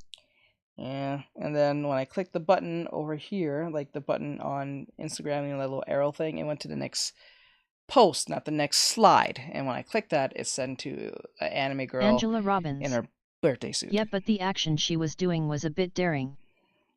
She was actually being milked. She was milking herself. Funny enough, because the reference that she was milking herself was based on a old century statue. If you don't know what I'm talking about, I will send you the link of the video of the post so you know what I'm talking about. It will make sense. But yes, it was a art study. Ryaga Samurai. He was having a Gojo moment. Yes, I was drunk with power. I was drunk with power. I was laughing and having a good old time, and then it went left. It went left. Completely left. But I'm not even mad. Disappointed, but not mad. But next time when this happens again, oh, well, there won't be a next time. Beanbag. Okay, no need to explain yourself. Fine.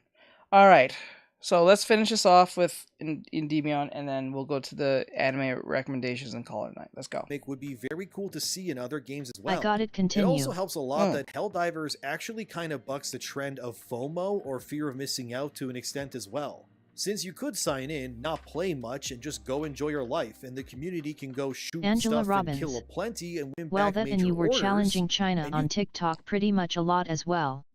Or, but then again, China don't care about that. They are perfectly fine with the anime drawings. They have a problem when I show anime nudity. That was the problem.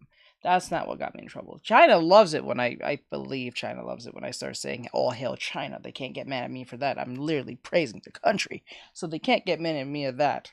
Now, if I'm doing racist stuff, saying like a Chinese American accent and saying something about their eyeballs, then you're in trouble. But the fact that I was saying Zhong Yongping and you're a great person and you look like Goku, I don't think he has a problem with that. And if he did, well, I tried.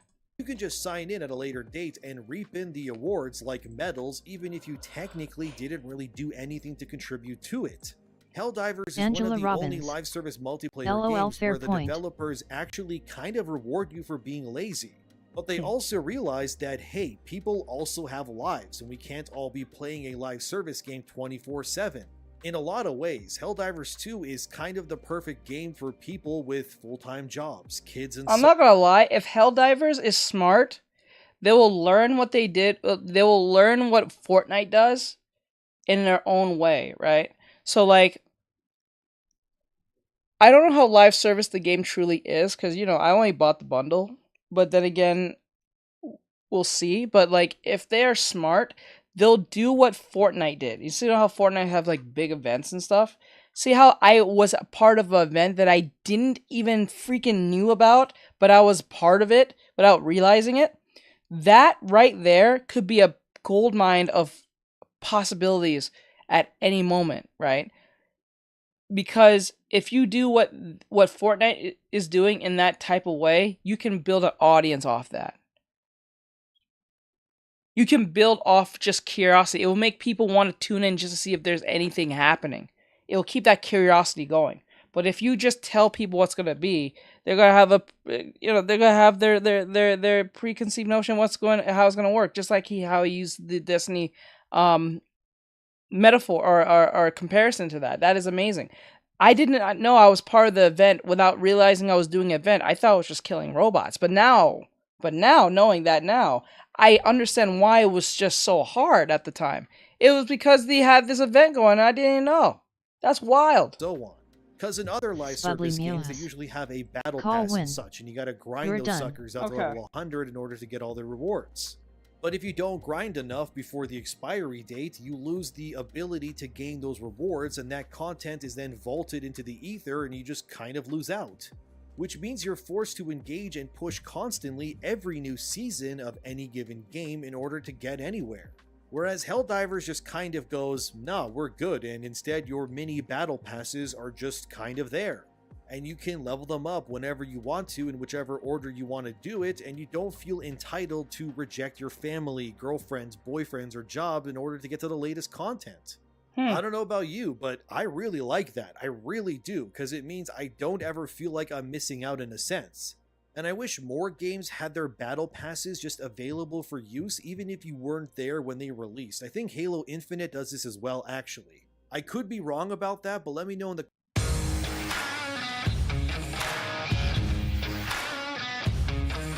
I wish my mods had these games. I would play with them. I would love to have my mods have, like, what's that game? Content something?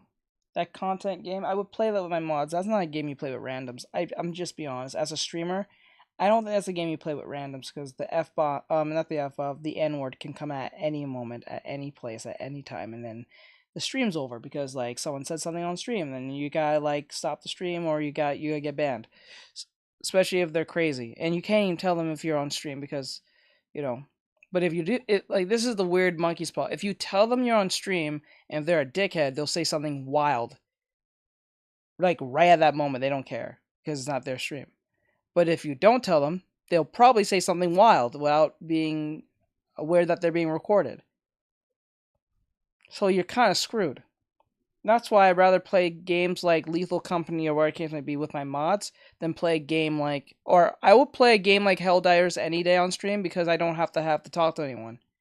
Because my experience alone could be enough for my viewers. They like it when I get upset or like it when I die or get freaked out or something. That's perfectly enough for them to watch. And the interactions would be more greater if I had a cluster of people, but like most cases my mods are either too busy or they can't get it yet. So if I'm remembering that correctly. But this is just another reason Raiga why Samurai. Helldivers 2 is just absolutely It's kind of like it. telling someone Then, if for you're example, ticklish you or have this not. article Yeah. from that Park Place.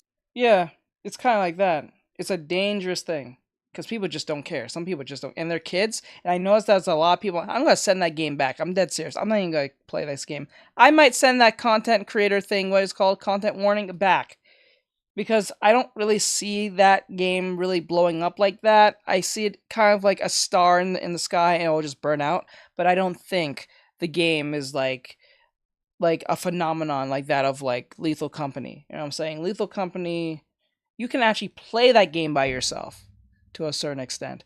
But a game like Content Warning, it's not a game you play by yourself. And the game doesn't even look done. It has a bunch of issues and problems, and the monsters are not all that scary, to be honest, except like one or two.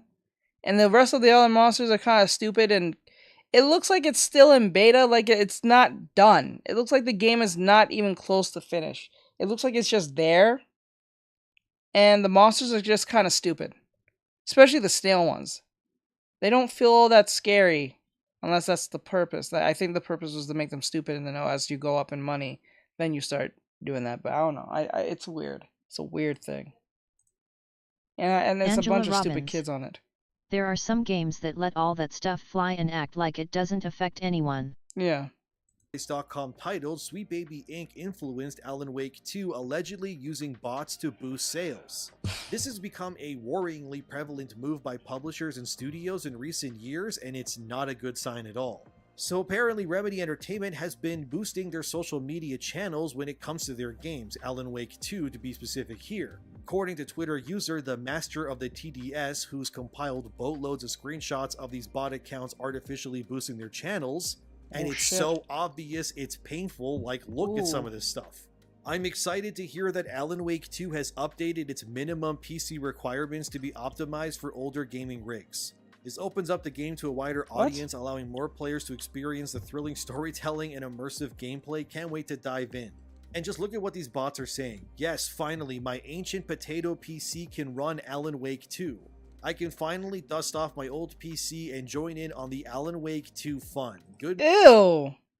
Yeah, you are definitely an AI, and if you're real, you're an AI by default. You're an NPC. You honestly believe Alan Wake is that much of a masterpiece? That didn't even sell as even half of anything it's supposed to sell. That game is ass, yo. That's not even like a. Man. That game is not fun. It might be technologically good looking, but that game is not fun. Shit, I don't even think the first game was all that fun, to be honest. It was decent, but I don't think the game was all that fun. That sounds disturbing on so many yes. levels, FR. For them to even sit there and have the bot say that, like, guys, you are that desperate? God.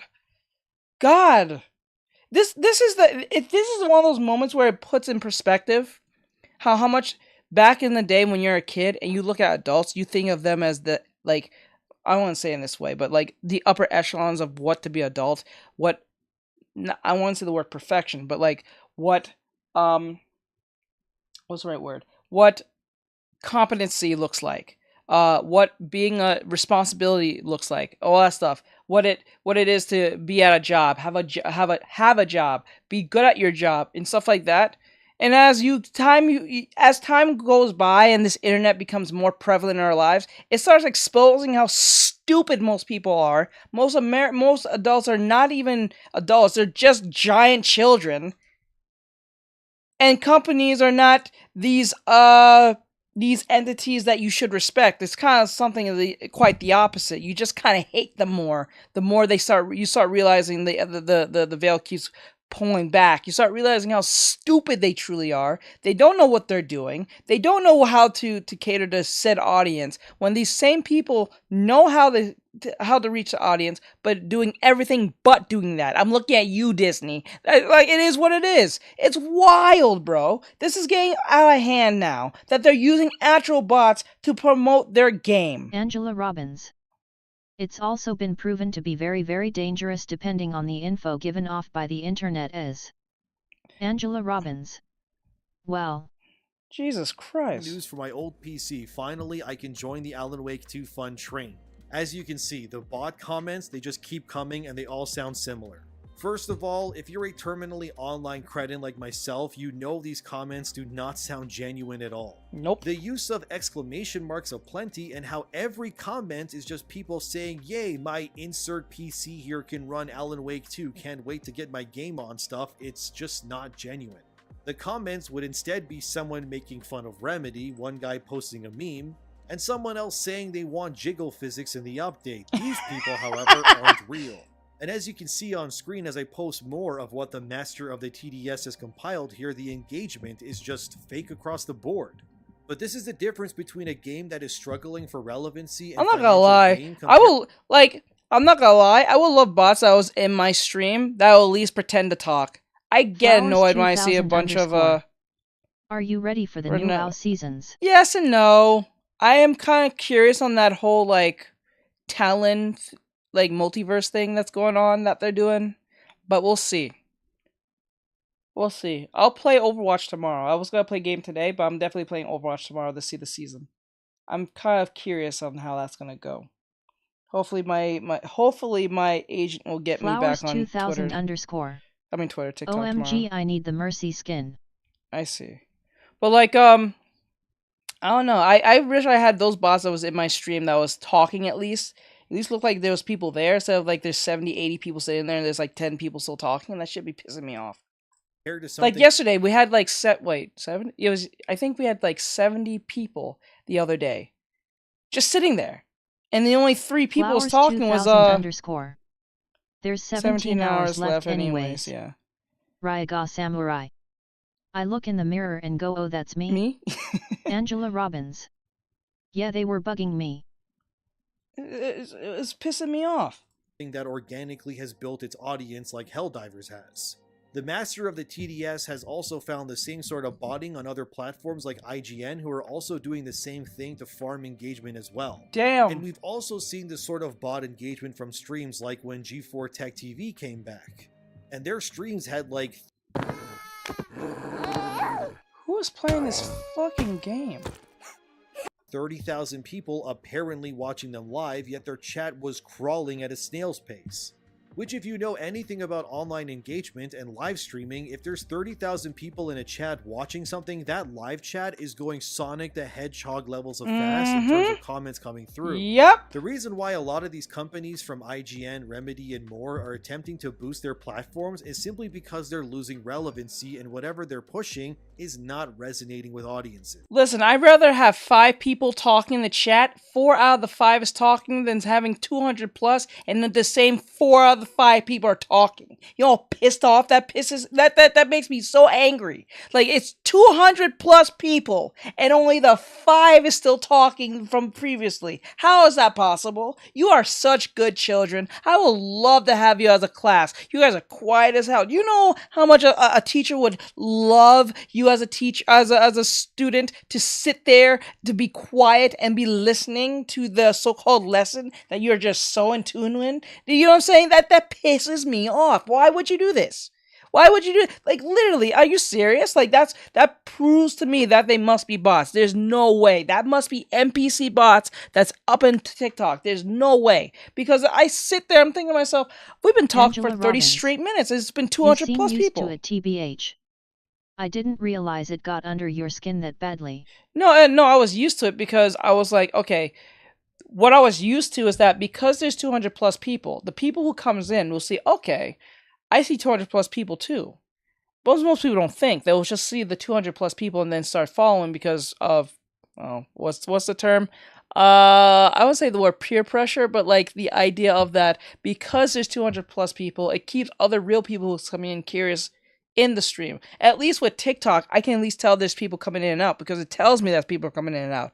With Twitter, the herd mentality. Yeah, there you go. It's a herd mentality thing. So you're more likely to engage in an event when there's a lot of people when there's just only 2. You know what I'm saying? When there's like 5 people compared to 200 plus, you're more likely to hang out with the 200 plus because they're doing some form of event. You're more likely to engage because there's a lot of people, so it gives that herd mentality type interest to work. But when it's 200 plus people and the same 5 people are talking, not even 200 plus like saying random things, it's literally 5 people plus the mod Bri and that's technically 4 talking. The same people who's in here previously at the beginning talking, and there's 200 plus. Come on, dude, that looks bad on my behalf. Imagine that's why when people come in, I'd rather people come in and say, you have 85,000 people on your follow, but you only have 10 people in here. How's that possible? I'm like, because I can at least come with the literal excuse. TikTok is an asshole and doesn't tell people about my stream because, well,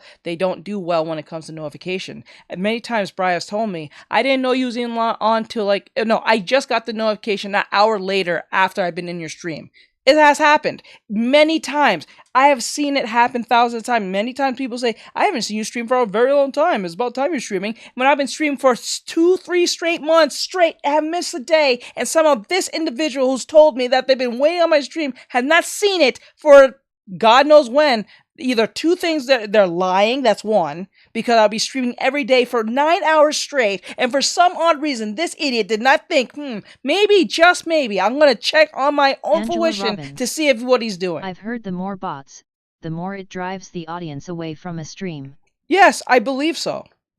It causes a weird, because anyone worth their salt or have a brain will think, Not sure if that's exactly true or not too. I think it's true. But then again, it's also at the same time. It's true because if there's 2,000 plus people and you only see 50 views on 50 people talking and it's not going like that fast, then that's a problem. You can see it. If you're a content creator and care about this type of stuff, and want to build your stream, you got to pay attention to these things. This is how they can expose you easily.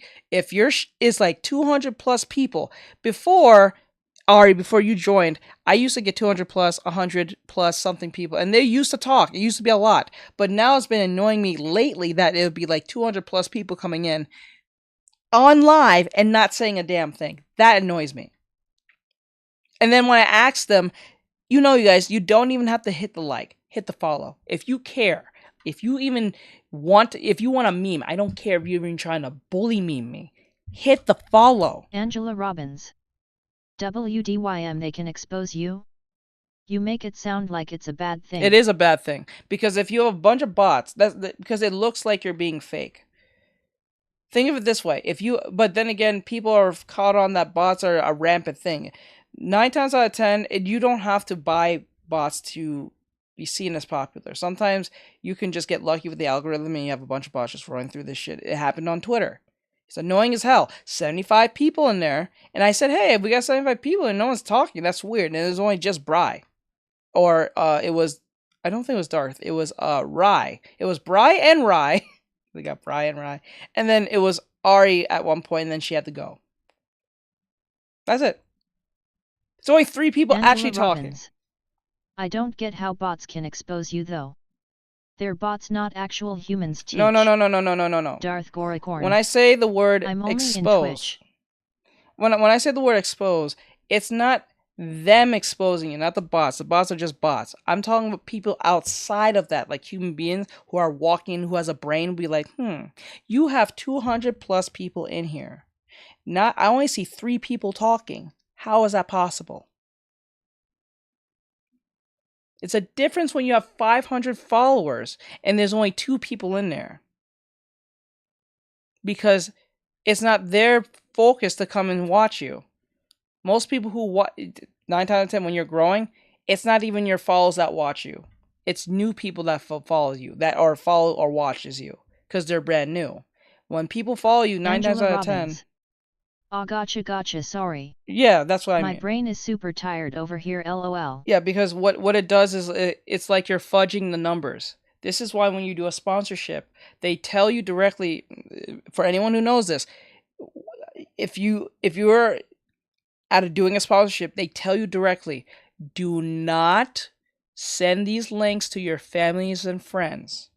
The reason why they don't want you doing that, or put it through a bot generator, because when you do this, if you have a bunch of people have a bunch of views and they come through your stuff and you're trying to promote a game and they can see you have a bunch of high engagement, but there's no one buying or commenting, that tells the company, your analytics don't make much sense. How do you have 5,000 people in your live stream, but only 2 are talking, and you're playing a game called Genshin Impact, which maybe a good 5 of those 5,000 of those people, maybe a good 1,000 have not played the game yet. How is it possible not even 50 out of that 1,000 is not even trying to click on your link? How is that possible? Because we can see the analytics on that. Do you see how that sounds stupid? How insane that looks? This is why buying Angela bots Robbins. doesn't make sense. Surprisingly, when people do a video of something they bought on TikTok, they have a lot of views. No, that's different. That's TikTok. Because when you buy something on TikTok and you link it, that gives TikTok the indication that you are trying to make money Robbins. on the I don't thing. know if it's cause of advertising or sponsorship or both. No, it's both. Because if we're talking about TikTok, okay, what I was referring to as sponsorships, I was talking about from Steam Labs, not from TikTok. If you're talking about TikTok, yes, you're going to get views at a certain rate, depending on your size, your reach, and how much you post.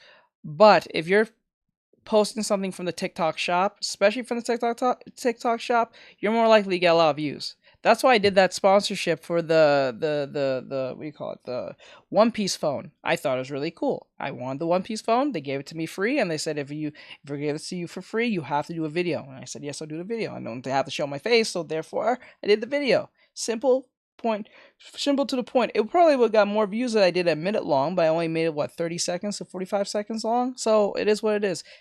It is what it is. So every time people click that link, I get a percentage of whatever that phone is.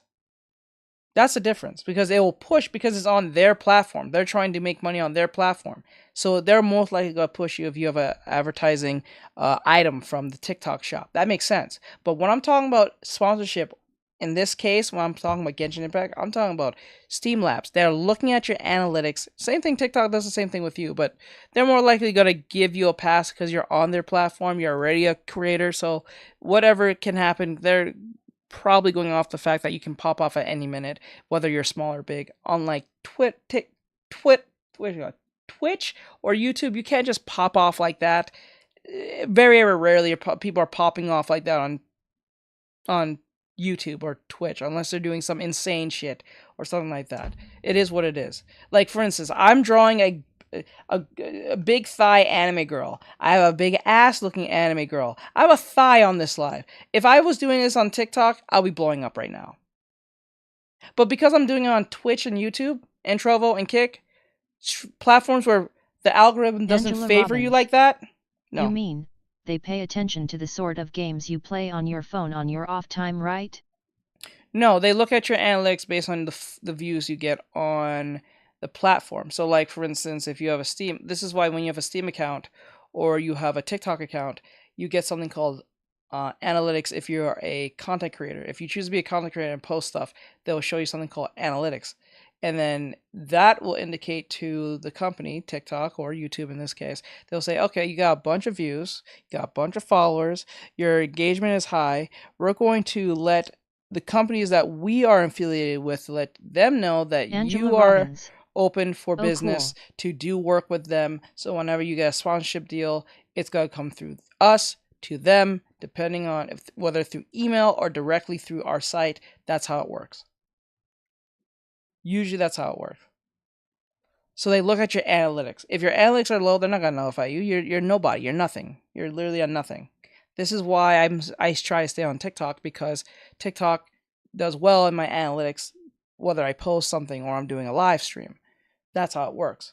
So They look at your analytics and be like, because that's why I was able to get part of the partner program now, because I don't know if you guys notice on TikTok, majority of my videos now are a minute long. They're just a minute long. They're not 30 seconds, they're not 10 seconds anymore. They're a minute long because TikTok said to creators, if you're making a minute long video, you're more likely to get more engagement. We'll push those videos more than we would 30 second to 10 second to 1 second because you're not making any money on them. Because if you make a video that's a minute long or more, we will push your content because it tells advertisers that people are more likely, because what they're trying to do is they're trying to fix y'all with your well, these kids mainly, but fix everyone from fucking up their attention spans, because TikTok has destroyed people's attention spans, and they realize the shorter their attention spans, the more likely they're not going to click on an advertisement or stay for the advertisement if it is an advertisement. Because once they start seeing or even feeling it's an advertisement, they click off because they don't have the time, patience, or money to do it. But if they have enough patience, they might listen to it most likely than people who have a short attention span. You're more likely to listen if your attention span is higher than it is shorter. So, you know, that's how it happens. This is why they have a bunch of creators now trying to get you to be a part of the TikTok shop and push the affiliate thing upon you. Because if you have a creator that you really like, you're more likely to buy from me, Ari, than you would some stranger that you don't know. Because you listen to me and I talk about whatever we're talking about or whatever what I engage in that interests you. So whenever I say, hey guys, I'm doing a sponsorship for AFK or whatever case may be, you want to try the game, most time, and it's free, most time you're going to most likely click it, Ari, because you enjoy my content and you are a regular and you're most likely want to support it. Plus it's free, it don't cost you a thing. So, you know, it is what it is. Then someone you don't know, you don't listen to, or you don't really want to hear from, and you don't have the time for, or don't probably share the same interests as you. So the 9 times out of 10, you're not going to listen. So there you go. By the way, the Alan Wake 2 botting situation was to promote some update to the game. Yet Remedy clearly saw that when that update was released, not nearly enough people cared or were even paying attention to it. The difference between Remedy's lack of engagement and something like Arrowhead's Helldivers is evident.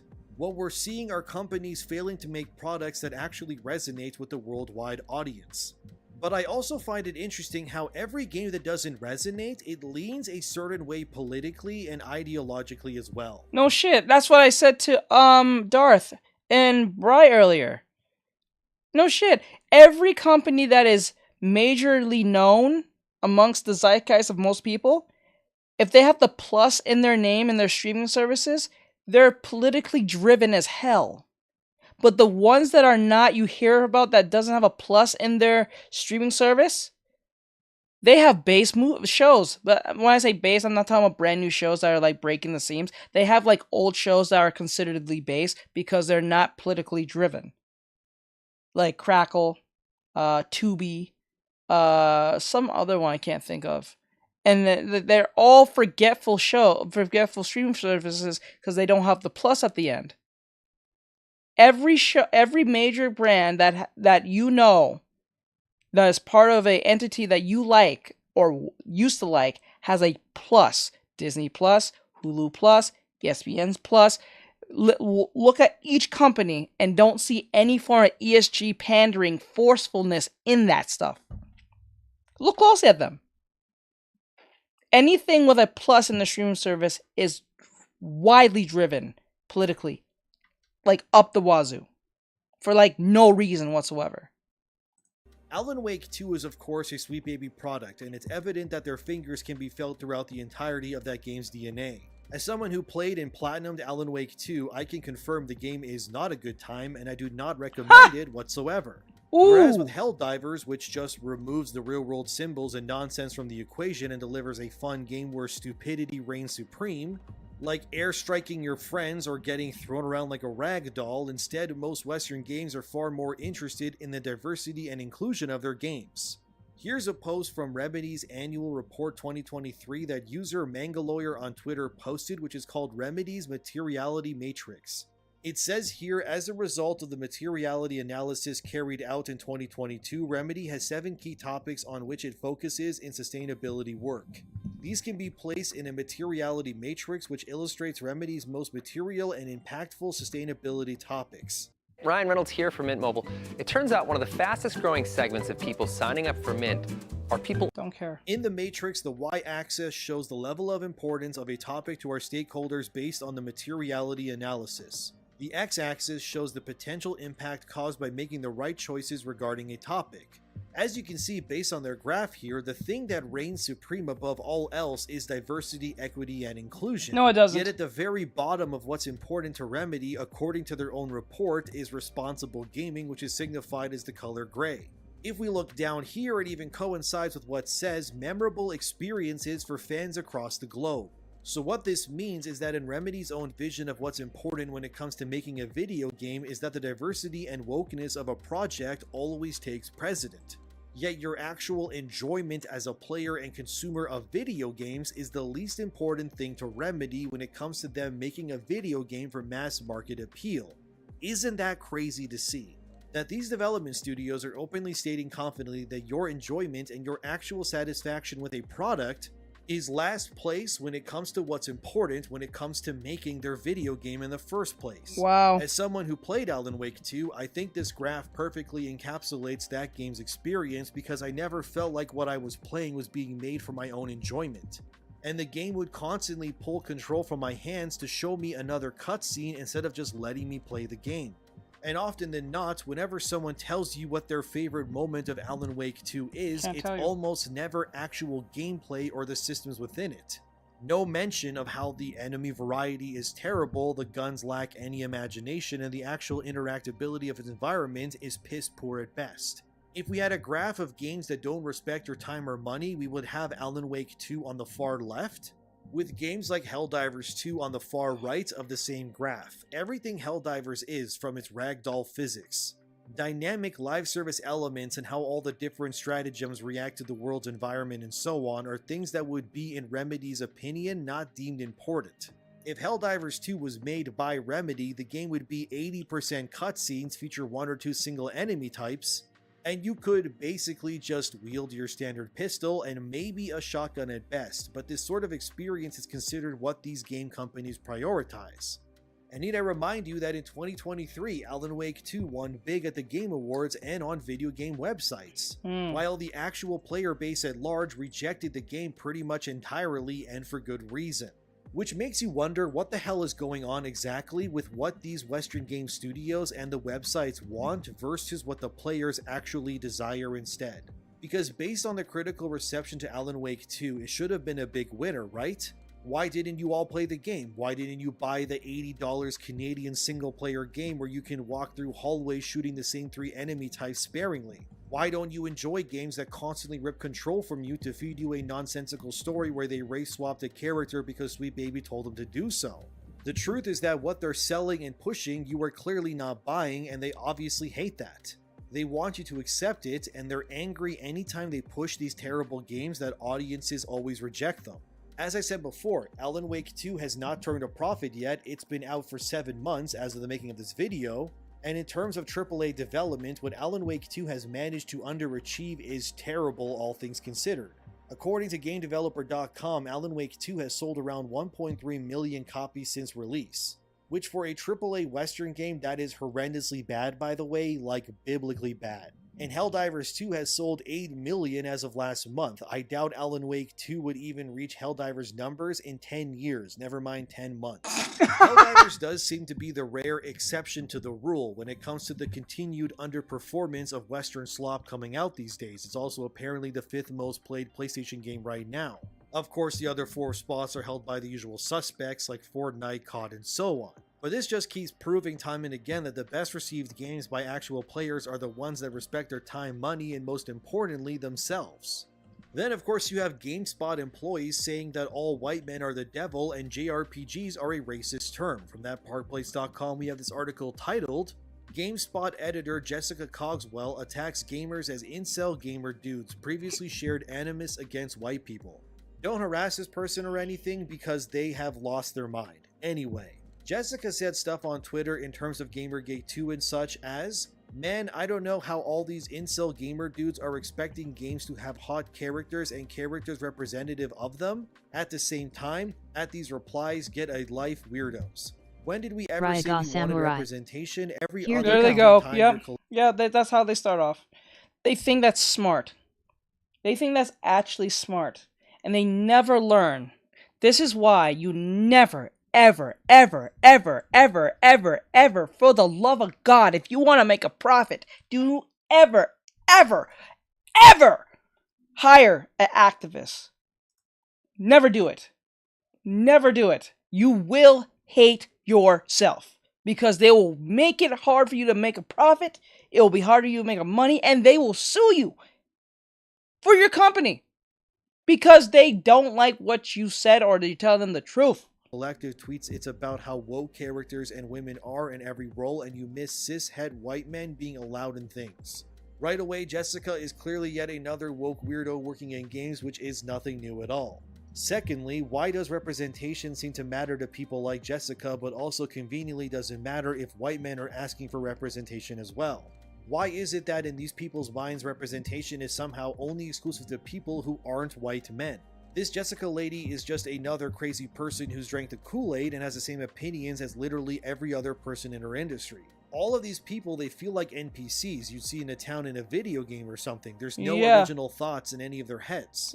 Everything is just white people bad, everyone who isn't white man good, and all the same nonsense. Then of course Jessica goes off on the deep end where she claims the term JRPG is somehow racist. Back in 2023, one user said, the term was created to differentiate JRPGs from Western ones, so you're literally saying that it was a term created to otherize an outgroup. Interesting that you can somehow think that's not literally a racist thing, to which Jessica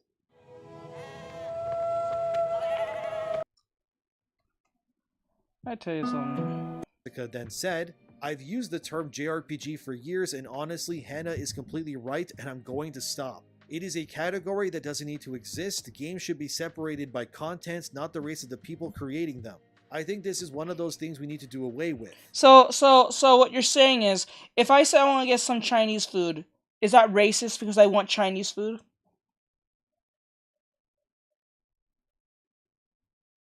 Is that racist? Is it racist if I go up to someone and said, or not someone, I said, what's a good example?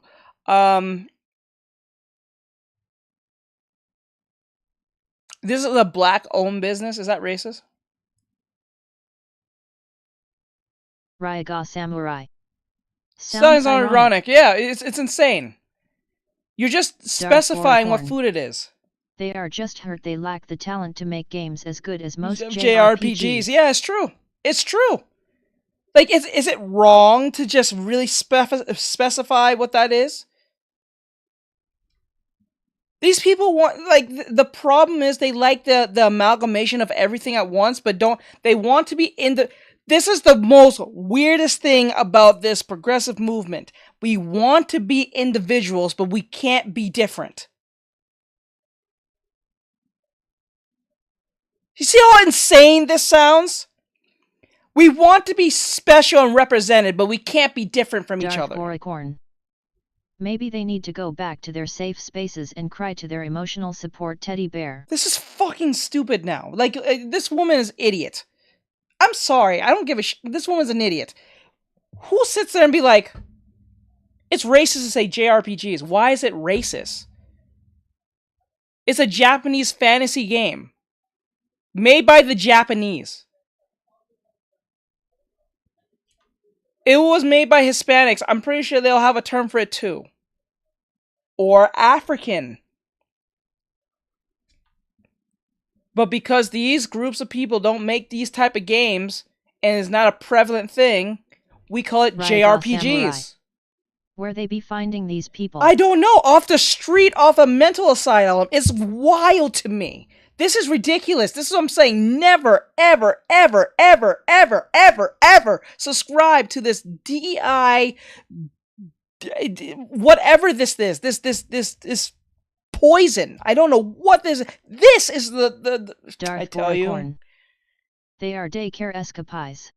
This is wild to me. She's saying here it's racist to point out something that's made by a group of people in a specific genre that they do well in. So instead of just calling a fantasy game or a RPG, it's a JRPG. It is something really specific and different because obviously the Japanese does things differently.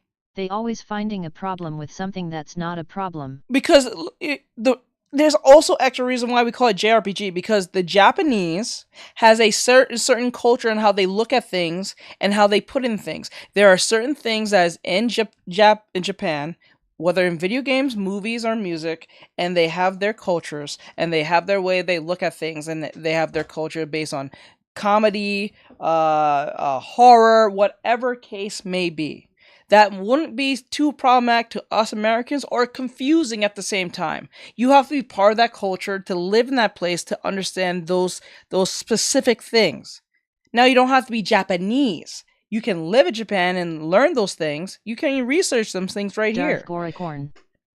If you really want to make them cry, play a true Japanese imported version of a game. Yes! Like, perfect example of this is, I can at least use this as an example, is, Silent Hill. At the end of the game, there's a spoof or some type of joke where there's a dog controlling everything in the game, in the horror game. It's supposed to be a joke.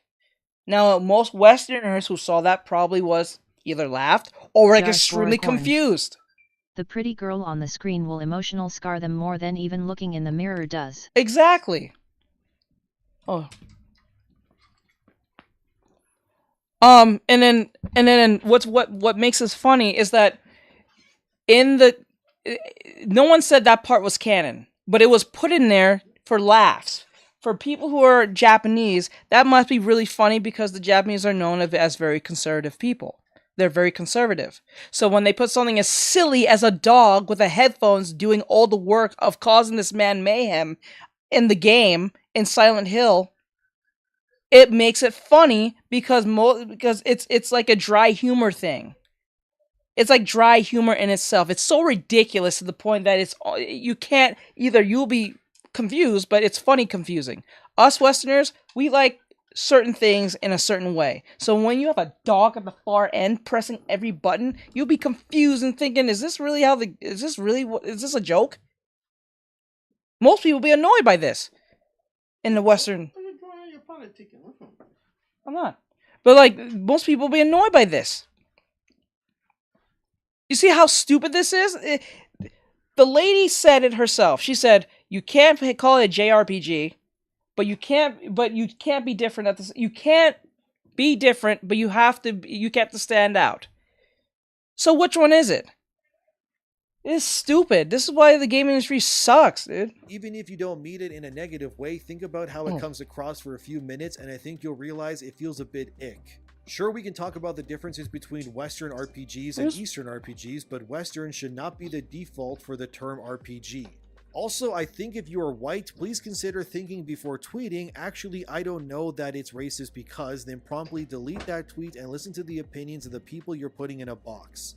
Good lord, the NPC behavior is off the charts with this person. Listen, saying something is a JRPG is not racist whatsoever. In fact, it's actually a good thing to say. Because JRPGs versus Western RPGs are completely different in terms of how they're structured. Thank you! Look and act, Just not to mention the usual ideological nonsense of the stark difference between the two as well. Looking at a game like Fallout, for example, that's a Western RPG, and then you compare how that game looks to something like Final Fantasy, which is obviously a JRPG. Thank you! And they couldn't be any more different in terms of themes, music, and more. Like, literally, like he made a perfect example. Is Fallout anywhere close as the same as Final Fantasy? Hell no. Hell no. You can see a giant difference between that. Graphic-wise, story-based-wise, construction of just gameplay-wise, just like everything is just significantly different, and you can feel it's Japanese. It's like, for instance, if I play a game like Kingdom Hearts, and I play like Final Fantasy 14, they feel similar in their structure. They may be different stories, different universes, but based on how the game is constructed, it feels like similar in their own way. Now, if you compare Final Fantasy 14 with Noxus and friends, and Kingdom Hearts with Sora and friends, and compare it to that of let me think, Fallout, you can see a significant difference in sound structure, menu, UI structure. You know what I'm saying? It's a giant, big change between the two. It is what it is. And honestly, at this point, using a term like JRPG when talking about your game is likely going to boost your sales than anything else. Because whenever I see a Western RPG these days, I just know they're going to fill it to the brim with nonsense at any given moment. You know the stuff, multiple pronouns, ugly female characters, boring and repetitive gameplay, all of it. I also notice when it comes to Western-made RPGs, many things are just not as interesting, whereas in Final Fantasy, for example, they have a certain tone and flair to it all that Western games can't hope to match. Correct. So using a term like JRPG is... DirectFile is a new free tax filing. I didn't know that. Is not racist at all, and I think anyone who believes that is a moron, but also completely out of touch with what players really want in games. If these people haven't noticed already, a lot of players are looking for anything that actually isn't made in the West already. Whether it's manga, anime, or games, they want nothing to do with the slop that's being pushed out of the rectums of Western studios. The rectums. And I think having a term as old as gaming itself like JRPG be able to differ which game is what is very important. Because obviously Eastern developers have much different wants and philosophies. Imagine. The first post I make is blocked. What an introduction on my behalf. The sad noise. LUL. Hey, what's sad noise? What's going on, bro? The first post. What are you trying to say? When compared to their Western counterparts, and for good reason. And again, like I said, there's a stark difference in how these games look and play when you compare stuff like Fallout against Final Fantasy. The sad noise. And of course, when it comes to women, here in it's America. just a night and day Here in America. difference. Western games, you have ugly, giga-chinned monstrosities that have no curves and look gender ambiguous. The sad noise. Whereas in the East, women actually look feminine and look actually like women, which again, they hate that as well in the West. And like always, when it comes to woke activists, it's never enough no matter how much virtue signaling you do. Jessica said more moronic things like, sorry, but I'm very tired of certain groups I think of the words I use the as death of descriptors very are old blocked. The sad noise. Oh well. Oh, I'm sorry about that. Oh, what are you trying to say? Try to PG it or something. Problematic white women, while remaining quiet when women of color who had their whole lives ahead of them are murdered. The amount of white women I see constantly mourning the Queen or RBG when there are people of color and trans women being attacked and in need of support is giving me a constant headache. Like I keep telling you guys, it's never enough to appease these sort of NPCs. Another really tiring example here is another user who is friendly with GameSpot's NPC employee Jessica, who sees the board of the Xbox gaming leadership team and then says this is barely diverse, this is below the bare minimum. To which both of these NPCs then agree by saying, yeah, I've been seeing people praise this and I'm so confused. Yeah, like this how things have looked for many years now. It is not progressive or radical at all, like there are 13 people on this board and 10 are white. These morons can't fathom that when it comes to jobs, you have to hire the best people for the job. But that's not important to them. It doesn't matter if these 13 people at Xbox are competent or not. What only matters to them is simply that they're too white. Darth But this is Goricorn. how NPC... It happens to me a lot. I just work around more creative descriptive wording sometimes. Yeah, sorry about that. It's not up to me. If it was up to me, I would let most people speak. But because Twitch gets mad at not policing the thing, I get in trouble, which is dumb as hell. I don't understand that, but whatever. think it's all about diversity and representation, and actual skill or talent has no meaning or place You're in the fine, you conversation. have to keep Isn't your that stream weird to safe. you? Jessica is peak annoying, NPC but behavior, and she's the kind of person who would definitely get robbed and then refuse to give the cops an accurate description because Raiga she doesn't Samurai. want to perpetuate stereotypes. As long as they're doing what Someone they could supposed to be doing, who cares? I know, that's all I care about. I don't care if it's a white guy or Asian. As long as they're doing their job, as long as you're doing your job, that's all that matters to me. I rather hire Here in America, realism seems to be the goal. Even if real means making is not pleasant to look at. I don't agree, yet that's how it is. Wait, here in America, realism seems to be the goal. Even if it means making it not pleasant to look at, I don't agree. It's how it is. I see. Steal her car, and she would actually think to herself, well, maybe they needed the car more than me. and that somehow this is white men's fault. Remember that one liberal guy who Oh got yeah, stabbed someone and then said died? that insane nonsense. Hold up. What? Go back. What matters to them is simply that they're too white. But this is how NPCs think. It's all about diversity and representation, and actual skill or talent has no meaning or place in the conversation. Isn't that weird to you? Jessica is peak NPC behavior, and she's the kind of person who would definitely get robbed and then refuse to give the cops an accurate description because she doesn't want to perpetuate You know what? To stereotypes. answer your, you know what? To even say that sad noise, realism isn't a bad goal. But the problem is that you can't make realism work when you're trying to fudge the numbers, right? Realism is letting something naturally happen in its discourse. Like, you have to let it be. Let it sit. You know what I'm saying? But, like, once you try to modify that, it's not realistic. It's stylized now at that point. It's stylization. Once that happens, it's not realism. Like this, I'm trying to draw this as realistically as possible. But it's not accurate yet. And will never be, because a person's head is not that small. And maybe even the physics of how I drew this is not incorrect, based on the reference I saw. But to acknowledge it and say it's realism, that's insane. Not saying you said that, I'm just using an example. Someone could steal her car, and she would actually think to herself, well, maybe they needed the car more than me, and that somehow this is white men's fault. Remember that one liberal guy who got stabbed and then died? Yeah, I remember that. His girlfriend went to apologize to the guy who murdered her boyfriend in jail? Jessica is likely like that as well. I heard that. It was on Twitter.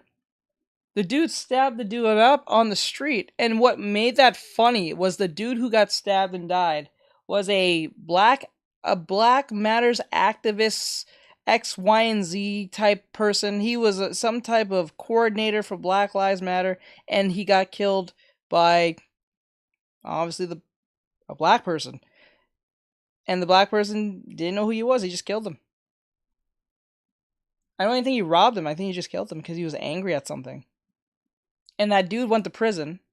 And the girlfriend who was there with him, who witnessed her boyfriend being stabbed, went to the prison to apologize to the dude that he killed. Samurai. I heard about that from SFO. Yep, it's wild. That was wild to me. That was wild to me. Be a support hero I today. saw that video on TikTok, on Twitter. Like, it was wild. /donation and /cash and the fact that I heard that she actually left. I'd haunt her for the rest of her life after that. Yeah, I would too. That was wild. When I heard that and I saw the video. I didn't think it was real, but when I saw the video, I was like, whoa. Ryaga Samurai. What the hell? Apologize for what? She went to the prison to apologize to the dude who killed her boyfriend. For putting him in jail for killing her boyfriend. Make that make sense. Let that sink very in there. Darth Goricorn. She would never get a full night's sleep ever again. Oops, a lamp fell off a table and broke LOL. Yep. That's wild, man. The dude was a samurai. There's nothing to apologize. He should be apologizing. The sad noise. Also nice drawing. My art is dookie. No, your art is not dookie. I'm an art teacher, so I'm just doing studies. I'm not even doing actual artwork. I'm just doing studies as we listen to reactions and giving our one takes on this. But anyone can draw well. Anyone can draw well. You can do it too, Sad. It's not like it's not a given gift. Anyone can learn this. Anyone can learn how to draw. It's not that hard. It's just you just need to have the time and the patience. That's it. Usually it's just time and patience. If you have the patience, great. If you have the time, even better. If you just sit down, get rid of the distraction, don't let anything bother you, and just sit there and just do your thing, you'll be fine. Trust me. It'll just take a little practice. It'll take a few thousand hours to get it right, but eventually you'll get it. And you'll intuitively make instinctual decisions that might lead to your success. With enough practice, you can use your head and figure it out. You're an art teacher? Any place you recommend for lessons, practice, methods? Oh yeah, yes, I'm an online art teacher. I recommend my channel. I do give tutorials. I don't just do reactions. But if you are looking for an art teacher, I can teach you. And the best way to do it is either be a Patreon member or you could be a TikTok Live subscriber. I would go TikTok Live subscriber because it's only $2.69 a month. $2.69 a month. That's it. But if you don't have the money, that's perfectly fine. You can always learn from my videos whenever you're on and just watch me, and you can and see what the other students ask, and I can answer their questions. I might answer your question, maybe. I don't know. But I only usually answer the students best, especially if they're asking for help or they're looking for character design questions, because I do character design in that sense. I give lessons on this. I give anatomy lessons. I do what do you call it? Color theory lessons. I just learned how to do skin a lot better than I did before. So yeah, I do a bunch of that. I do a bunch of that for students and stuff. And yes, I'm drawing anime girls because I got suspended on TikTok, so I'm getting to do what I please. That's why you see a bunch of anime girls right now. I'm just playing it risky today, alongside with a bunch of videos. So yeah, but yeah, that individual was dumb. To put it in a supportive way, I have a box of failed art concepts that I keep. Practice does not make perfect because perfect does not exist, but it does help you get better. Exactly. See, practice doesn't make perfect. The sad practice noise. leads to perfect As to my senior progress. in this skill, can you point me to references? Yeah, Pinterest is a perfect place. I would go to Pinterest. I would go to Sketchfab. If you want to learn to do anatomy, there's one called. I'll put it in this. Maybe I can put in the link. Let me get you the link here. I think I saw it the other day. I think I added it. Is it this one? No, it's not that one. Hold up. Let me get it. I added it in my history, in my favorites. Extensions, bookmarks. I got it from, let's see here. I show bookmarks. I have one particular one if you're looking for doing anatomy, perspective. I had it the other day.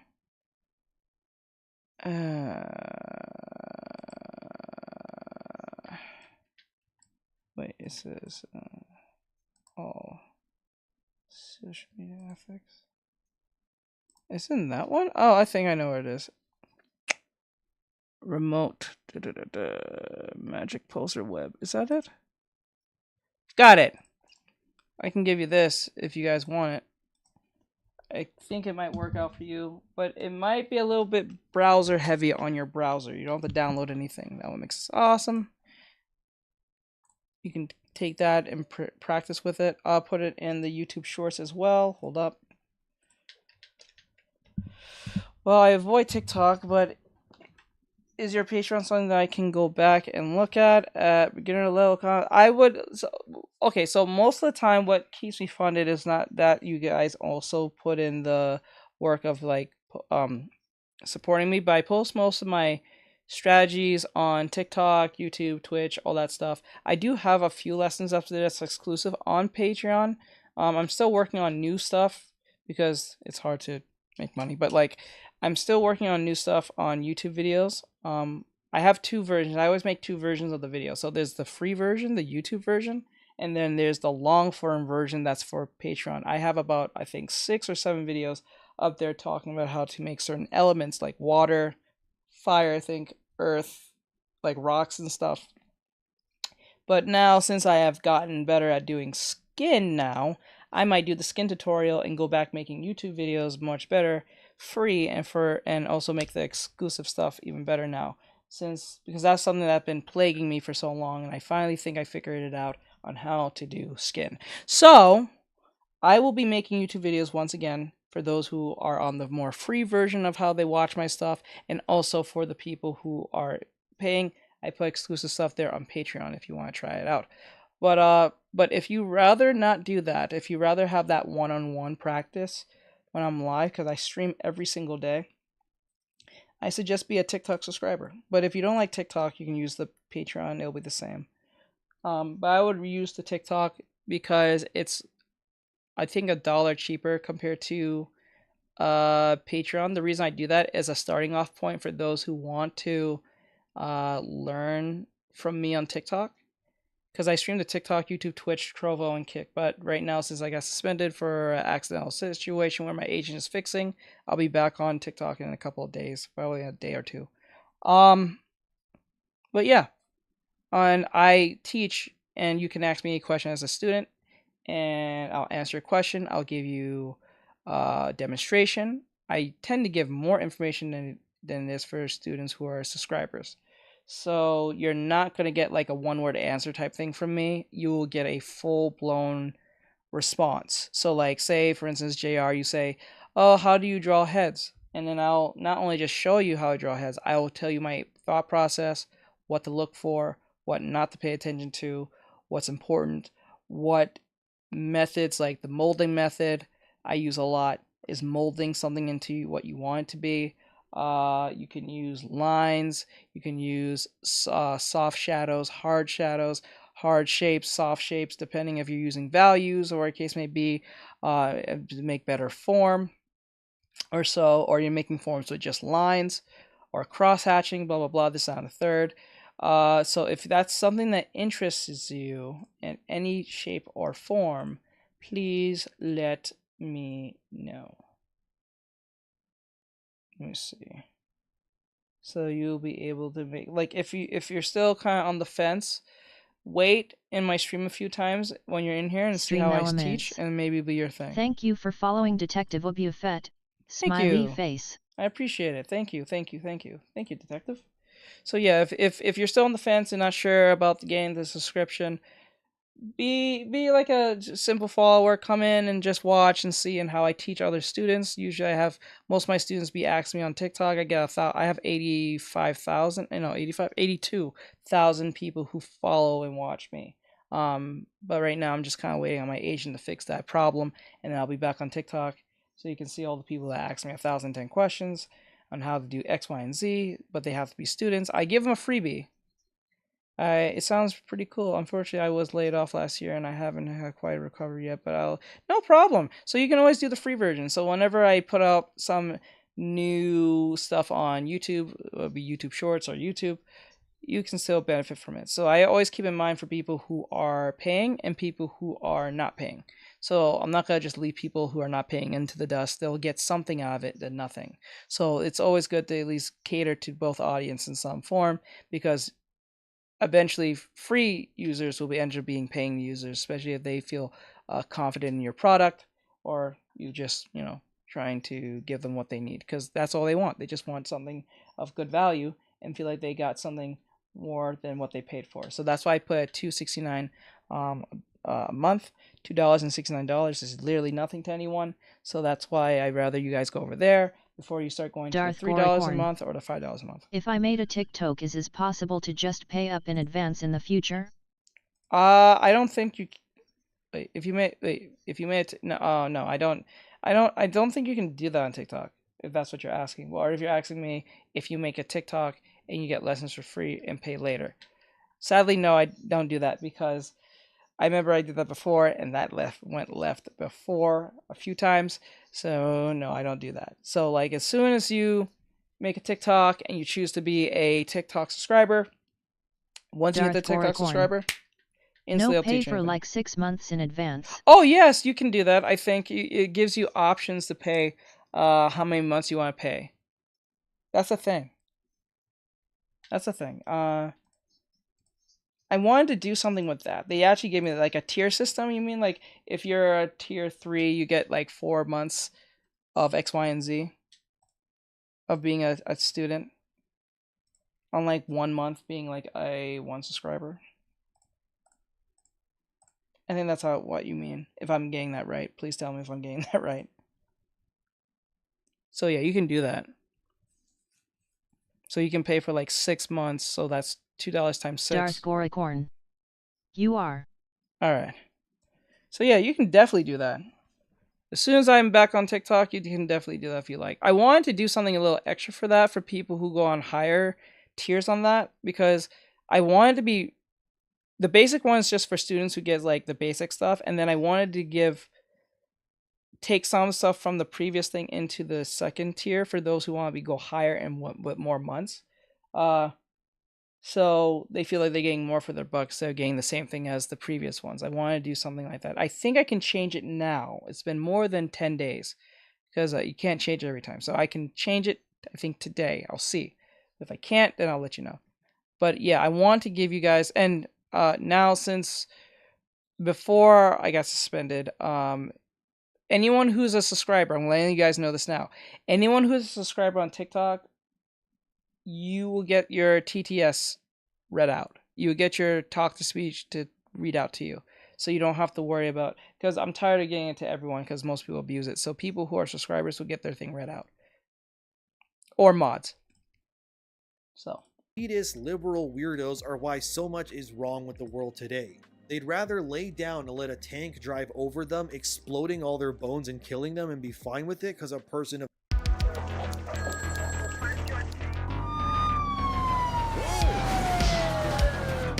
color is driving the tank. You ever wonder how things can get even worse? Just clone people like Jessica 1,000 times over and you have a society full of NPCs who will just virtue signal as they're literally being lit on fire. Correct. It's very tiring and pathetic to me, especially when I see people like this aplenty on social media thinking they somehow need to renounce their skin color or something. You don't have to apologize for anything anyone has done that isn't you. Especially when these white liberal women attempt to say white people need to answer for some crimes in the past, like none of it makes any sense. I wasn't alive 100 or 200 years ago, why am I apologizing for something I wasn't even around Angela for? Robbins. Plus, not to mention, they Night, always everyone. talk about how we can't judge a I'm person gonna crash for a good long while, lol. Alright, have a good night. Alright, thank you for coming in. based on color, yet they do exactly Stay that safe. and lump entire demographics into groups on a whim. White people are not bad people, the same way I don't look at all black people and say they're all bad or something. There are bad people in every color of skin across the world, there are also Correct. good people in those same skin colors too. Can we stop being this moronic and perpetuating this NPC-like behavior? The only diversity that really matters is that of thought, and these people like Jessica are the antithesis of that notion. She's likely someone who would find somebody squatting in their home and would go, well, I am homeless now, and I'm very cold and all my belongings have been stolen, but at least I'm not a racist. These people should be ashamed of themselves, there's no other way of putting it. And it's these kinds of NPCs that are assembling together like the Hall Monitor Avengers to say how games should be made through the articles they write and the groups that they form. Finally, to close this video out, there's one more thing this Jessica NPC said that just boggled my mind with how out of touch it was, which said, also Angela be cognizant Robbins. of the fact that white people Have a literally good night, create an Teach. industry and community that is I'm super going to toxic crash and get competitive some shut-eye. and causes increased Alright, have a good tension in night. marginalized groups. Know our role in this, have some grace and sit down. There's just so much white savior in these tweets, it's off the charts, man. What's my role exactly as a white person? I didn't know this was a D&D group. I thought we're all just humans. Everything I read from this Jessica person, it just keeps getting worse, dude. And saying white people created toxic and competitive industries, Raiga Samurai. do you mean capitalism? Good night, Ari. Are you mad? It sounds pretty cool. Okay, I read all that. I could make sure I didn't miss anything. Glad that capitalism exists now too? This person is a communist, aren't they? I wouldn't be surprised. Look, everything Jessica says was echoed by the greater gaming industry in staggering numbers, and then you wonder why things are the way they are. No wonder GameSpot hasn't been relevant in so long. The only competent people that came out of GameSpot was a guy who used to review games there and then went off to create Supergiant Games. And that other reviewer guy, whose name I don't remember, that now works at Lyrian Studios. The rest of them seem to be like Jessica here, just your typical pronouns in bio, bows down to everyone because I'm white and apologize for their identity. You want to know why games like Helldivers 2 are so rare from Western studios these days? Because a lot of them think like Jessica here, and that's why it's so bad right now. Correct. It's the Remedy Matrix chart all over again. The most important initiative for these people is always pushing DEI. And actual enjoyment and consumer satisfaction always comes dead last. It's pathetic, but it's not surprising. Helldivers 2 continues to dominate the market and the conversation for good reason. The creators have largely rejected the insertion of real-world symbols, and their continued success has become an anomaly in the gaming world. But maybe if these sites like GameSpot and IGN stopped slobbering the knob of bad video games like Alan Wake 2 so much, and actually made content that resonated with audiences, maybe we wouldn't be where we are right now. Legacy media, in my opinion, can't die soon enough, friends, but as always, let me know what you think in the comments. Thank you for watching, subscribe, like, and share the video, and thanks to my patrons for their undying support. Go enjoy some games that don't suck today, and thank you for being here, and I'll see you in the next one. Alright, so that was Endymion. Like, subscribe, share, follow, and comment, all great stuff. And I like to see you guys in the next one, and I'll see you guys tomorrow. Alright guys, we're on our last video. The last one is just anime recommendations. There's nothing too controversial or anything to the point. I know Bri loves this part. I do too, not just him.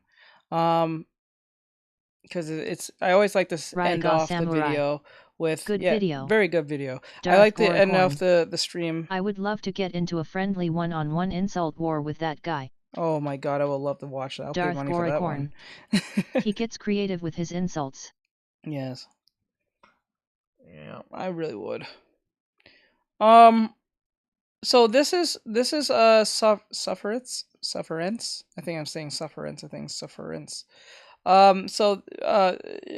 I like to finish the stream off with something good and positive, at least something like fun and positive instead of always something that is always, you know. What the hell? What happened to Nancy Grace's face? She looks scary than usual. What the hell? Anyway, so here, I like to end the stream with something positive. So we'll always do a manga recommendation or something. So if you guys are manga fans, this might be something you want to hear. I do, and just to let anyone know, any of these videos that you see, the reason I end it off the way I do every time is because they're going to be potential videos in the future that is going to be posted on YouTube as a independent video. That's why we do them in sections. So that's why I say like and subscribe and all that stuff. That's why, for those who don't know. So alright, let's start this with Sufferance and the best new manga recommendations. Let's go. Story to me, something that I find rather interesting. It reminds me of early 2000s horror island manga mixed with the art style of something akin to My Hero Academia. Narratively, it's very similar to the newer Hell's Paradise, just not as fleshed out currently, and that is just due to time. This is a story within Weekly Shonen Jump, so naturally you expect battle action manga, but for the first time in what seemingly is quite a long time, we have a horror manga, something that is within its own lane currently and has no real competition right beside it. So for now, it is the only one of its kind. So for now, if it does survive the axe or cancellation wave, you could probably expect a lot of other horror-esque manga to follow suit. This is a story about evolution, Darwinism specifically, and how certain animals and plants and things are evolving on this very secluded island. They're not taking the normal evolutionary route, they're rapidly growing and increasing because of potentially outside elements. This is allowing plants to mature and evolve to become somewhat even humanoid. This is allowing animals to evolve into more sentient creatures, more intelligent ones. So when we send humans there to investigate why this is taking place, to uncover the secrets of this island and its evolution, a lot of things get crazy very quickly. Nope, not getting copyright on that one. This is not a safe island, and it is definitely not a safe place. When I say that it's kind of similar to Hell's Paradise and My Hero Academia, I mean that respectfully. Artistically, it is very beautiful, very crisp, very gritty, and it has a nice sense of weight and creativity behind it to really show off the horrifying nature of what this island represents. Narratively, when it comes to Hell's Paradise, the one thing it does miss in comparison is it's more religious. For the sake of humanity, do not anger the intelligent octopuses.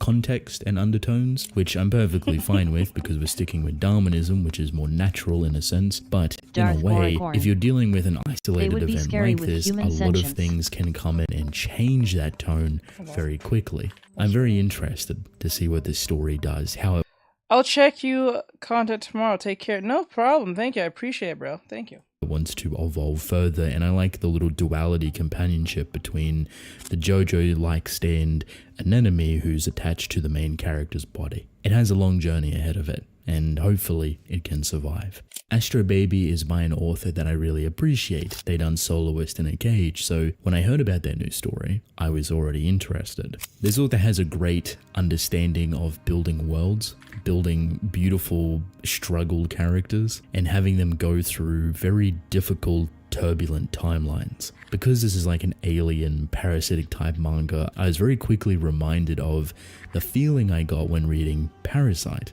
I think there might be a lot of light inspiration there, but also a pinch of Tokyo Ghoul mixed with this playful design of something akin to Hitman Reborn. Being that its focus is these parasitic aliens that take over the human body and disguise themselves, they have a ghoul-like appearance. And our main character is connected with this very intelligent parasite, one that is higher ranked than the others, except they're in a human form. They are within the body of a child. What are you doing, Sir Hui? You behaving? Yes. MR? Yes, I'm behaving. I'm being good. We're about to finish our last video, so we're just doing these recommendations. A brand new born baby, and this baby has connected with the main character, so they're kind of interlocked with each other and are struggling to figure out how to maneuver. I forgot this commercial was for the PlayStation. He's behaving, Aaron. Yes, I'm being good. Like this I remember this commercial was for PlayStation. From here on forward, this is a military human that is here to protect the city that's been quarantined off, now connected with a very intelligent parasite, and said military that he worked for is hunting him down. But there seems to be other sentient parasites that just don't really know about each other. So it's kind of turning into this weird cat and mouse game where survival of the fittest is taking place, but also parasitic aliens are trying to obliterate all these humans, but it's all squished within a specific city that has been kind of walled off from the rest of the world as to not spread the infection. I know this author can do great things, and I expect Astro Baby to follow similar tracks, to be fun, to be entertaining, but also very emotionally charged, and overall just a very incredible read. But so far its foundation is comfortable, and I expect a lot of people to love it. Wild Strawberry is another plant-like manga, but it has this appeal to it that either you really like or you don't really like at all. I'd just like to say I like to take a bite out of them thighs. Great job, Teach. Looks yummy. Yes, the legs are a little bit too wide on the right here, but yeah, we can make it work. I'll fix it later, but thank you. Difficult time, in my opinion, trying to figure out what it wants to be. Does it want to be horror? Does it want to be an action manga? Does it want to be a mystery manga? There's so many different elements that it's pushing forward and promoting, but never really committing to something, even though it is incredibly early within its story. I will say it does have a familiar concept with the main character, and the plant sibling that they're connected with is pretty much identical to Denji and Pochita. Not revolutionary or rare by any means, that design, but it does remind me very heavily of it, and it seems kind of inspired. Different to Dear Anemone, however, Wild Strawberry takes place in a Japan that is completely overrun by these sentient plants. Our main character is put into a team that is tasked with pruning these plants, trying to get him to a certain place so he can try to get his sister back, if you want to join me. Also sent you the new deck of the he was killed, blowing up she on saved his life while transforming into this plant, and they merged together. This squad that he joins is filled with a bunch of interesting characters, but it does remind me heavily of the Quinque squad from Tokyo Ghoul Re, mostly to do with their weaponry. In Tokyo Ghoul Re, they use weapons that can kill ghouls because they're designed out of the ghouls. In Wild Strawberry, the pruning equipment that they use are designed out of the plants, and they connect with the human that's wielding them, so it's kind of DNA specific. I think this story is going to have a bit of a rough, maybe difficult time keeping its readers engaged and having them coming back every single week. It has variety, it has flexibility, but is the writing behind its characters and their interactions enough to keep people sticking around? Kagurabachi is already highly well known, but I still want to give it its own kind of recommendation video, even though I've made something separate for it already. Kagurabachi is one of the newest, hottest manga on the block, and something that was originally memed. It was made fun of, it was playing into this idea of a pretty basic story, and at the beginning it definitely was that. But I think over the first 20 to 30 odd chapters that it has now, it's really shown its true colors. It's they're coming straight in. Trust me, I've got hit its stride, so to speak. What it has managed to show is something I don't think anyone was really expecting. There's only so much enjoyment that you can get from a pretty basic sword story, but where Kagurabachi shined is within its villains. The first character that you get that is the opposing force to our main is someone so incredibly memorable, almost similar to Mahito in Presence from Jujutsu Kaisen, using this as a vessel to increase popularity and have this really cool dynamic and show off between the main character and the villain, having their ideals tested, their beliefs changed and conflicted, and trying to understand how these swords work throughout different people was incredibly fascinating and entertaining. It has good action, has good characters, and I think it can become something very successful given the author gets comfortable within his world, within his characters, and continues to write solid events. They're very new to the industry, so it must be very nerve-wracking, but I think they have something very special on their hands, and I truly believe that we have seen bits and pieces of that specialty. You're looking at something that can be honed into incredibly high heights and super fun funs. Ruri Dragon I have to put here. It is an older manga, but for reasons a little bit different. See, it only has a handful of chapters, and when this story first came out, it was incredibly popular. A lot of people were very happy with it, very excited for it, and I'll explain why within a moment. Unfortunately, the author went through some health issues and had to kind of abandon the story as to care for themselves and go to hospital and try to recover. It took a lot longer than you would expect, and I'm surprised that Weekly Shonen Jump actually kept the story around for so long. And I think that's a pretty respectful thing for a company or a magazine that is so quick and gung-ho to completely cancel and axe certain stories before they actually get to something that they want to write. They kept Ruri Dragon around for a long time. I'm not gonna lie, as cool as that sounds really that sounds really disheartening for other stories that was probably even just as good or better. I really like one of them was what do you call it? Hunter's Guild.